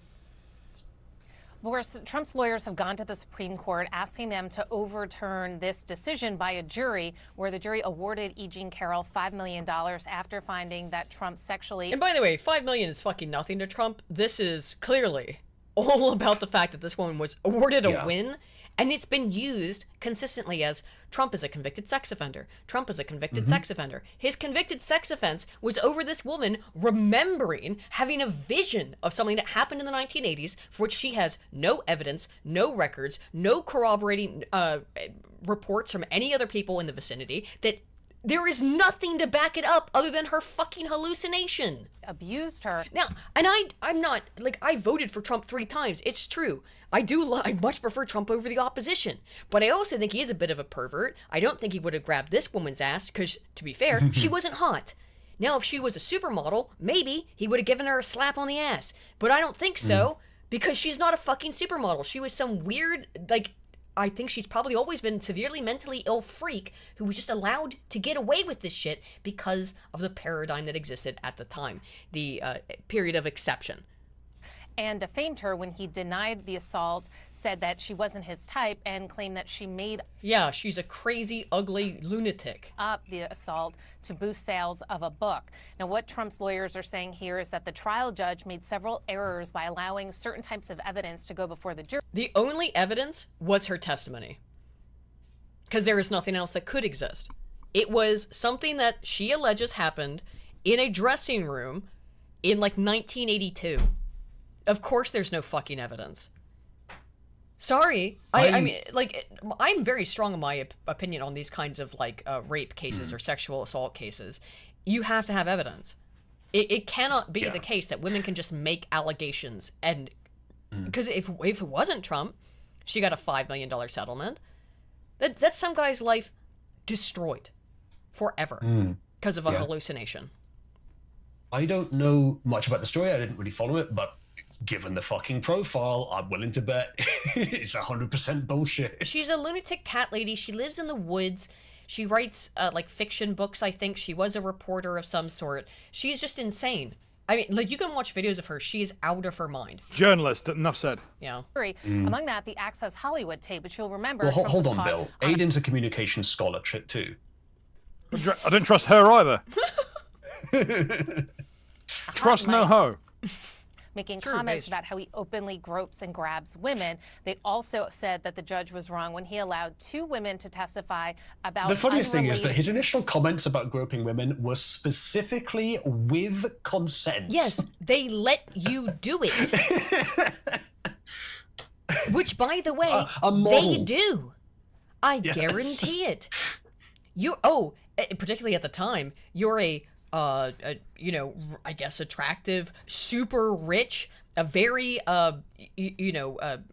egotistical, women like that, egotistical, braggadocious guy. Well, yeah, and you're one of the richest people in New York? Of course, women were all over him. He didn't have to. They let him do it. Women just can't accept personal accountability. Any powerful, charismatic, impressive man is going to find it quite easy to grope women who just let them do it. Yeah, because as I said earlier, it's about the eternal dichotomy of are they good enough to rape or grope the person speaking.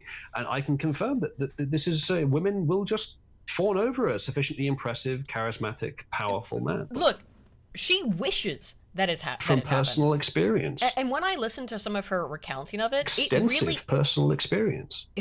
When I listened to her account of it, it very much sounded like she had Your mum. Fuck you. God damn it. It very much sounded, though, in her retelling, it really, really sounded like she had a sex dream about Donald Trump and got upset over it. many such cases with women. She had a dream and then was like, and got fucking upset over it. Good rule of thumb.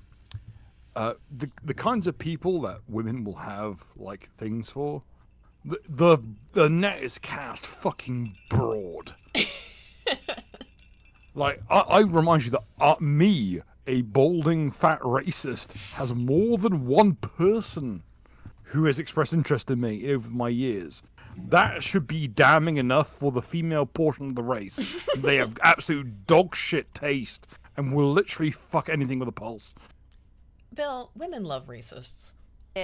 Alleged sexual assaults by Trump. One of those women said that Trump assaulted her on an airplane in the 70s. Another said that she was assaulted by Trump at Mar-a-Lago, and the judge allowed both that testimony to come in before the jury. So some more stories are saying that the judges doing that artificially propped up. Yeah, because you invited in 2 more women to give also baseless, evidenceless stories. And it was a fucking kangaroo court that was designed to harm Trump. That that she only got $5 million over it is frankly astonishing. Because I'm surprised they didn't try to slap him. I know they wanted to slap him with an enormous settlement over this, because it was all fake and bullshit. This is Democrat political persecution and prosecution. E. Jean Carroll's allegations, and they're saying because that was an error, this should be reversed. Now, if it should, the case were to move. I love the CNN anchor being basically unable to explain this in any kind of real degree. We get it, though. I got it. We need to keep watching it. I hope he does sue her. Who I really hope Trump sues, however, and goes through with it, is the fucking BBC. Because that'll be really funny. And suing the BBC? Well, I guess I have to. You know, why not? Because they defrauded the public, and they've admitted it, and they're top echelon. Director General and the CEO This both is resigned. within one of our great allies. You know, this is supposedly our great ally, BBC. I love how he doesn't say greatest ally, even though it is, because that term, of course, is reserved for Israel. But whatever. In terms of actual geopolitics, yeah, it's probably the UK more than it is fucking Israel in terms of an actual ally and not a quote-unquote difficult. ally. Israel has done literally nothing for anyone. No, not ever. Besides ask for more shit and protection and money and weapons, which the UK generally has not done. You know, the fact that Britain is called Airstrip 1 in 1984, Airstrip 1 is pretty much what Israel is supposed to be to America. Yeah. Unfortunately, they somehow broke out the friend zone, and now they have way too much influence. They've never been in the friend zone, no. Well, probably very, very initially they may have been there, but they got enough power to start corrupting enough politicians. And now China's copied the method. Because China's good at one thing, copying. Copying, yeah, true. Well, and enslaving their own citizens, I guess. Yep. Well, the Israelis are good at that for Gaza. Not their citizens, but too. Put them in they're very musical. Well, they put the Gazans to work by having this constantly bubbling, violent revolution on their doorstep, which really helps the authoritarian regime to stay in power. It sure does, doesn't it? Hamas, which they founded. Perpetual kvetching machine. That's a pretty sad event. They actually changed my January 6th speech, which was a beautiful speech, which was a very calming speech, and they made it sound radical. And they did. I can't believe they did that, like, recently. I haven't actually seen we'll watch the edit. I'll cover it on my next stream. We'll watch it. But I haven't seen it yet. Yeah. Changed it. What they did was rather incredible. They're showing me the results later on, the results of what they did, how they butchered it up. But it was very dishonest, and the head man quit, and a lot of the other people quit. Yeah, we'll look at that also in a second. About several people quit at the BBC the day before he announced the lawsuit, which is very interesting timing. They dropped this edit, and then several key people at the BBC resigned the day before Trump announced that he was going to be suing. So here you go. BBC just stepped down. Do you want me to tell you what the next Prime Minister of the UK has said about this? What did Farage say? My man Farage, literally me Farage. Gross. All right, brief clarification. Farage is the best choice. I have many criticisms that he is the best choice. I think a lot of what he says is well articulated and the right thing. There's a lot of problems too. Either way, he is basically completely siding with Trump on this, and is saying the BBC needs to be complete. Yeah, well, obviously, but he's also saying the BBC needs to be reformatted to be primarily, if not entirely, a subscription-based organization, which is probably the right answer. So, I mean, I know fucking cease to exist. Boris did a similar thing, and so we'll see if Farage does it, but he has at least issued a statement that he wants to reformat the BBC. Pressuring them now is fine, reorganized, clearly. But the only way the BBC is going to change is through government action. The BBC Trump, suing them is just going to cost the taxpayer more, I expect. The BBC took an international money printing machine, Doctor Who, with a massive cash injection from Disney, and managed to turn it into one of the most hated shows on television. From one of the most beloved to one of the most hated. No one watches Doctor Who anymore. People don't fucking believe me when I say as recently as like 10 to 15 years ago, the BBC was mostly good. Yeah, it was. It was actually some of the best television in the world. And good reporting as well, but that has all gone down the tubes very quickly. The BBC claims to be the pinnacle of impartial reporting, but what if there was an internal dossier? I tell you what, they are probably the best at appearing impartial. Well, it's part of their image. So yeah, they fuck you all, death. But everyone knows. Fuck you all, death. Everybody knows the BBC is anything but impartial at this point. Actually, you know what, Bill? I'm not going to tell you to chill because chat's very entertained. So don't chill. Do it more. Be more aggressive. It's late in the day. I'm drunk as fuck. I'm off my tits and every substance I can lay my hands on. I don't care. Wow, death. The Telegraph. I mean, maybe the BBC just being deleted is better than it continuing in its current form. I wouldn't, I wouldn't protest any sort of defenestration or anything like that. That might be fine. A good everyone likes a good defenestration. That reveals one of the BBC's own independent advisors repeatedly warned that the broadcaster had serious and systemic problems.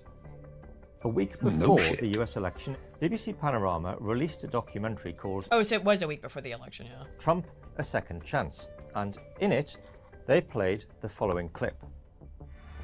So this is from last year again. They were still bullshitting about this as recently as just a little over a year ago. Walk down to the Capitol, and I'll be there with you, and we fight. That is not Jesus what he said. Jesus Christ, that is not what he fucking said. Playing like several minutes separate. Oh, that's fucking bad. Yeah, that's really fucking bad. That is not what he said.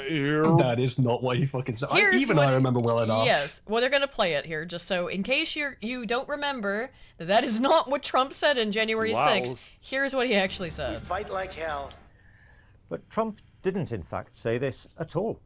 The BBC spliced together two clips that took place 54 minutes apart. Jesus fucking Christ. And the fucking hour. We're going to walk down to the Capitol, and I'll be there with you. Now, see there, between Capitol and, that's a cut. Here's what Trump actually said. We're going to walk down to the Capitol, and we're going to cheer on our brave senators and congressmen and women. It's different. It wasn't. Oh, you don't say. It wasn't until nearly an hour later that he then said the second part of the BBC's version. We're going to walk down to the Capitol. God damn. We fight like hell. Now, it's true that a lot of people will still feel Trump's claims that in 2021 the election was stolen were entirely inappropriate and unbecoming of a figure in politics. They were true. They were. Irrespective of your personal views. The response from the citizens of engaging in a small riot at the Capitol was extremely generous, considering what was done. They left the site in bed. They had every right to occupy the fucking Capitol for a week just to resolve the fucking problem. No, they should have done that. Honestly, I wouldn't have been particularly against it. Do not crime if the American people had decided, no, that's enough. We are not accepting this, and we will use violence if necessary. I mean, apart from ganking Pelosi's laptop, which I would remind you got someone killed. It sure did. Nothing was really done. Like, someone blocked them the toilets. That's it. Yeah. And so they blocked that the old-fashioned way. I mean, they took a shit on Nancy Pelosi's desk. They stole the speaker's podium, etc. That dude probably gave that back if he was asked. Yeah, that dude he's like a public figure now. I forget his name, but he's made like a bit of a social media career for himself. So Trump is threatening to sue the BBC for $1 billion on Monday, deepening a crisis at Britain's main public broadcaster over its coverage of his administration. The move comes a day after the unexpected resignation of the broadcaster's director general and its most senior news executive. The pair had come under fire over coverage of the U.S. president's remarks on Jan 6, 2021, the day writers breached the U.S. Congress. A BBC spokesperson said on Monday, "We will review the letter and respond directly in due course." I don't think that's fucking by accident. Do you? No, I expect that he was. I mean, how legal proceedings work, you always start with the C and D, especially if it's that kind of thing. You would start with that. So I imagine that there was plenty of talk before this happened, and the BBC would just like, look, please don't sue us. Here, we'll throw some red meat out. They fired a couple of people, and they probably did that without any agreement that it would be enough. Or maybe Trump said, do that, we'll see. And then they did it, and then he fucking saw and went ahead anyway, which honestly, fair enough. I have my allegiances here are more towards what is right and true than which nation they're from, because there are plenty of evil and stupid people in my nation, just like there are in America, unfortunately. Oh, yeah. So I am allied with the good people in the US over the bad people in my own country, with the hopes that we can fix our country in much the same way America has started to fix it. So Davies' exit statement, issued on Sunday night, acknowledged there had been, quote, "some mistakes made as Director General. I have to take ultimate responsibility." On Monday, BBC's chairman, Samir Shah, publicly apologized to the Trump admin over the coverage, but in a letter to the House of Commons Culture, Media and Sport Committee, he dismissed it as simply not true. The suggestion Prescott, the former BBC standards advisor, had uncovered a host of problems that the BBC had tried to bury. Shaw said that the Trump documentary had been repeatedly discussed by the BBC's editorial guidelines and standards committee, and that a flurry of complaints sent to the broadcaster in recent weeks had prompted further reflection. Oh, you think so? The conclusion of that deliberation is that we accept that the way the speech was edited did give the impression of a direct call for violent action. They admit to the editing. They admit to the impression. So I don't know how you think you're going to get off from this. The BBC would like to apologize for that error of judgment. Really? Just an error of judgment? Oh, fuck off. Oh, fuck off. An error of judgment. Who specifically admitted this? This Shaw person. Samir Shah, the BBC's chairman. Okay, the fact that the BBC's chairman has said that, and they haven't stepped down, means that that court case is going to be quite a lot easier to win, I would imagine. She's admitted that's the case. Probably. So, yeah, chairman, Samir. What that means is that $1 billion, probably of UK taxpayer money, is going to be given to Trump. But I think that's fair enough. It's coming out of Keir Starmer's reputation, essentially. Now, here's what has followed the BBC in its current form too. In the same week, this was just today, or between today and yesterday, BBC Politics tweets out, independent MP Rupert Lowe asked if the PM will put the death penalty for overseas and foreign criminals to the public in a referendum. Keir Starmer says the death penalty is not the answer, but said we must improve the criminal justice response. Here's the thing, Rupert Lowe said death penalty for foreign and domestic criminals. He didn't just say foreigners, but this certainly implies it says overseas and foreign. Now, I think what happened here is they probably did actually make a typo in this tweet. They probably did mean to say domestic and foreign because they've essentially typed foreign twice. But this is defamatory towards Rupert Lowe as well. And to show you that it's defamatory, here's the original tweet. Is that, well, you can't see it now because it's been deleted by the fucking author. And Rupert Lowe responding, why have you so obviously misquoted me? I clearly said foreign and domestic criminals, BBC is a disgrace. It looks like it not to defend the BBC, it doesn't look like they fucked up here and have retracted it. Well, but, at what point as a news organization can you fuck up so consistently in defaming No, they are still responsible someone? for it, yeah. Yeah. They're still responsible for it. If he tried to sue them over that, just the fact that it was out, even though it was later retracted, might be enough. Maybe. But, yeah. And the thing is, a lot of people wouldn't mind either way of those two policies, to be honest. Yeah, fuck the BBC. I don't support the death penalty, but and I think the majority of the public in most Western countries do support the death penalty. I do. Small crime, foreign, death. Yeah. It's not the only understandable. problem. They Rupert Lowe is continuing to endear himself as a truthful guy against continued attack. Fucking load. Do I have to do this stupid thing? Do I have to? Archive.is is pretty slow. Yeah, I know, but depending on where you are, it might be blocked as well. No, it worked before. Again, it worked before I was on stream. That's the problem. I don't know why. Whenever I go on stream, nothing fucking. Ooh. Oh nope. Okay. All right. How do you pronounce this? Martine Coxell broke rules over pregnant people on air correction. BBC News presenter had 20 complaints against her upheld after she rolled eyes and changed the phrase pregnant people to women. Pregnant women, because only women can get pregnant, obviously. BBC News presenter who corrected the phrase pregnant people to women while live on air has had 20 complaints about her upheld. Martine Coxell was introducing a news item in June about a study into protecting vulnerable people in hot weather conditions when she made a change to the wording contained in the report and appeared to roll her eyes. Her decision to change the wording earned her praise online from J.K. Rowling and Martina Navratilova, as well as support of BBC bosses. During the broadcast, Coxell said, the research says the aged pregnant people, women, and those with pre-existing health conditions need to take precautions. But now the broadcaster's executive complaints unit has censured the presenter for breaching its rules on impartiality. It concluded that her reaction, which it said, quote, has been variously interpreted by complainants as showing disgust, ridicule, contempt, and exasperation, revealed her personal viewpoint on the controversies surrounding the debate over transgender people. It's so fucking tiresome. Why are you making me steel man people I disagree with? Go ahead and steel man this. Okay, so chat, I expect you and I have the exact same position. This is dumb. It should never have been a problem.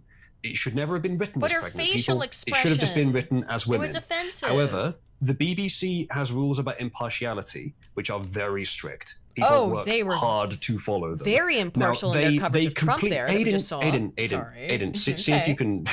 See if you can argue it express against myself before I'm misrepresented. Okay. I'm not arguing against anything that you and I believe. I'm just trying to clarify what the position we are arguing against is. The BBC has very strict standards on impartiality. They used to have to call it sticky tape rather than sellotape because sellotape is a brand name. Yes. Now, some of these rules are ritualistic and arguably not necessary. And of course, bias can seep in, and it has seeped in very thick, but they still have to appear unbiased. So I'm not saying I agree with their position. I think it's dumb. Even if we agree that the standards should exist, which I don't agree. Hold on, Aiden. Even if we agree the standards should exist, which I don't agree they should in this case, then this is still a dumb thing to apply them to. Yeah, because pregnant women she has is a the job to read correct out term. what's written. She has a job to read out what's written, and if she's expressing disgust in one viewpoint, that's not maintaining the impartiality they're supposed to in the BBC. Now, I don't care. I don't think it's important to enforce those rules to that extent, but that is probably the argument that we're up against here. Sure. The BBC does have these standards, has done for decades. I don't Well, they think, only I have think this is standards in one probably direction, motivated. No one watches I've the not BBC seen it. anyway. I've not The seen it reality enforced is you have to contend with the in the other fact direction, that as far as I remember, but it might have been. they deceptively edited that video of Trump as we just saw. So they don't really give a fuck about these rules of impartiality, do they? Like, we know this. That's just one example. That's what I just said. So this is not bullshit. actually impartial. Yes. They're not actually impartial. And the but the standards that they are supposed to follow well, they don't follow them maintain consistently. the appearance of impartiality. Who Or cares? they're supposed to. They don't maintain them. They don't even pretend to anymore. So I what's agree. the point? They shouldn't. They shouldn't. It's not worth it. To whatever extent they maintain them is probably far too much. The only thing that the idea of them not doing adverts was originally because it's government funded, so they shouldn't be supporting any private company. So I can see the angle for that one. The idea of them not expressing disgust in a particular belief system. This is a really, really small example of it. But if you had a news service that was provided by the government, you would kind of want them not to express disgust in any given political position. This is such a small example of it that even if we were to agree that those standards should exist, this is barely worth applying it to. No, we agree on everything. It is worth I'm just saying applying. that that's the basis that we're arguing against. Oh no, it is completely worth applying these standards to her because she broke party lines. She did something she was not supposed to do. You can express all kinds of contempt and disgust, and what were all the words, exasperation, if you're reporting on something that is along with the ideological narrative and the ideological positions of the BBC. She has been punished because she rolled her eyes at being forced to say pregnant people, when the only people who can get pregnant are women, and everyone knows this. Yes. It was violation of the dogma, not of in any way impartial journalism. Or impartiality you in may any be sense. Right. You may well be right that that's what it was motivated for. However, can you scroll up a bit? Because there was something that said that she earned praise from BBC bosses. Yeah. Do you have a look at that? Would you mind? I don't know if it'll load, but we'll see. BBC bosses back Martine Croxall over pregnant people correction. So it's not like an absolute... But this was at the time. This is in June. This is in June. It was only it's like not a an month absolute. Ago. Bosses this is when it happened. Yeah, this is when it happened. Bosses have backed television presenter who corrected the phrase pregnant people to women while broadcasting live in what has been welcomed as a rejection of the gender-neutral language. However, they're still censoring her over this. Yes, an executive group. So it's a separate group is censoring her. Again, we're not disagreeing. I'm just saying that it's not like it's not an absolute case of she had said something against the party and must be struck down. There were people in the BBC, head of BBC, that were backing her publicly. So it's somewhat didn't stop her from being censored, less absolute than you were saying. Well, censure doesn't. I don't know if it necessarily means that she is going to face consequences, or it's just the equivalent of a charge or an indictment, and that it still has to be overseen. I'm curious to see the video because I wonder how quote unquote disgusted she seemed. Unfortunately, the site may not let you. No, let's go to Twitter. I'm sure the clip's here. London School of Hygiene and Tropical Medicine has released research which says that nearly 600 heat-related deaths are expected in the UK. Malcolm Mystery, who is involved in the research, says that the aged, pregnant people, women, and those with pre-existing health conditions. Dude, that's a fucking. It's fucking nothing. It's fucking nothing. I like her. The pregnant. You could see like she didn't know how to fuck to read that. Pregnant people, women. Yeah. Duh. She probably. Okay, I like her. Obviously, I'm not against this at all. I like her, but technically that was a little impartial. But I don't really care. It's not impartial to say pregnant people. That's impartial. Impartiality is recognizing Aiden, biological sex as a reality. Aiden, that's not what I mean. Okay, obviously okay.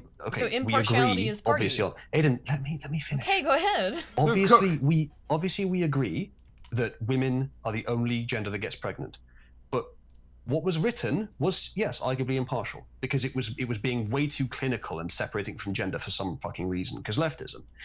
But her job is just to read it. What she did was editorialize. Now she editorialized. It's inherently editorialized. Yes, yes, it is. But it's not her job to add her own layer of editorialization. The BBC themselves should be censored for writing it this way. However, by the very same standards, she editorialized as well. I can't wait for Trump to sue him for $1 billion. Counterpoint: the BBC shouldn't exist. Yeah, I agree. It shouldn't exist. Here's a. I would support her in whatever she does to defend herself. Well, technically, she did editorialize. Here's the opposition. Here's the people who are also defending the BBC on this. If you've got a combination of Netanyahu, Putin, and Trump denouncing the BBC, there must be something quite good about it. Wow, that's a terrible fucking argument. If everyone in the world agrees that we suck, it must be a them problem. It could never be an us problem. Ever. Okay. On the one hand, based at saying that Netanyahu is evil. I agree. But that's because this guy's a far leftward. It's on LBC. This is always a stupid argument. Like yes. the idea of bless me with incompetent enemies, right? That's one thing. However, you don't then get to say, well, because my enemies are incompetent, or worse yet, because my enemies are evil, which of course you think they're evil, therefore we're good. It is basically a joke that you tell to start the argument about why you're actually good, but investigate what actually went wrong, mate. Yeah. Why are they saying this? Do they have a point? Steel man them like I'm trying to do, but everyone keeps resisting me.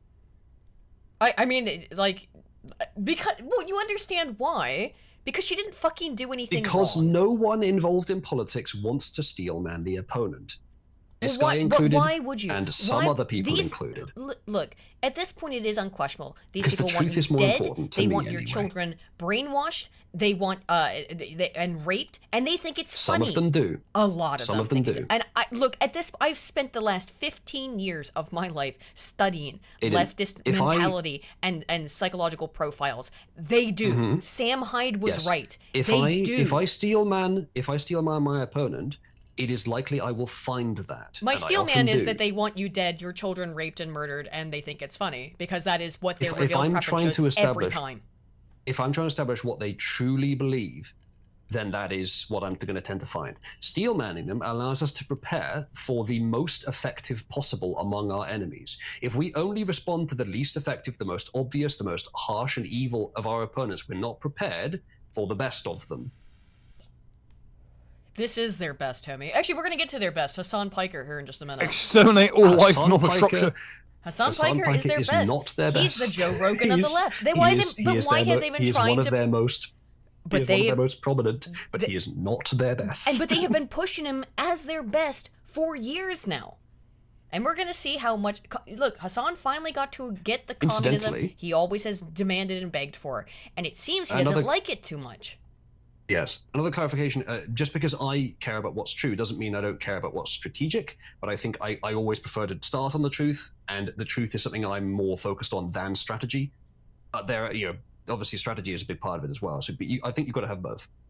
All right, well, let's... No, we're not going to defeat the BBC in the marketplace of ideas, says someone in chat. It's not that simple, but you do have to start there if you want it to last. If you want victory to last in a culture war, you have to start with winning hearts and minds. This homie's name is Dimbleby, by the way. Fuck the hearts and minds. Former BBC journalist Jonathan Dimbleby. I thought I recognized him. That sounds... I recognized him. that name sounds like a slur.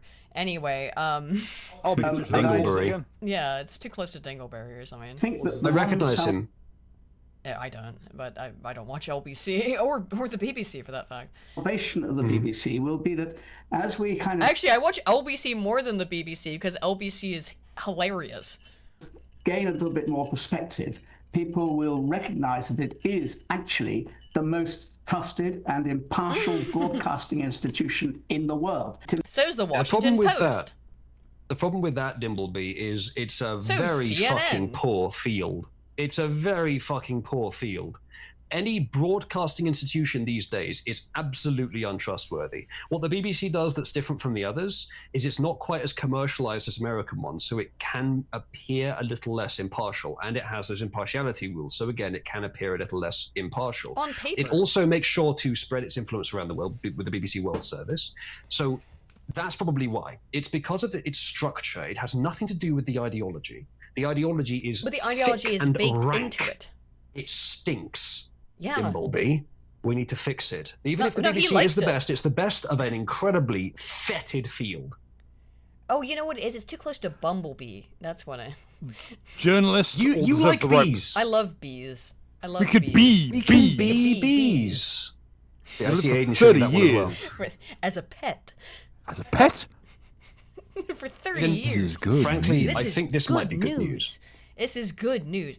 Trump 30 suing years the living as a BBC. pet, not a bad gig, you know? Trump suing the BBC certainly is good news.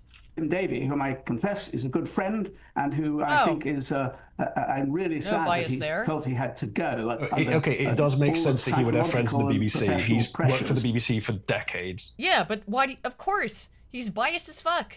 That he is the one person who would have been there to drive the BBC towards an outcome which would suit broadcasting and suit the public. And I think the BBC is the weaker for as long as it can't find an adequate replacement for him. I mean, that part's probably true. I don't know, but like they're floundering and they're about to be sued for $1 billion fucking bucks.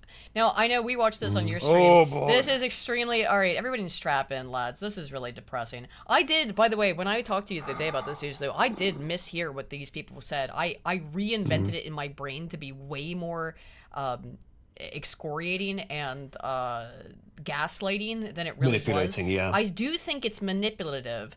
And I really don't like when people use this. I went through training for this when I was in college, actually, about how to speak to elderly people and to not treat them like toddlers because it's extremely fucking offensive.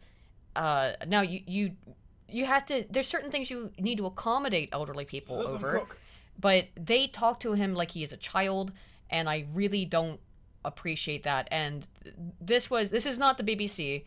Which one is this again? Usually we did. This is ITV. ITV, yeah. Of course, right. I should have been. Which is the most, I believe, the most prominent of the commercial news channels in the UK. But the there's a remarkable difference between the commercial news channels in the US and in the UK. I was struck by just how much watching commercial news channels in the US was like watching professional wrestling. Oh yeah. Whereas even the commercial channels in the UK are a lot more professional looking. Of course, the bias is roughly the same. They give off more of an air of legitimacy. Yes. I do also want to point out that I think there is an Americanized slopification of World War II remembrance that has gone on, I think, in the last 5 years, because I've noticed it, of really commodifying, commercializing, and turning remembrance into a weird American kind of like holiday. Yeah. Which I will say this: is not the way things were when I moved here, to be honest. Because I smoked cigars. I was on a smoke break, and someone referred to me as Churchill, and it took all my self-control to leap across the fucking gap. How'd you not kill him? Yeah. And fucking rip him limb from limb. Anyway, one of my favourite British men, Bill. Listen. What does Remembrance Sunday mean for you? What is your message? My message is, I can see in my mind's eye rows and rows of white stones of all the hundreds of my friends and everybody else that gave their lives for what? The country of today. No, I'm sorry. The sacrifice wasn't worth the result that it is now. Oh, well, I'm sorry. What do you mean by that, though? So the Brown tries to intercede. What do you mean by that? The woman is at least appears to be empathetic, sort of. I don't think it's legitimate. Again, when I first watched this, it filled me with so much rage. I legitimately did have a different memory of this Brown guy saying something more. Let it fly. No, she doesn't. There is no legitimate gaslighting. They kind of just talk. Well, the woman just continues to talk to him like a child, and then they show him some. Then they get some hot young lady to come over in a military uniform and give him a CD. Hot.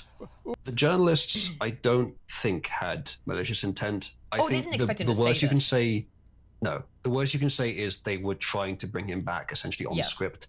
Yeah. But I don't mean ideological script. I just mean show running script. Yeah. Now, do they have some background bias that may have influenced how they did it? Possibly, but there it doesn't really show very well here. Big thing about how good it was that we did all these things, not realizing this is he's 100 years boy, old. He's 100 years old. Just going. And I also this is fucked. We're fucked. It's also very important, I think, to clarify that I think what he means is not that we shouldn't have fought the war. No, but I agree. That since we won, and in the interceding years, in which perhaps it very much was worth the sacrifice, in the interceding years things have degenerated, and that now it wouldn't be worth the sacrifice. If this is what we were getting straight away, it wouldn't be worth it. I agree. I think that's what he means. So I agree. He's not saying, as some people do, and this is one of the points I made while covering this, he is not saying the bad guys won World War II, which a lot of people say, and which I think is... I agree that is not what I agree. I have a lot of disagreements with that. I can see where you're coming from, but I have lots of disagreements with that. No, I agree entirely with that. I don't think that's what he meant either.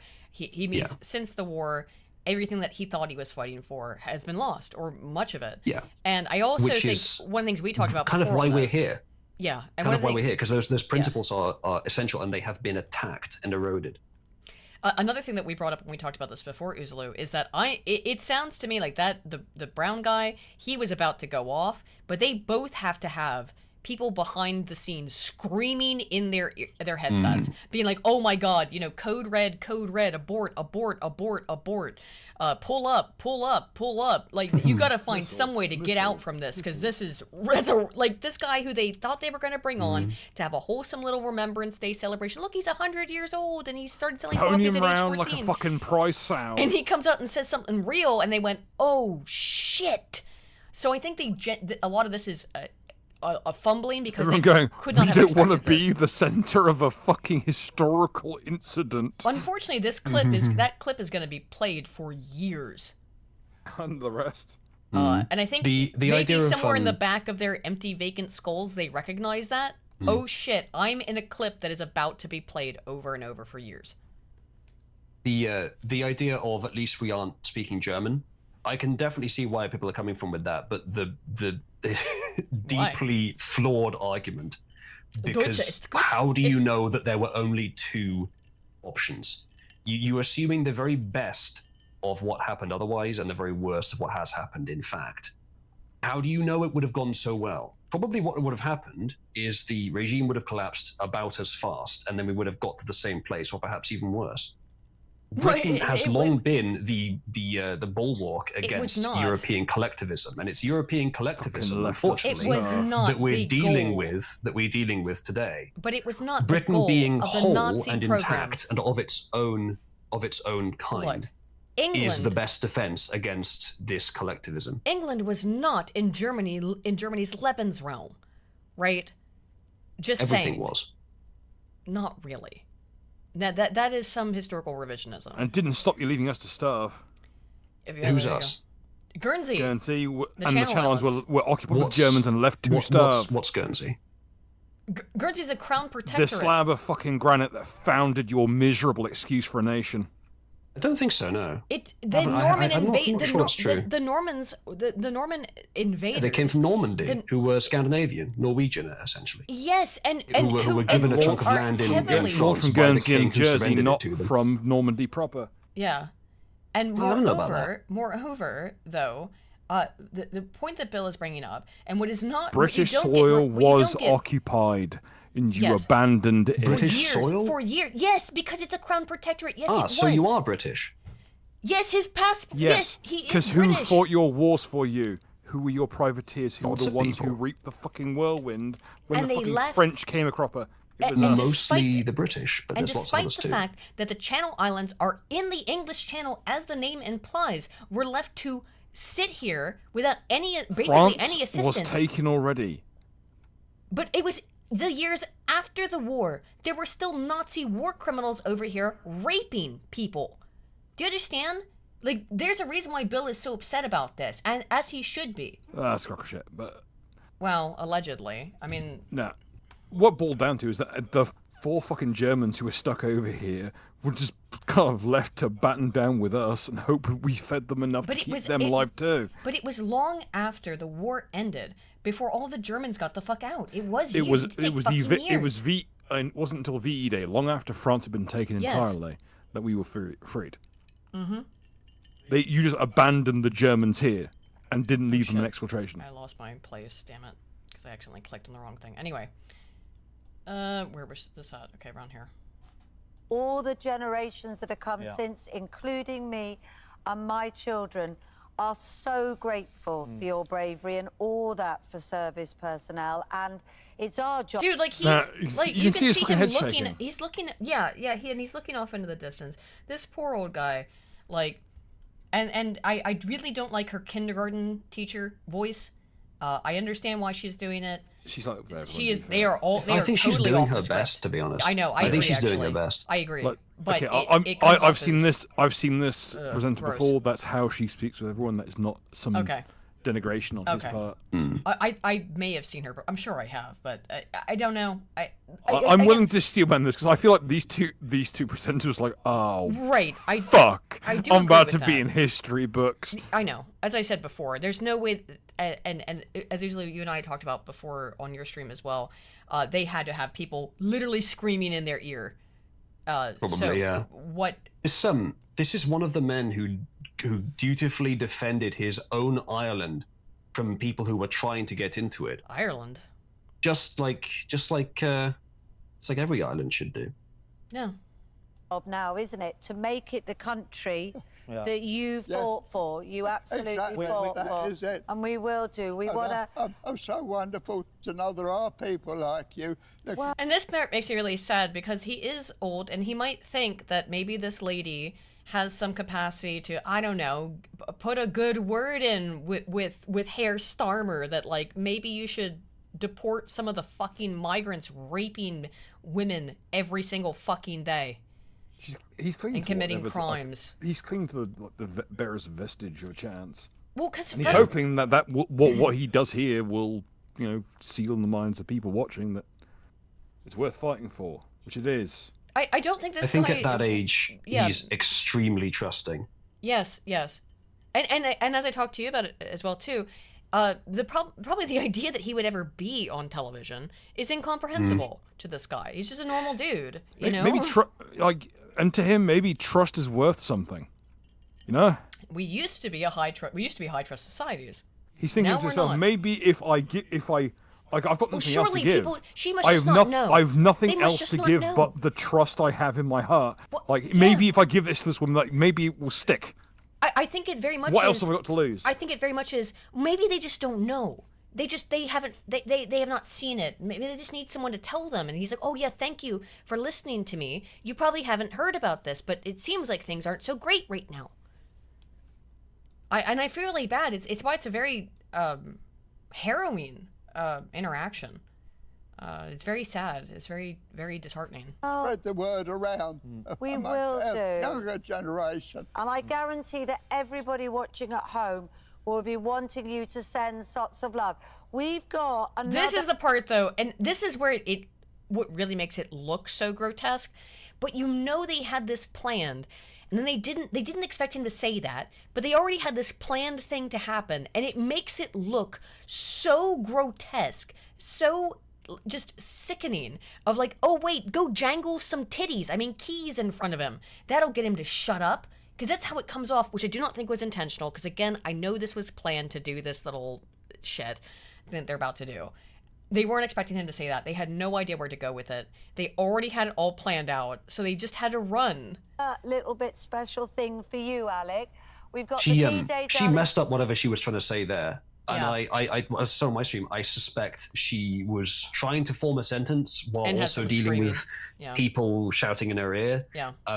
I do think, as Bill says, that these presenters were not bad intentioned here. She was probably I trying think the to brown guy comfort might have him. been. I think he got told to shut maybe. up. I'm not sure. Maybe, yeah. Just because he started to say something, and then he shuts up and doesn't say another thing for Well, the rest to be of the interaction. honest, what he started to say was like, "Can you give us more on that?" And I think what they said was, "No, don't ask him for more. Just move on. Like, calm him and move on." Well, I think, look, and this is total mind reading speculation. It sounded to me like the brown guy was going, "Oh yeah, what do you mean by that? Explain that, you bigot!" Like, that's where I'm expecting it to come His from. hands are going like, no, he and will it's like, be no, able give him- to don't give him explain more. what he Don't meant. let him talk more about that. Bring out the sexy ladies in the military uniforms, which, to be fair, look pretty nice, gotta admit. Here, come on over, guys. Although they do have an Indian. They have two women who, again, as you said as well, might have looked like women he would have known in his youth, and then one Indian. They have to get some diversity in there. But they still give the blonde woman to give him the CD. You've got a little special present for him. Ooh. Come and give it if you can, to thank you for all your many brave years of service and others like you. This is our album, Alec, and I know you love a lot of the songs on there. And this is the least we can do. This is such a small He does thing, seem so but, genuinely we love touched, you too. So much, Alec. And it's all signed for you there as These well. young ladies are like my own daughters. It's so fucking sad, though. It's so deeply sad. I do wonder how, because I hate to have to say it, but you always have to ask when they're that old. I do wonder how intact his mind remains. Yeah, the thing is, sorry. he's what he said at the beginning. Obviously, the thing everyone's concerned with here is right. He's correct, but I do wonder, would he believe that if you asked him another day? Does it depend on his mood? Because he doesn't react in such a way as seems concomitant with it to anything else. Maybe. If it's this big a problem, why is he like, oh, thank you for the CD, that's really what I wanted. He's 100 years old. And he was brought from a Exactly. generation where you were in it, like the idea of being anything other than very sincere thanks for the things you've been given was completely antithetical.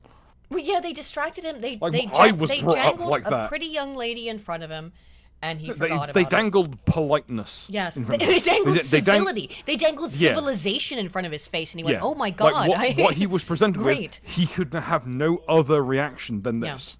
Like Yeah. civility dictates it. Yeah. They hard locked him into a fucking series of social interactions. Very true. Slosher for 20 Canadian says, didn't know you were on today. YouTube didn't recommend your stream to me. Been happening a lot. Are you doing another stream this weekend? We are.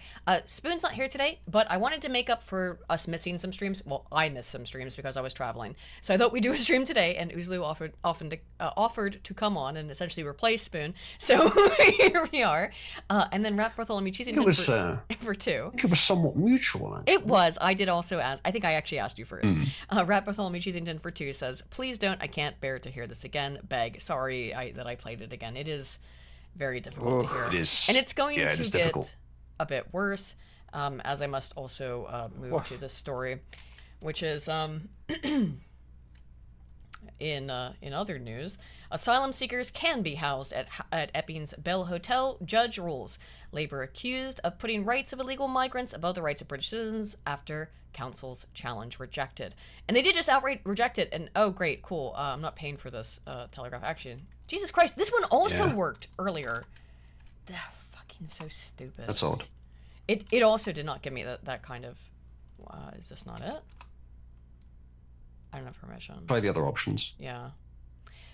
Okay, the reality is that there's going to be more migrants housed at the Bell Hotel. And the astonishing thing was, too, is that in the original decision there, they did claim that basically the rights of the migrants superseded the rights of British citizens. That was the original ruling by the court. This isn't going to work. So, anyway, instead, since that won't work, the same thing's been happening in southern states of the US until Trump got in. Yeah. But it was the case that where it was like, they basically ruled that, yeah, the rights of the illegal migrants are superior to the rights of citizens. Particularly if you're a white Brit, then your rights are inferior to theirs. I talked about it in my SRB video very briefly. I did go into detail about the ruling there, but they've just now ruled also, not only are your rights inferior, we're going to keep housing migrants there. Get fucked. So you cannot expect any relief from this insanity under this government. And No. even the next one might not, but I think they'll be a lot better. Well, if you're hoping for relief under the next government, here's the youth parliament. By the way, I don't know if these people will ever be in power, but I just want to fucking show you the youth. Implore all of us to be the flame leading the path to a brighter future. Today, our fire will not burn temporarily, but will herald the dawn of a new morning, a new tomorrow, a new future, where you, where I, where our constituents can step up, stand up, and be heard. Did you say something, please? He didn't say a single fucking thing now, did he? However, we're gonna move on to some of the other specimens in the youth parliament. Severe issues, and it is so important that adults listen to young people when they are. I am not gonna listen to anything that anyone whose face is this fucking full of metal has to say, including I'm not gonna vampire listen. fangs. I'm not going to listen fuck? to anyone who would either be permanently silenced or permanently scarred if they were brought near to a strong enough She needs to be on a magnet. permanent fucking diet, I'll tell you that. Struggling with these kinds of issues. It has also been proven that early intervention helps allow adults to. Okay, I'm not gonna fault them for like stumbling on their speech. They are young.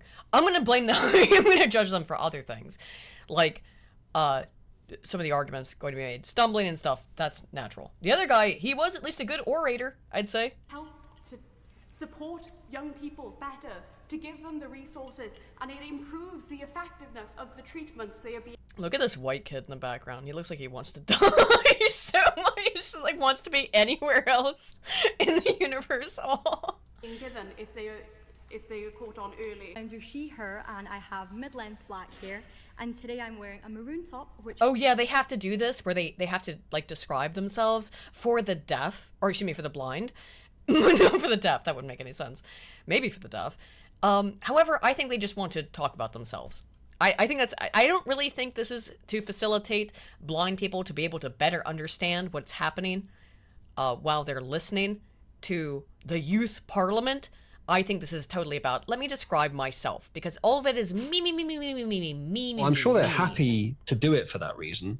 Yeah. It does seems like a very dumb policy, but I can at least see where it could have originally been from good intentions, but it's a waste of fucking time. No, this is an American import. This is an American import directly of this. Let me describe myself so that blind people will know. And the reality is, they are describing themselves because they're egotistical. There's an enormous body of evidence that shows that these people are massively egotistical, and specifically they're egotistical in a I think it's ethical egotism, where they see themselves as being the ethical arbiters. So, but it's still a form of egotism, and that comes involved with a whole big host of the egotism, narcissism complex. Has white polka dots. This debate has made one thing clear. The housing crisis is not a future threat. It's a present reality for the young people that we represent. People may think that... Oh my god, just the absolute state of this is the next generation. Here's what's coming up next. Not. I know. This is not the next generation, this is a bunch of LARPers. I know. But yeah, I mean, like... She look at her Hello Kitty lanyard. How many mental illnesses, chat? Can we get a count? I mean, all of them, I think. Yes. This I don't many think she's a facial tranny, piercings. No, that's a woman. Pretty short. Look at the shoulders. That's a woman. Changing plastic straws to paper is going to be enough to fix it, but it really isn't. We have people complaining every day. She is trying her best to look like a tranny. I mean, I say that as someone who... Maybe, yeah. I say that as someone who often gets accused of being a tranny.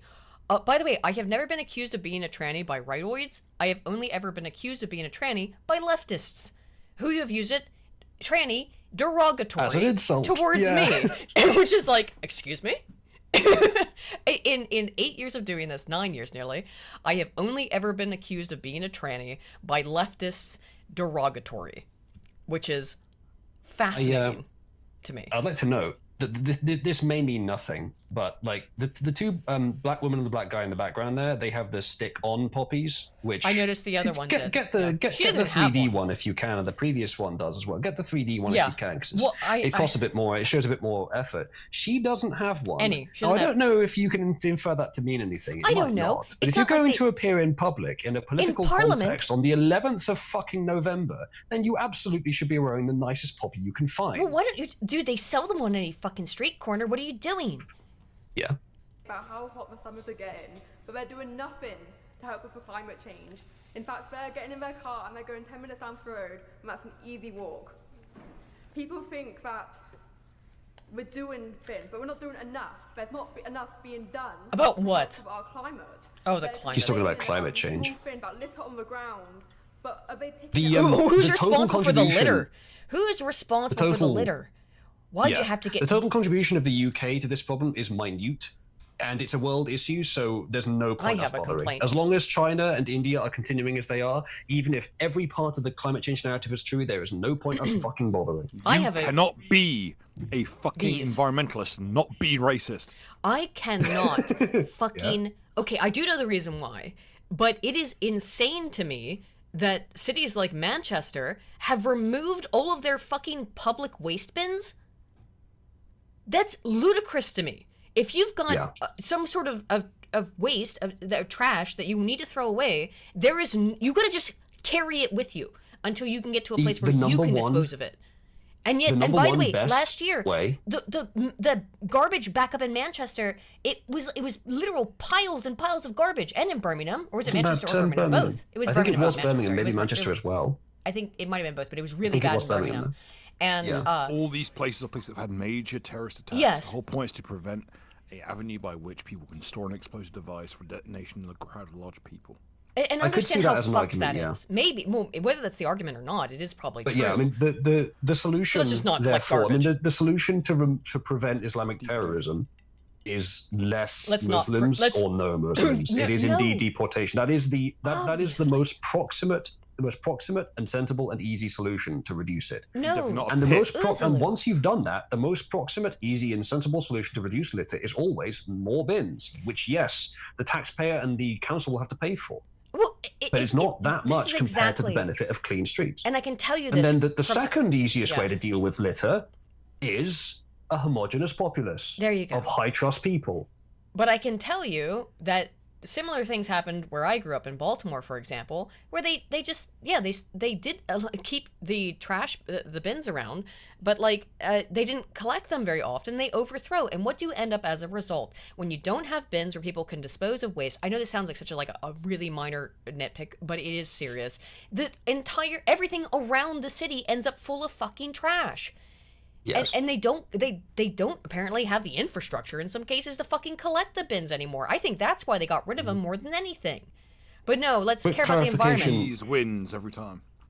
Clarification, someone in the chat says Indians shitting in the ocean. That was fake. Now, I'm sure they do that, but that particular graph was fake. Just for your clarification, because that was going around a lot. But I'm sure it's similar to the truth. Look, just don't know if there's any data on that. The graph is fake. That is true. The graph, the Indian shit ocean graph is fake. However, Indians, there's this guy, Tyler Oliveira, who released a YouTube video recently where he went to the Indian shit flinging festival. I haven't watched that yet. And I haven't watched it either. I've seen the highlights of it though. And he's being canceled because, no sir, you cannot show Westerners that we fucking shit in the streets and eat it and throw it at each other, sir. Except it's not, to be fair, the biggest defense is, well, it's not human shit. It's just cow shit. Oh, like that makes it better? Which is more disgusting? Human shit, I think, to be fair. Probably, yeah. I think you're more likely to catch diseases from human shit. Yeah, because probably. That doesn't help that human much. shit is specifically the stuff that our bodies have rejected, so I guess that's a better filter for stuff we shouldn't be near. Yeah. Still. Also, cows have a notoriously worthless digestive tract, so they crap out mostly like nutrients for the soil. Some of them do, yeah. Well, I mean, like some of it is they're because they have 7 bins. stomachs or whatever. So yeah, like some of it gets filtered into different stomachs to be processed. Anyway, but like here's the thing: if you're an environmentalist, if you genuinely care about the environment, the left is not the way to go with that either. We should be more worried about the fact that at the back of his brain, Uza's going, "Yeah, I've been through worse than that over my time." I don't think they understand what's going on, to be honest. What, you mean her? Probably. All of them. Everyone in this. I mean, image. she would not pass a high enough looks rating to be worth the baggage. To be honest. No. Change, and they're expecting everyone else around them to not with that speech impediment. Holy shit. That too. That could just be the metal she's engraved in her mouth, though. Are you ready for Tiny Kemi? Oh my god, it is Tiny. It's little Kemi. Here she is. Bitch looks like Black Devil Doll from hell. I know. She's got a proper poppy though to her credit. She does. Wake up, she does. Well, several of them do. It seems to be, Yeah. Look at the Indian dude right behind her. That was the guy who was speaking earlier. Someone talking earlier. Yeah. The platitudes guy. Yeah. Is a major barrier. Studies show that. But she's also clearly an immigrant. She really is little Kemi. And she's got a foreign accent. I called her little Kemi for a reason, not just in looks. She's clearly a foreigner. She's got a foreign accent. It's just Patrick Bateman directly. Oh my god, Patrick Bateman looking disgusted. Do you like Huey Lewis in the news? Do you like Huey Lewis in the news? Great song. Don't just look at it. Eat it. Yeah. With housing costs. And 7% have faced homelessness. International students. Wow, 7% of migrants. Did you hear that, by the way, what she's complaining about? 7% of migrants face homelessness. Well, that's terrible. Deport them all. What's the number? By the way, I'd like to know the number of native Brits who are potentially at risk of experiencing homelessness, because I bet it's probably higher than 10%. Was it about half of all legal immigrants to these isles don't work? Let's fix that problem, shall we? It depends on the region. It depends on the region of origin, but the average was it was something like 30%. It depended on the area. Like Eritreans, it was insane. It was like 80% don't work. But it depends on the region of origin. And they try very hard to obscure those numbers. And I don't like when people obscure numbers from me, because I like numbers. Work camps. Such as they won't do that. UK-based guarantor or paying a full year's rent up front. The UK credit. Let me tell you what, that's not insane. I have lived in apartments where it was required for me to have a full year's rent up front. That was a normal thing. When I was coming up and going through college, it was normal to request a full year's rent, at least to show that you had it in your bank account, right? Or you had it in a bank account. That was normative when I was in college. So that would have been 2008. Maybe by the time I was looking at buying an apartment or renting an apartment, excuse me, probably 2010, 2009. That was normal. They don't want you to actually pay. What they normally ask is 2 months in advance. In my experience. But they also want you to be able to show that you have money in the bank, that you can't just pay for 2 months. You can continue to pay it. That's what they ask for. So I don't know that for sure, but I would imagine it's probably similar. System does not recognize international credit histories, leaving even qualified. Why would they? Why should they recognize international credit histories from asylum seekers? Students without housing security. Or whomever. Oh, students. Oh yeah, let's just trust the Indian government to tell us whether Indians are solvent. Yeah, that sounds like a great idea. You can the totally Indian do government that. who deliberately doesn't arrest scam call centers because it's still bringing in money. Oh my God! Look at the lad in the background's face. That's so the way, and the woman as well, but particularly is just please end my suffering. The fatigue has set in. The fatigue is terminal. In Guernsey, we take. Whoa! Oh my God! I didn't watch all the way through this. Oh my God, Bill! They sent a rep. Bill, are you still here? I eat sand for breakfast. Bill, they've sent a rep from the Isles. So what? Average Gurnoid. What? Bowl cut. Bill, here we go. Play it again.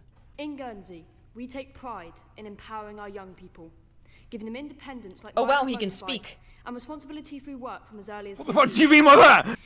I mean, unlike his predecessors, he can speak in a way that is cogent and coherent. I thought you were talking about taking a crack at my speech impediment. No, I'm saying the representative from Guernsey is very different in his appearance and demeanor. I went to school with so many people who looked exactly like this. This could be This could be the son of any one of my schoolmates.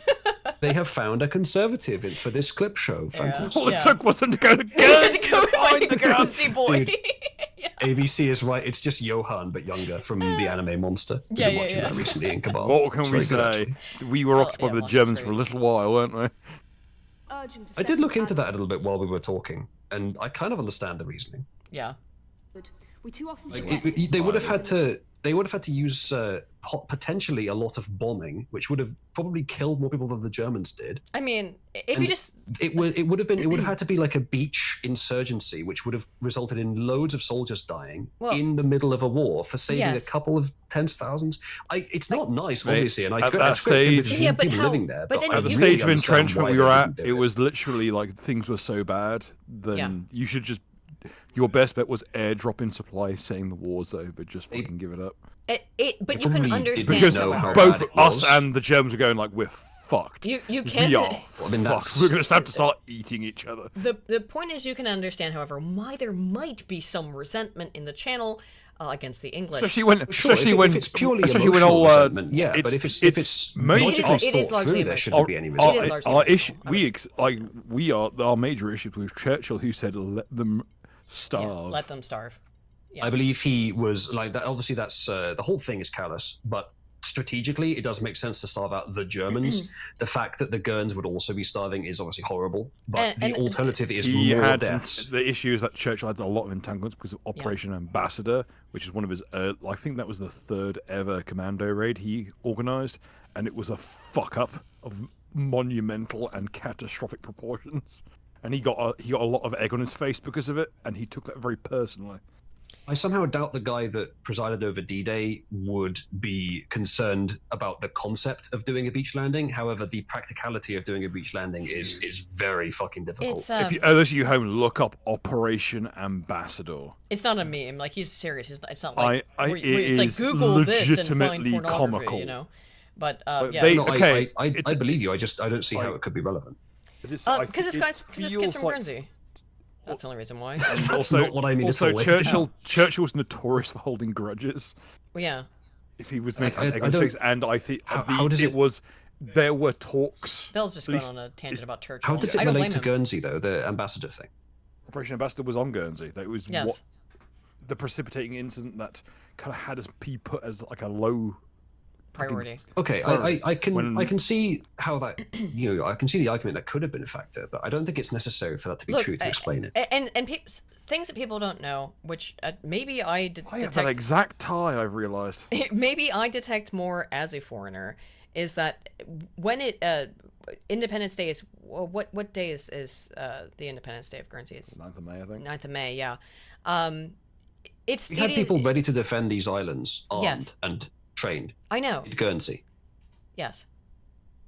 Liberation But Day so what I was July 4th. July I was completely 4th. off. Oh right, it is July 4th. I forgot. The point is though that when that's the United States version. No, that can't be. It's not July 4th. It's Liberation Day. When's Liberation Day? Anyway, my point in bringing it up though is that you see a lot of Guernsey flags. 9th of May. It's 9th of May. I was right the you first were right. time. I knew you were right the first time. But anyway, so Liberation Day is. It's sort of hurting the credibility a little bit if you don't remember what the date is. Well, Bill was right. I'm fucking drugs. Give me a fucking break. Jesus yeah, Bill's Christ, fucked up. Anyway. So my point is that you do see a lot of Guernsey flags, but you see a lot of UK flags. You see a lot of English flags. We still hold the torch, you cocksuckers. And it is quite right too. Guess what? Because when it came to World War One, we were out there fucking throwing hands for you and murdering Germans by the bushel. You wanted to do that, to be fair. Yes, exactly. Out there somewhere, there was a filthy fucking kraut, and he still had his rum ration. He hadn't drunk it yet. Bill, I can understand that you kind of hate us to a large extent, but we barely think about you. I know. That's part of the hatred, dude. No. You didn't think Bill, about them. You didn't think about them, nor do you now or understand the fucking hold on, shit Aiden, or hold give on, any Aiden. kind of hold on. deference Aiden, towards them. Aiden, shut up. Okay. Bill, I'm doing a meme. I don't mean that literally. However, it's you got to understand it's a tiny number of people. It's not worth ignoring, but on a strategic level, it's a tiny number of people. They were strategic base. They would have been. Not at that point. Maybe. Well, no, probably at that point, yes. But the Channel Islands are strategic to Britain because they're so close to the mainland. They overlook the shipping lanes. And yes, all the shipping lanes come through here. But at that point of the war, it wasn't particularly. The issue is not sending aid to occupier and occupyee alike. They would have just taken it all for themselves. You just would have prolonged the German occupation. Look, from me also reading the historical records of this, what it certainly seems like is that the English government and English people in general did not consider Channel Islanders to be one of them, to be of them. And you can see this in the memoirs from World War One. Yes.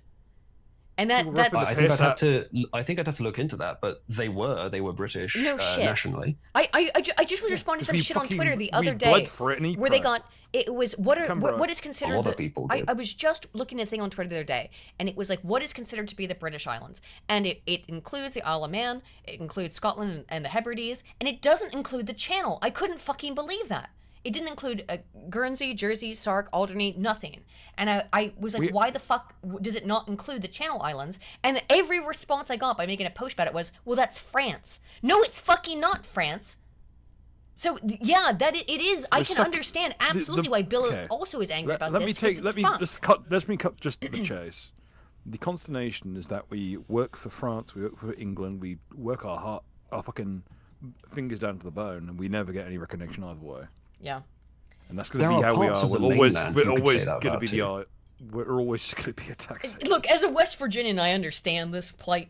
I understand this. I resonate with it. Anyway, let's hear this. Listen, here's the deal. You are situated next to France and yet blessed to be British. That's a lot. it's not enough sometimes. Anyway, let's hear this little Gurn. Space to simply be young. They're left juggling school, work, and expectations in a pressure cooker with no true outlet, turning instead to what I call the screen escape, a world that promises relief but too often only delivers stress and anxiety. Every child deserves a voice. He's actually totally right there. He's totally right.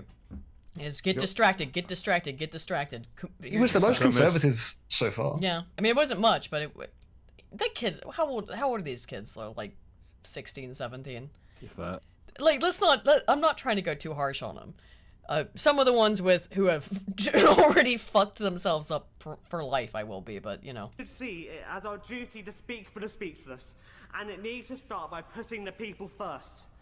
We need to prioritize cutting down the waiting list, educating teachers on how to properly support those this poor kid, he's so nervous. Ensuring that young people with disabilities he's breaking it. represented. Lads behind him's like, you just go for it, Derek. That's what I don't like about this. Yeah, aside from everything else I don't like about this, is that they aren't being themselves. They're just copying the mannerisms of politicians they've seen on the TV. Yeah, this is a Why don't they just be themselves? I know, but they know. Anyway, here's the next one of interest. Echoed by a generation of. I have to ask a question. What is up with her nose? Okay, so this is what I was actually asking about. This is a thing that Gen Zs do. What the fuck? Sorry, fucking Java keeps trying to infiltrate my computer. Anyway, what they do is they put brown bronzer on the nose. That's normal on the tip of the nose. When you also do I've never seen that before. Oh, I have. When you also put highlighting on the nose, which she's done as well, she's highlighted the bridge, and the nostrils actually. But then they draw this little U shape, and I don't know why they do it, but it looks so bizarre. The only thing I can think about it is that the left appears to want to make themselves look intentionally unattractive. And there's research on this. Dr. Dutton has done research on this, is that everyone does find this unattractive. I'm not brown. No, Uzalu, back me up here. Is this a brown nose thing? She is brown. This feels like a... You could certainly infer that. Is this like some satire? Like they're just ripping the piss? Because here's the thing. Here's what may be true. If this is a common thing that I've never seen, it may be because they're using the correct makeup color for their skin. Yeah. She might just be like, she might have a sincere like cognitive dissonance, like a dysphoria thing, where she thinks she's browner than she is. No, you do. Maybe she wants to be browner than she is. No, I've seen this on. It's a TikTok thing. Okay, is what it is. Okay, so what she has done, by the way, that looks good in very certain angles. But when her nose is, for example, downturned like this, you can tell what it is. And so, like, this is makeup designed for Instagram filters and for TikTok. It is not makeup designed for being in public. And there is a big difference. When I used to do cosplay, like, the makeup you put on for cosplay is not the makeup you put on for daily life. So she has essentially put on her cosplay makeup to go speak in front of the youth parliament. And well, so at least that means she has this. autism. Probably not. This illusion Maybe. of young people.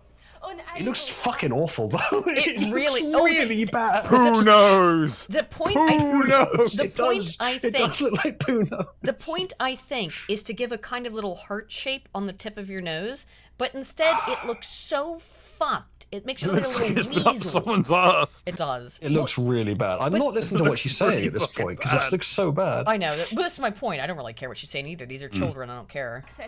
I've also made it's similar to what you said just now. I've made the point that I think leftists may have some of the same base biases as everyone else, that they actually have an in-group preference, but they have an inverse disgust reflex, which is why they push forward the ugliest of out-groups, because they find that the most disgusting deep down. They would never admit it. That's a theory I'm working on. I'm not sure if it's true, but it sort of aligns with what you were saying just now. It is completely true that, one, leftists have an out-group preference. Two, they do have the loyalty. For a long time, you know, the Height research that came out of 2012 that showed that liberals and conservatives have different moral foundations, that found that people on the left tended to be very low in purity, they tend to be very low in authority, and very low in loyalty. Those were the three factors in particular. However, more recent research over the last decade has indicated that leftists actually have a very high degree of respect for authority, very high degree of respect for loyalty, and a very low degree of respect for purity. It's the only thing that appears to be truly and uniquely leftist is a complete abandonment of purity. And that means, you know, well, purity means a lot of things. It means keeping yourself pure. That can be in terms of virginity. That can be in terms of being religious. That can be in terms of not desecrating your body with a bunch of fucking tattoos and piercings and weird shit. They have no purity reflex whatsoever. It is the one thing that is of the six moral foundations: authority, loyalty, purity, harm/care, fairness, and liberty. That is uniquely leftist, is the lack of concern with purity. They just and it gets confusing because people say, oh, but they purity spiral. No, that's loyalty. That's loyalty. That's not purity. Yeah. Purity is about that's purity of adherence. Yes. Purity like in a cult. Yes. Yeah. This is about purity is, as you say, cleanliness. Yeah. Okay. The aesthetic, abstract, political, cultural cleanliness. Oh man, bitch, your makeup is so bad. I know it looks real cute on TikTok, but it really looks bad on these cameras. And the thing that's crazy is too, like, you can do a makeup tutorial that will show you how to make your face look better on camera, to do camera makeup. I learned how to do that for doing cosplay. Is what is camera makeup? What should you do? Coco will be here all day. Anyway, I don't care. Yeah. To reality, embittered by injustice. The barrier, a single train fare. The world is full of opportunities, work experiences, summer schools, competitions. What they've done here is they've given them really unimportant shit to complain over, and then they've just said, like, be as emphatic as you can in complaining over this unimportant shit. I was expecting more, like, aggressive wokeness in here, especially from someone who looks like that. Whoa, do you want to hear what the Muslima says? It's been it hasn't been aggressive wokeness. It hasn't been aggressive leftism. It's been incomprehensible. It's been pretty mild, most of it, the actual issues, but the way they present it is so overly intense for what they're saying. Yes. I think that's the point, is practice. But I really hope none of these people get in. Well, maybe the Gurn, actually. He seemed all right. So this is just a little bit. I'm just going to play the opening bit of this. I'm obviously not playing the full hour and 14 minutes. But there's a little, like, coming up segment in the beginning. Are you okay, Bill? Dude. I'm flagging, I'm not going to lie. We'll get out of here. But give me a half an hour. We'll watch the How long have we been stuff. going, actually? A while. Been going for 5 hours, Aiden. Give me to the end of my shit. And then it's been 5 hours. My goodness, it doesn't feel like it. I know. Tomorrow. Anti-DEI discourse is that the starting point is extremely racist. 3% of the UK population. I don't care, even if it was. This is important though. 3% of the UK population is African American, is African in origin. God damn, I'm so used to saying that. Anyway, that's the point. 3%, but they are vastly overrepresented in the amount of roles they take up on television. And anyone who has ever seen British adverts in particular can recognize how overrepresented they are, which again I think is an American import of, you look at American adverts and there's so many blacks in it, so we have to do the same thing. I don't think it's entirely that, but it is partially Americanism. 8.1% of TV characters on screen. So 3% of people are African, 8.1% of people shown on TV are black. Black. I remember at one point it was the numbers have to reflect the country. Mm-hmm. And then when they blew past that, it was the numbers have to reflect London for no fucking particular reason. And now it's blown way past that even in some metrics. So they got no argument now on that one. Well, you can hear her argument. That black people are just 2.5 times better. Maybe. Yeah. They're just 2.5 times better. Yeah, let's talk about how things are motivated by racism, you dumb bitch. You have to talk about your own experience. I have to talk about my own experience. I'm talking about facts. No, I'm talking about... no, facts don't exist. It's her experience, homie. 2.5 times. No, what you've done is you've highlighted... Isn't it infuriating? Some black people are there, not necessarily because of talent. And the proof of that is the percentages. Unless black people are just better. But some white people have been given opportunities without... Oh my god, she's doing the statistics thing. They cannot understand per capita. Twice in one stream, we are evidencing this. Women, women in general can't understand per capita, and I think brown women or non-white women probably even more so than regular women, which is already at near zero. Okay, so here's something I'm going to say. Ready? This woman is dumb, and the left will hate her for it. They're not dumb in the way you think. In a way, the left will dislike. Ready? Yeah. The left never talks to the enemy candidly. Why is she doing this? This is almost unfucking seen. It's really rare, especially in a professional environment like this, for a radical leftist to even talk about this. Their ideology does not endure actual questioning.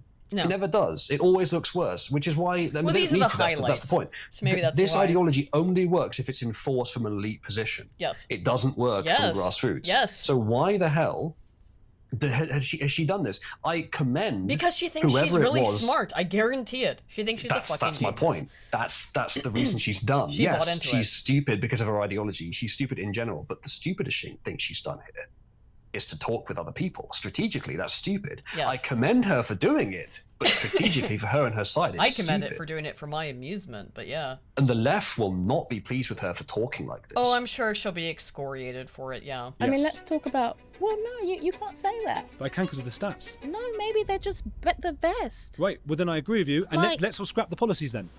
Let's go around to the audio production. Oh my, that reaction. He's doing well. Okay. He's doing well, So actually. if they are there by pure merit, then what's the point of the DEI hiring policy? Exactly. Who cares? And all of a sudden, she goes, "Oh fuck no!" After she just agreed and made that argument that they are there by merit because they are better. And then no, you can't scrap the policies. We're only gonna watch the opening. Coming up next. Ajab Bazaar in chat says they're on the same side because this guy's a left winger too. He is. By which definition? Because he's doing well here. Well, he's like, as far as I understand, he's also like a center leftoid. But this is, again, we are seeing a shift of some of the narrative, and I think that this is being done on an institutional level. But it all obviously comes in tandem with grassroots support because the people demand this kind of shit. So these two things are not oppositionally aligned. Is that, yeah, there's some pushback against the insanity on the left. You're going to see some pushback on the extreme woke insanity from the left as well. It will happen inherently as the paradigm shifts, which is not a real change in anything behind the scenes. It's just a change in the play. I can agree with that to a large extent. Unfortunately, the smart, powerful people will move with the times. However, that does mean that woke is being defeated, even if it is also, in a sense, being retracted. It's not been defeated nor retracted. The key components of woke will remain within the dogma. They will remain within the gestalt, the zeitgeist, whatever word you want to use to describe it. Some aspects of it have been inculcated into the populace. And I think very few, and they won't last there. We'll see where the chips fall on that. And I don't think the elites actually really give a fuck about where the chips fall on that. Just that it's time to put this particular tactic away because it is now useless. But you're being the policies. But Andrew, you're being facetious now. But you say no, he's that not. from He's a place completely of right. privilege. She doesn't know what facetious means. Because He probably knows what it means, but she doesn't know much else. She didn't use it correctly there, so no. I doubt she knows what facetious means. No, I don't think she did use it correctly, but maybe, to be fair, maybe she doesn't know what it means. Maybe she's just used to using it when someone appears to be in charge and she doesn't like it.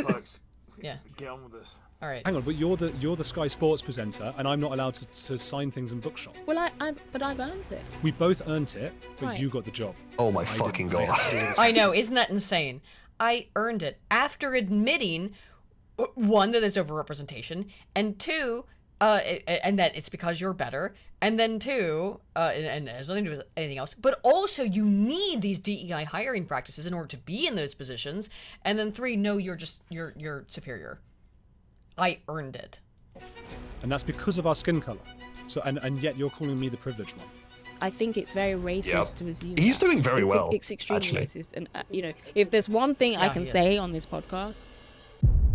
Anyway, go check out the whole thing. I'll link it in the description here.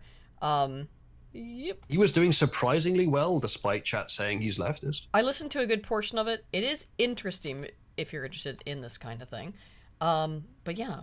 Let's see. Oh my goodness. Okay, the Bishop of the Railway for 5 Canadians says this guy's preaching about the New Dawn Aurora heresy shit. And for another 5 says, anyone else notice when Africans braid their hair, it looks a lot like Angron's butcher's nails? I brought this up on the last fucking thing. You did. They don't belong in our governments. And Michael the Dober Dad for 2 says, Stuttering Craig got axed into a frenzy over this. Yeah, it's not a good interview. What I saw. Again, I would suggest that you watch the whole thing if you're interested. It's a bit of a shit show. I have to... Oh, this is very important. This is a big news story. Oh my god, we're running a little late. I want to get into some of the Hassan stuff. I'll try to get out of here in 20 minutes. The UK has stopped sharing its intelligence with the US over boat strikes in the Caribbean. And there is no other way, I think, to read this other than that Keir Starmer's government has cut off its military intelligence sharing with the United States, which has been occurring for a very long time. It's a breach of the Sandline project. Yeah. The biggest project as well. Sandline being the grandfathered in version. How else would you define this other than to protect illegal drug smuggling operations into the United States? Because I would consider this, personally, if I were Trump, as an act of political aggression. This is not, we're just stopping intelligence sharing. It's specifically, we're not going to do intelligence sharing for drug smugglers. How I would could want you to not buy know that? the specifics, but Yeah. it doesn't look good. The one thing that I would say is, and Rand Paul had said this, I disagree with him, but they have made I the often argument that these are illegal because they should be going through with like proper process and with paperwork. My response is no, I think it's justified as a matter of international terrorism, drug smuggling, essentially an act of war, and it probably is state-sponsored. It's almost certainly sponsored by China and possibly Russia and Iran possibly as well. That whole cartel is with Venezuela on that. Venezuela themselves almost certainly sponsor it. So yeah, I'd say it pretty much is an act of international aggression, if not war. It's not war, but it is aggression, I'd say. Trump doing this, it's not the most above board way. It's not the most crossing the T's and dotting the I's way of doing it. Fuck, personally. But I don't really give a fuck. There are more important things, and it's international. It's international, like nation interaction. There are no hard and fast rules.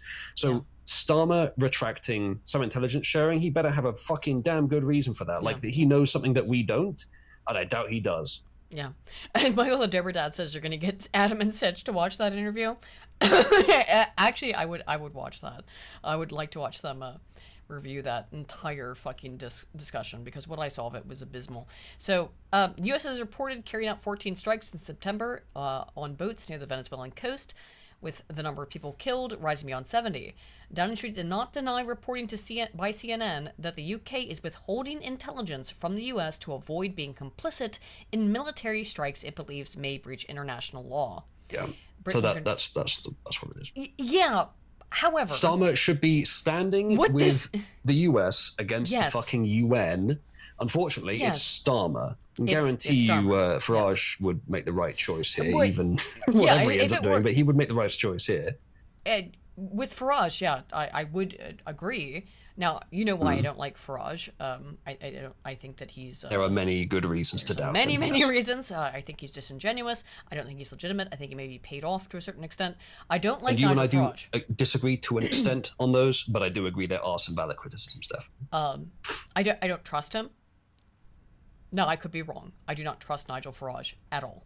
That being said, if he were PM, this certainly would not be happening, right? I don't think so, no. I can't imagine. No, so. but this might be Starmer just trying to fuck with Trump. I mean, Trump's been boot on Starmer's neck the whole time. Yeah. And almost every single time he's been completely right, Trump has. Yes. So someone might just want something in return. Because what are the fucking UN going to come after us for giving intelligence that happens to help in something that might be illegal? No, they're fucking smuggling? not. Is anyone going to bother coming after the UK for our small part in this? No, they're fucking not. So Starmer's probably just doing this as a play, as a fuck you, which is a really, really, really bad idea.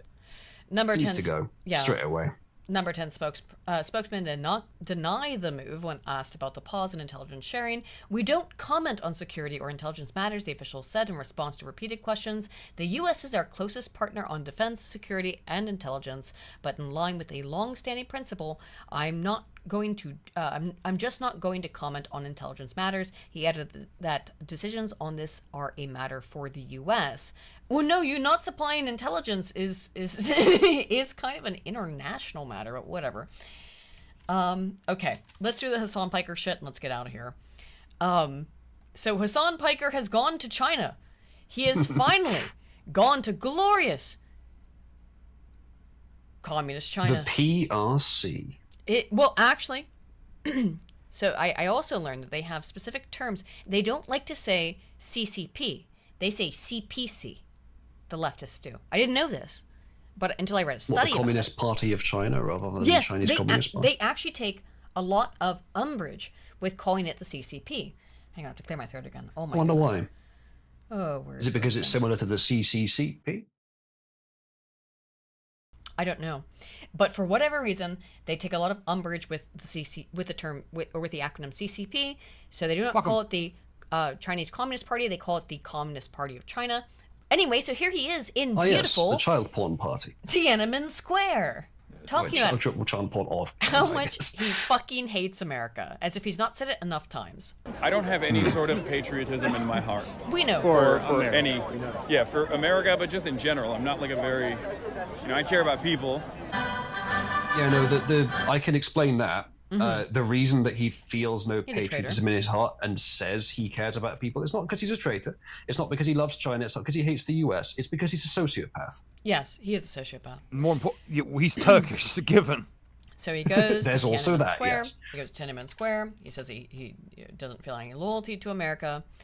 And then, a couple hours later, this happens. Now, Hassan, again, if those of you who don't know, is a very, very ardent supporter of communism and socialism, but I think he's actually a tanky, and so therefore he's a supporter of hardcore communism, straight up.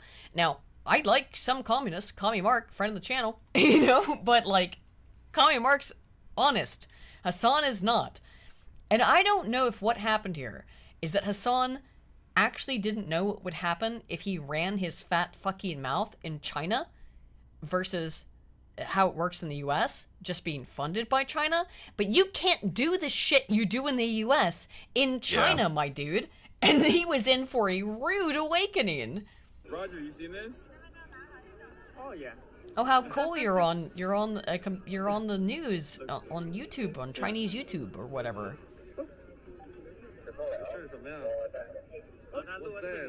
Uh-oh.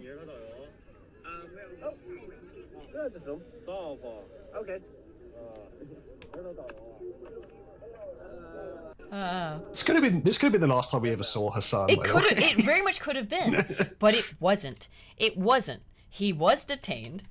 By the way, also his hotel was bugged. I really wonder how Hassan is going to come back from Jokes this trip. on the Chinese, he's already a bug. I mean, he's a Turk. Anyway. You mean when somebody pulled up to our hotel room and it was just an employee? What? Remember when that guy walked into our room? Wait, what do you mean? You remember? Oh yeah, that was scary. That was weird. Wow, it was weird. It's almost like that guy came in there to bug your fucking room and check your shit. You fucking idiot. You're in commie China, you fucking moron. Someone Jesus who acts Christ. like the free-ish Western world is the problem, everywhere. Goes to another country and finds out, oh my god, it's so much worse everywhere else. Fish can't find water is basically what's happening here. Well, yeah, he's been swimming in his little fish tank, and now he has gone onto dry land. Don't associate us with that. That's weird. I can't breathe out here. And he's like, wait a minute, all the stupid shit that I can get away with saying in the United States, and in fact am paid for by the Chi-Coms to say in the United States. And that's why you think, in my perspective, it looks like, to me at least, that he thought, well, these people pay me, so I'll go show the people how great China is. They probably had invited him to come to China. They'd pay him many to stay the fuck over there, because he's caustic to wherever he is. They might have paid him to come to China, maybe. But I don't think they did, given the way that this worked out. I mean, from their perspective over there, like, they want him to... Yeah. I agree. I've dealt with some gay ops recently that taught me a lesson in this. There are some people who are more harmful to their allies than to their enemies, and you want them far away from you. Yes, that's exactly it. It's like, no, Hassan, you're supposed to do this shit in the U.S. You're not supposed to come here and film this shit. So they've bugged his crap up.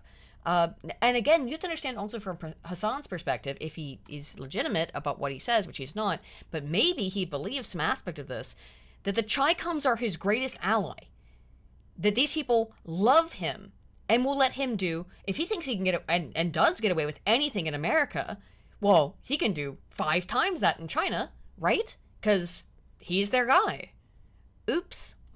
You just saw the black glove? I was like, they're assassinating. Hey, Acom got arrested. Oh yeah, really? Yeah, somehow. Damn, for what? what? That's the Apple tag, watch out. Failure to appear in court. Makes sense. So now his streams are going to be monitored by the party. China is very big, and so is its government, okay?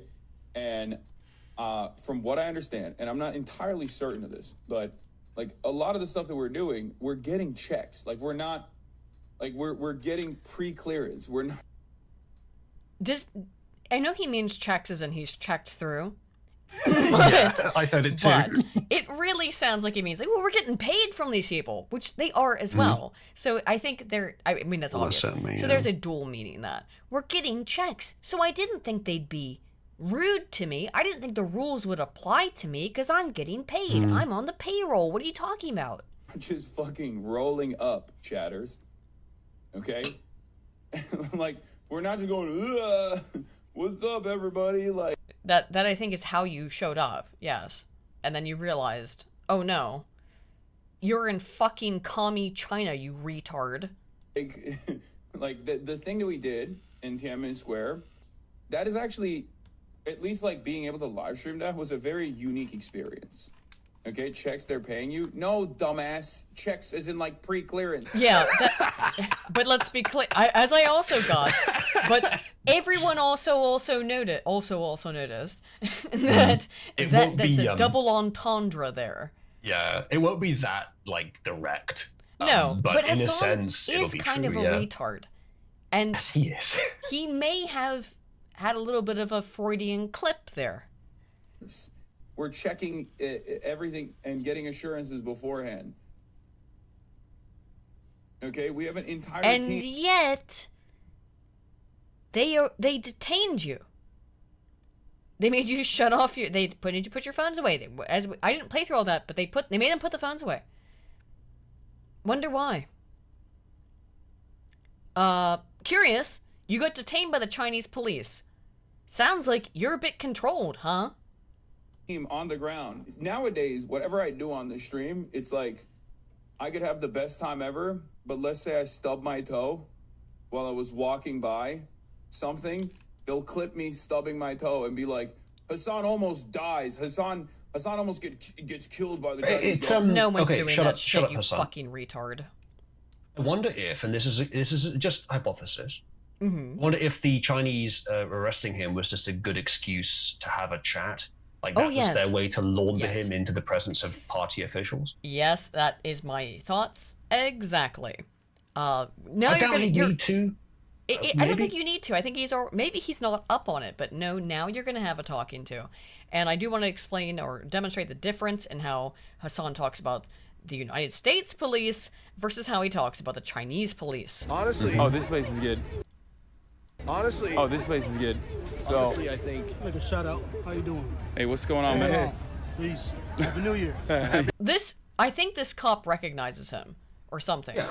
Or he at least notices he's streaming. It could be either one. But peace, Happy New Year, LAPD. You too. They just go on their way. A cab.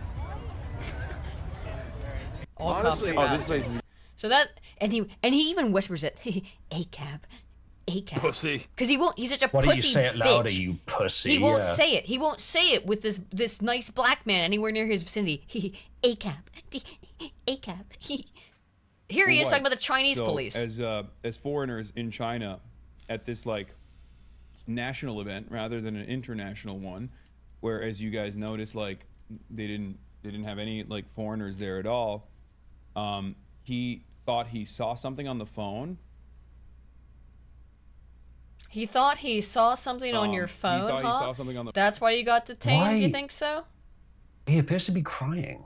I mean, he might actually be like fucked up because I think that it is possible. He thinks he's so invulnerable. He could never have actually anticipated what legitimately being detained looks like. Because I know he cried about being detained by the U.S. government. That was a Western detention process. I don't know what the Chinese did to him, but he seems a bit fucked up. On the phone, like he thought we were like But sure. making a mockery. You know what I mean? I don't think they raped him or anything, but he doesn't seem so secure. He doesn't seem so secure, though. I don't think the chinks wanted their tiny dicks getting Turk all over them. I'm just saying they didn't molest him or something, but he seems shook. Yeah. They didn't realize that we were swagged Hassan out the raped. white boys who love China. Are you being careful with your words? No, I'm just telling you like it is. Sure thing, Hassan. Like they thought we were they were being extra attentive to make sure that, you know, no one is making fun of Mao or anything like that, or the ceremony, and that's what and that's why I just randomly walked up to you. They were that's what it was. Sure thing. Do you believe him? He sounds very convincing. Just because they were Americans, also implying the Chinese are racist against Americans, or at least discriminatory against Americans. But let's hear about what Hassan thinks of the Chinese. Say that you have anti-Asian politics. Your recent report on Asia and Asian-related news has been horrible. Why can't we do the two things at the same time? They are not mutually exclusive. Wait, you think I'm anti-Asian politics because I think the Supreme Court decision? How much, dude? I'm sorry. There is nothing more annoying to me than fucking first generation, second generation, third generation Asian motherfuckers who are dogs to white people, okay? You are literally barking for white people. Shut the fuck up, okay? Wow. This guy's literally like, no, I am the model minority. Yeah, okay. Don't be a model minority. Be a violent sociopath. Make sure that the people in your host nation fucking hate you. Dude. No, you don't understand. The model I minority... already know enough about Hassan to find him genuinely disgusting. It gets worse. But he's managed to impress me that it gets worse. Oh, it's gonna get worse, yeah. Myth is not a myth. I literally am that. I love math. I'm so Asian. I love math. Please. Is that what you're gonna say next? Dumbass. Shut the fuck up. Wow. I mean, I'd be really honest. Have we ever said anything that directly racist to an individual person on this podcast ever? Chat, seriously. I don't think we've ever said anything that, in terms of reaction to an individual person, that is that fucking racist. I'm Asian, I love Would you like me to? Well, Bill, you're always welcome to. We're almost done. I wouldn't here, care though. if we do. It's not against our principles, but it's fucking against his. Oh. The point he was making is, are you going to just make the stereotype against yourself in favor of white people? Which, I don't know. That guy didn't seem like he was in favor of white people. It seemed like he was stepping a fucking millimeter out of line. He was saying, saying whipped him for it, like the slave driver he wants to be. He was saying, that guy was being like, you need to give more respect to the Chinese or to Asians. And it was not a white person. It was not from a white person's perspective. So there's two more things about Hassan. This is him. This clip got huge traction. I didn't play it. He must just have bottled responses depending on the demographic of his respondent. It's very clear. It's so fucking bad. It's very clear. It's a very, like, the rest of the world way of dealing with intellectualism. The West deals with it on its merits, on truth, on details, on facts, and some other people around the world can, but most other people around the world and a large portion of the West just have categorical responses boxed and ready to go. It is, at best, midwittery. And I think Hassan is kind of the ultimate midwit. Because, yes, all of his responses are canned, which is, for example, this is a canned response. This is... No, also I think Hassan was drunk here, to be fair. But this is what he said at Zoran Mamdani's celebratory event afterwards. I didn't play this on Sunday, but it is interesting. What do you think it means that this guy ran as a socialist and anti-communism didn't work to stop him? That's big. A big anti-communism didn't work to stop him. These people are fucking lunatics. Yeah, I think we are in the heart of the imperial core. We're in the heart of the imperial core. Jesus Christ. I find the thermal exhaust port. Well, if you're in the heart of the fucking imperial core, why are you not blowing it up? Aren't you a freedom fighter, Hassan? This is the country that defeated the USSR, unfortunately. Unfortunately. And the reality of the matter... I hate the country that defeated the USSR was the USSR because its economy was completely fucking unworkable. The only reason it lasted anywhere near as long as it did is because the US was buying oil from them. Guys, did I play that before? I think I did play that on Sunday, actually. Now it looks familiar. But this is the part I didn't have. Where he is denied from Zoran's private party. This is hilarious. I do not have you for the upstairs list. Okay.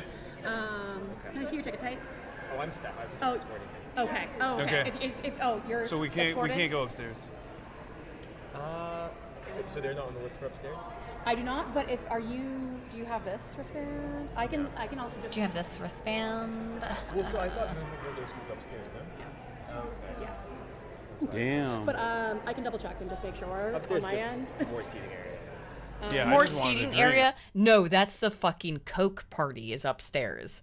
And everyone knows it. He's been denied access to the Coke and strippers and whores party. And probably way more than that, given it's the Democrats. I'm sure there might be some girls more to Hassan's liking there.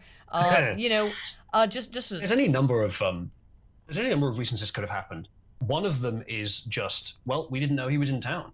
One of them is we didn't want him filming the hookers and blow. He announced. And another one is that he is a useful idiot. He's a useful idiot. One of the top of the pile of useful idiots, mind you, but he's a revolutionary, useful idiot, and Mamdani feels like he's just won the revolution, so this stupid bastard is first up against the wall socially. Exactly. This is what happens when you vote for commies. You useful idiot, are first up against the wall. And I know it just starts as you being denied access to the upstairs party, but it is just the beginning. Were you to get what you wanted, Hassan, which I don't think he really wants. He's just a materialist. I'm good. The reason this happens is because socialism uniquely attracts sociopaths. Yes. They uniquely do this. It's not necessarily that the ideology has to put revolutionaries against the wall first. It's not in Marx's work that you have to do that. They're not following the ideology. It's just the sensible strategy for a sociopath to follow, so that's what they do. Well, and one of the things that I found in my research on the video that I'm doing about the right versus left terrorism, is I constructed a full model to explain, as to the best of my ability, my knowledge of the leftist mindset, of the far leftist mindset. And a key portion of it is the extreme relationship between leftist politics and psychopathy. It was so consistent. It was so generalized. It was across so many studies measuring entirely different things and concepts, where psychopathy was the key, a distinctive similarity between far leftist politics and everything else involving the far left. It was psychopathy as a trait. So yeah. Anyway, I wanted to dunk on Hassan for a little bit, but I thought we'd end by watching Hassan's orbiter, iDubbbz, talk about how fentanyl is actually a good thing. Now, I know that yeet, I know you follow me too, motherfucker. Can you please, first of all, I very much appreciate you uploading these clips, but can you upload them in anything other than what this quality is? Anyway. Try to poison our people. Back in my day, you got 14 pixels, and that was plenty. Okay, well, yes, this looks like back in my day. It looks like I'm watching him on Newgrounds, dude. Earth chat, send it. Existence. They're not I know the trick. He's really trying to make it sound. What's he trying to make it sound like, iDubbbz? This is the first guy I've heard this. It's the first time I've heard this guy's voice. Oh, All really? I know about him is that he's a cuck and he used to be funny. He used to be funny. His voice is heavily fucked up, I think, because of the compression that Yeats put on this tweet. His voice sounds very muffled, but yeah. When it's framed as if it's poison, it's like... When fentanyl is framed as poison. Look, I'm gonna this request implies that fentanyl is not poison. And iDubbbz anyone would like an introduction. Anyone would like an introduction to fentanyl? I have seen one source that gives details on it, and I am not an expert. Do not listen to me, but I watched the fucking Kurzgesagt video, and that was enough. That was enough for me. I think anyone logical could, even on the left, can watch the Kurzgesagt video on Fent and realize it's not like, oh, they're trying to make it scary. They're trying to make it scary. No, iDubbbz, this is an extremely potent and damaging drug. But him having decided that he is the biggest leftist who ever lived, and that's how he's going to rebrand himself, because he's just following the words of his whore wife. Oh, there's a cutscene for you on screen. Yes, it's right there. It's right there. It's right there. It's right fucking there. No, it's not the right video. That's not the right video. But there is a not the right video, Kurtzkazon. but it's That is a close. fucking Kurtzkazon Before video. I kill myself. Okay, we're almost at the end. Like, oh, okay. You know, there's a lot of Americans who are like, oh, he's protecting me. He's protecting me. What a strong alpha brave defender of Americans. He's so upset that he's a fucking beta F slur. Yeah. Faggot. He is protecting people because It's not very Sigma of you. It's not much, but at least not flooding the streets, or at least just trying to diminish it. I am on that Sigma grind set. Oh God, for real. For real. But then when you realize that he's just describing drugs, like obviously fentanyl's killing people, but it's not like obviously fentanyl's killing people, but whatever, who gives a fuck? Unique. It is unique. It's uniquely harmful, damaging, and destructive. You fucking freak. It's the cheapest way to kill the maximum number of people with drugs. That's the problem. That's why it's being used. It really sounds like he's on Fent to be fucking defending this shit, but he's not. He's on cuckoldry. It's so much worse. I don't think he's on Fent. I think it's worse. Yes, you know what he's on? Look, desperation. It's the classic He quote. wants to take the side that he's trying to take here, but he just doesn't have the chops to know what the fuck to say. So No, he's because picking he doesn't anything know. he can find. He doesn't know anything. He has no. That's why I find this fascinating and why I keep playing it. This guy has absolutely no knowledge nor interest in learning about lefty politics and their entire way of reasoning and arguing, which it is a method of arguing. It's bad. It's a method of reasoning. It's bad. His entire worldview, such as it is now, is influenced by his whore wife, who has told him just, Ian, you need to say this, and he just says it without understanding why, and that's how you get this. This is the final distillized form of leftism. People just repeating shit from their abusive, potentially partner, because they believe it. And it's astonishing to behold. And the reality is, Ladies too, and gentlemen. his whore wife fucking hates him over Ladies this. and gentlemen, here it is. I give unto you the negative example. Base your life to a large extent around not being this, and you'll do well. Yeah, and it goes back to the classic quote of people always say, watch, this is what no pussy does for a motherfucker. But I've seen what pussy does for a motherfucker, and it's so much worse. It's so much worse. Here's the hierarchy. At the top, good pussy. The middle, no pussy. At the bottom, bad pussy. Bad. Yeah, I think that's correct. Yeah. I think this is a correct description of the hierarchy. He has had bad pussy, and he was a virgin, I think, before Anissa, or at least had only been like another girl. How? Wasn't he like millions upon millions of subscribers? I had a crush. I had a crush on him when I was like 25. Ew. Yes, I know, it's disgusting. But Ew. I thought he was cute. Aiden, a you long could have time cucked ago. him. What do you mean cucked? No, I wasn't an OF model, so I don't think I could have gotten. And I'm so glad. Past I'm tense. so glad I never fucked with that shit, because he and I did have interactions on Twitter back in the day, in terms of just like public stuff. I made fan art. Now everyone type ew. Type ew. Anyway. I made fan art. Diabetes type ew. I made fan art of him, Joji, Max, and Chad. And anything for views. Yeah. Started off looking for iDubbbz and ended up looking with someone who likes Chad. Where's your fan art of Bill and me? Well, he only interacted with it because anything for someone views drew retweeted it. fan art of me and Nucker. You don't want to go down that road. Anyway.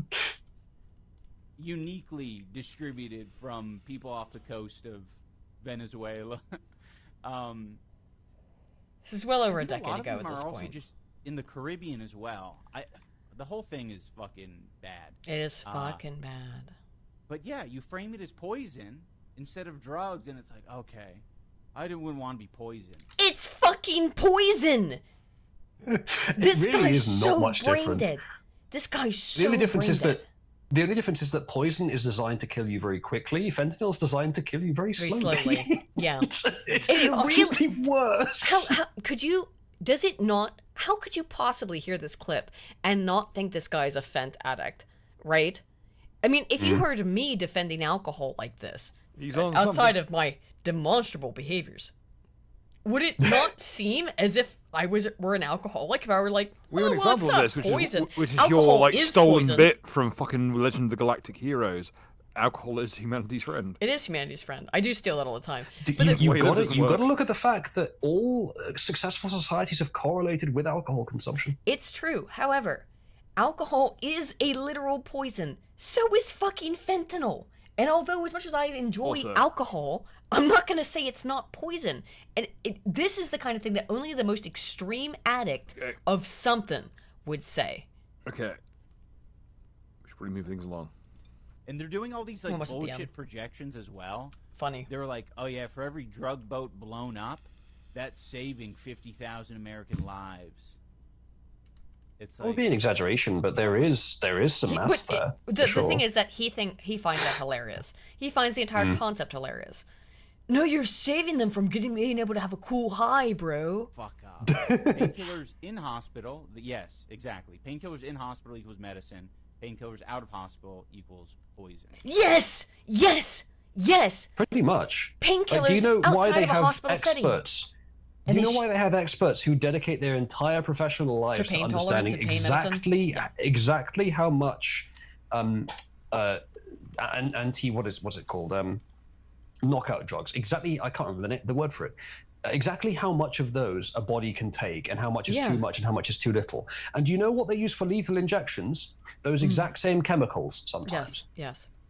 They are fucking dangerous. They're incredibly fucking dangerous. Would you trust an anesthetist, that's the word, anesthetist with that? Maybe. It's difficult. They train their whole lives for it. Would you trust some random fucking cartel member who doesn't know you with assessing how much you need and how much is safe for you to cut take? your shit with God knows what. Yeah, exactly. Exactly. It's so ridiculous prima facie. You can't gauge a accurate dose because shit's cut with God knows what. Very true. And even then using opioids as painkillers when marijuana is available does seem flawed. Yeah, it is. Does seem flawed. Yes, it's all fake and gay. And look, I mean, I gotta be honest. I utilize cannabis to deal. I have chronic pain, not in the like. I have fibromyalgia. I have extreme nerve damage. I use marijuana products, CBD in particular, to deal with chronic nerve pain, which, by the way, is one of the things it's prescribed for. I also enjoy the high effects of marijuana, but whatever. Look, if you're gonna get addicted to anything, I kind of think of all of them, weed is a better one. I'm not suggesting you get addicted to fucking anything, including caffeine or anything else. Many things in life are addictive. I'm giving up caffeine right now because guess what? It's fucked. I know, but anyway, this dude he's so dedicated to the cause that he's sitting here and going, yeah, fent's great. Just import some more fent. It's not a they're describing it as a poison. There is a vague chance that he's trying to make some sort of nuanced point that is just not coming through. A vague chance, but the best I can give him is that he's really, really bad at communicating what he means here, and it sounds utterly retarded and barbaric. Yeah. And yes, he's dented. He shouldn't be talking anyway. Quetzalcoatl Cipriante Alada says, "I'm a stoner because I feel like it. I'm control, but I've seen fellas go into zombie mode." It's the thing with any drug. If you let a drug control you, it's going to control you. Alcohol really controlled my life for over a decade. I've got it managed now, I'd say, but only managed. Anyway, speaking of, we're just trying to wrap this up. Yeah, let's not get into it too much. But that I think this is emblematic of the average sort of Twitter leftist. They are thinking on the same level as this dude. And I think it's important to point out, it's this level of fucking retardation. And that's why they seem so retarded. Because for one reason or another, they're like this dude. And he's not very popular, by the way. But anywho, not anymore at least. That is the end of the stream. Thank you guys so much for staying up with me. I know we went quite late. However, thank you all for staying up. Uzalu, you have anything you want to shell? besides the link? Yeah, just the link in the description to all my stuff. I stream regularly. I'll be streaming again on Saturday because we're doing something tomorrow, Aiden. Yes. And actually, I may stream that too. And Aiden, did you still want to do the plan for the after show? After this? You mentioned the idea of trying to pull people in to join the people that are already in Cabal after the show. Yes. Okay, so I'm going to hang out for a little bit in Cabal. So you want to talk to me one-on-one, or you want to talk to Uzalu? Fucking rest and piss my sleep schedule. Well, Bill, Bill, you can go to bed. You are more than welcome to join us, but please don't feel obliged. Yes. It's 1 in the fucking morning. I need to be up in 4 I know, hours. Bill's going to actually go to work. I'm going to have to be quiet, though, also for that reason. But I will head over for a little bit. If you want to hang out and talk for a little bit, and also I do highly suggest that you join Uzalu's community. Cabal is very fun. Go ahead and check the link down in the description, and that will get you to the link tree. Is it not a link tree, but it's essentially, it has links to It's just my website. Yeah, to the It's just my website.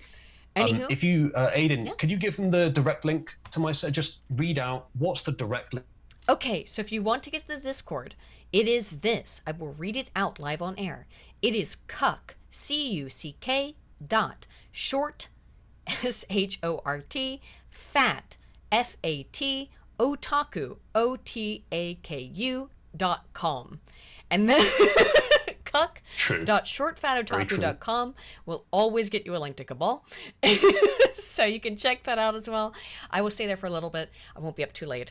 But yep, thank you guys so much for showing up. And we will see you also again, I think on Sunday. Myself and Spoon will do another stream. And then after that, we should be back to normal streaming schedules on Wednesday at 7:30 p.m. GMT. All right? Thanks for showing up. Bill, go to sleep. See you all soon. Cheers and bye-bye.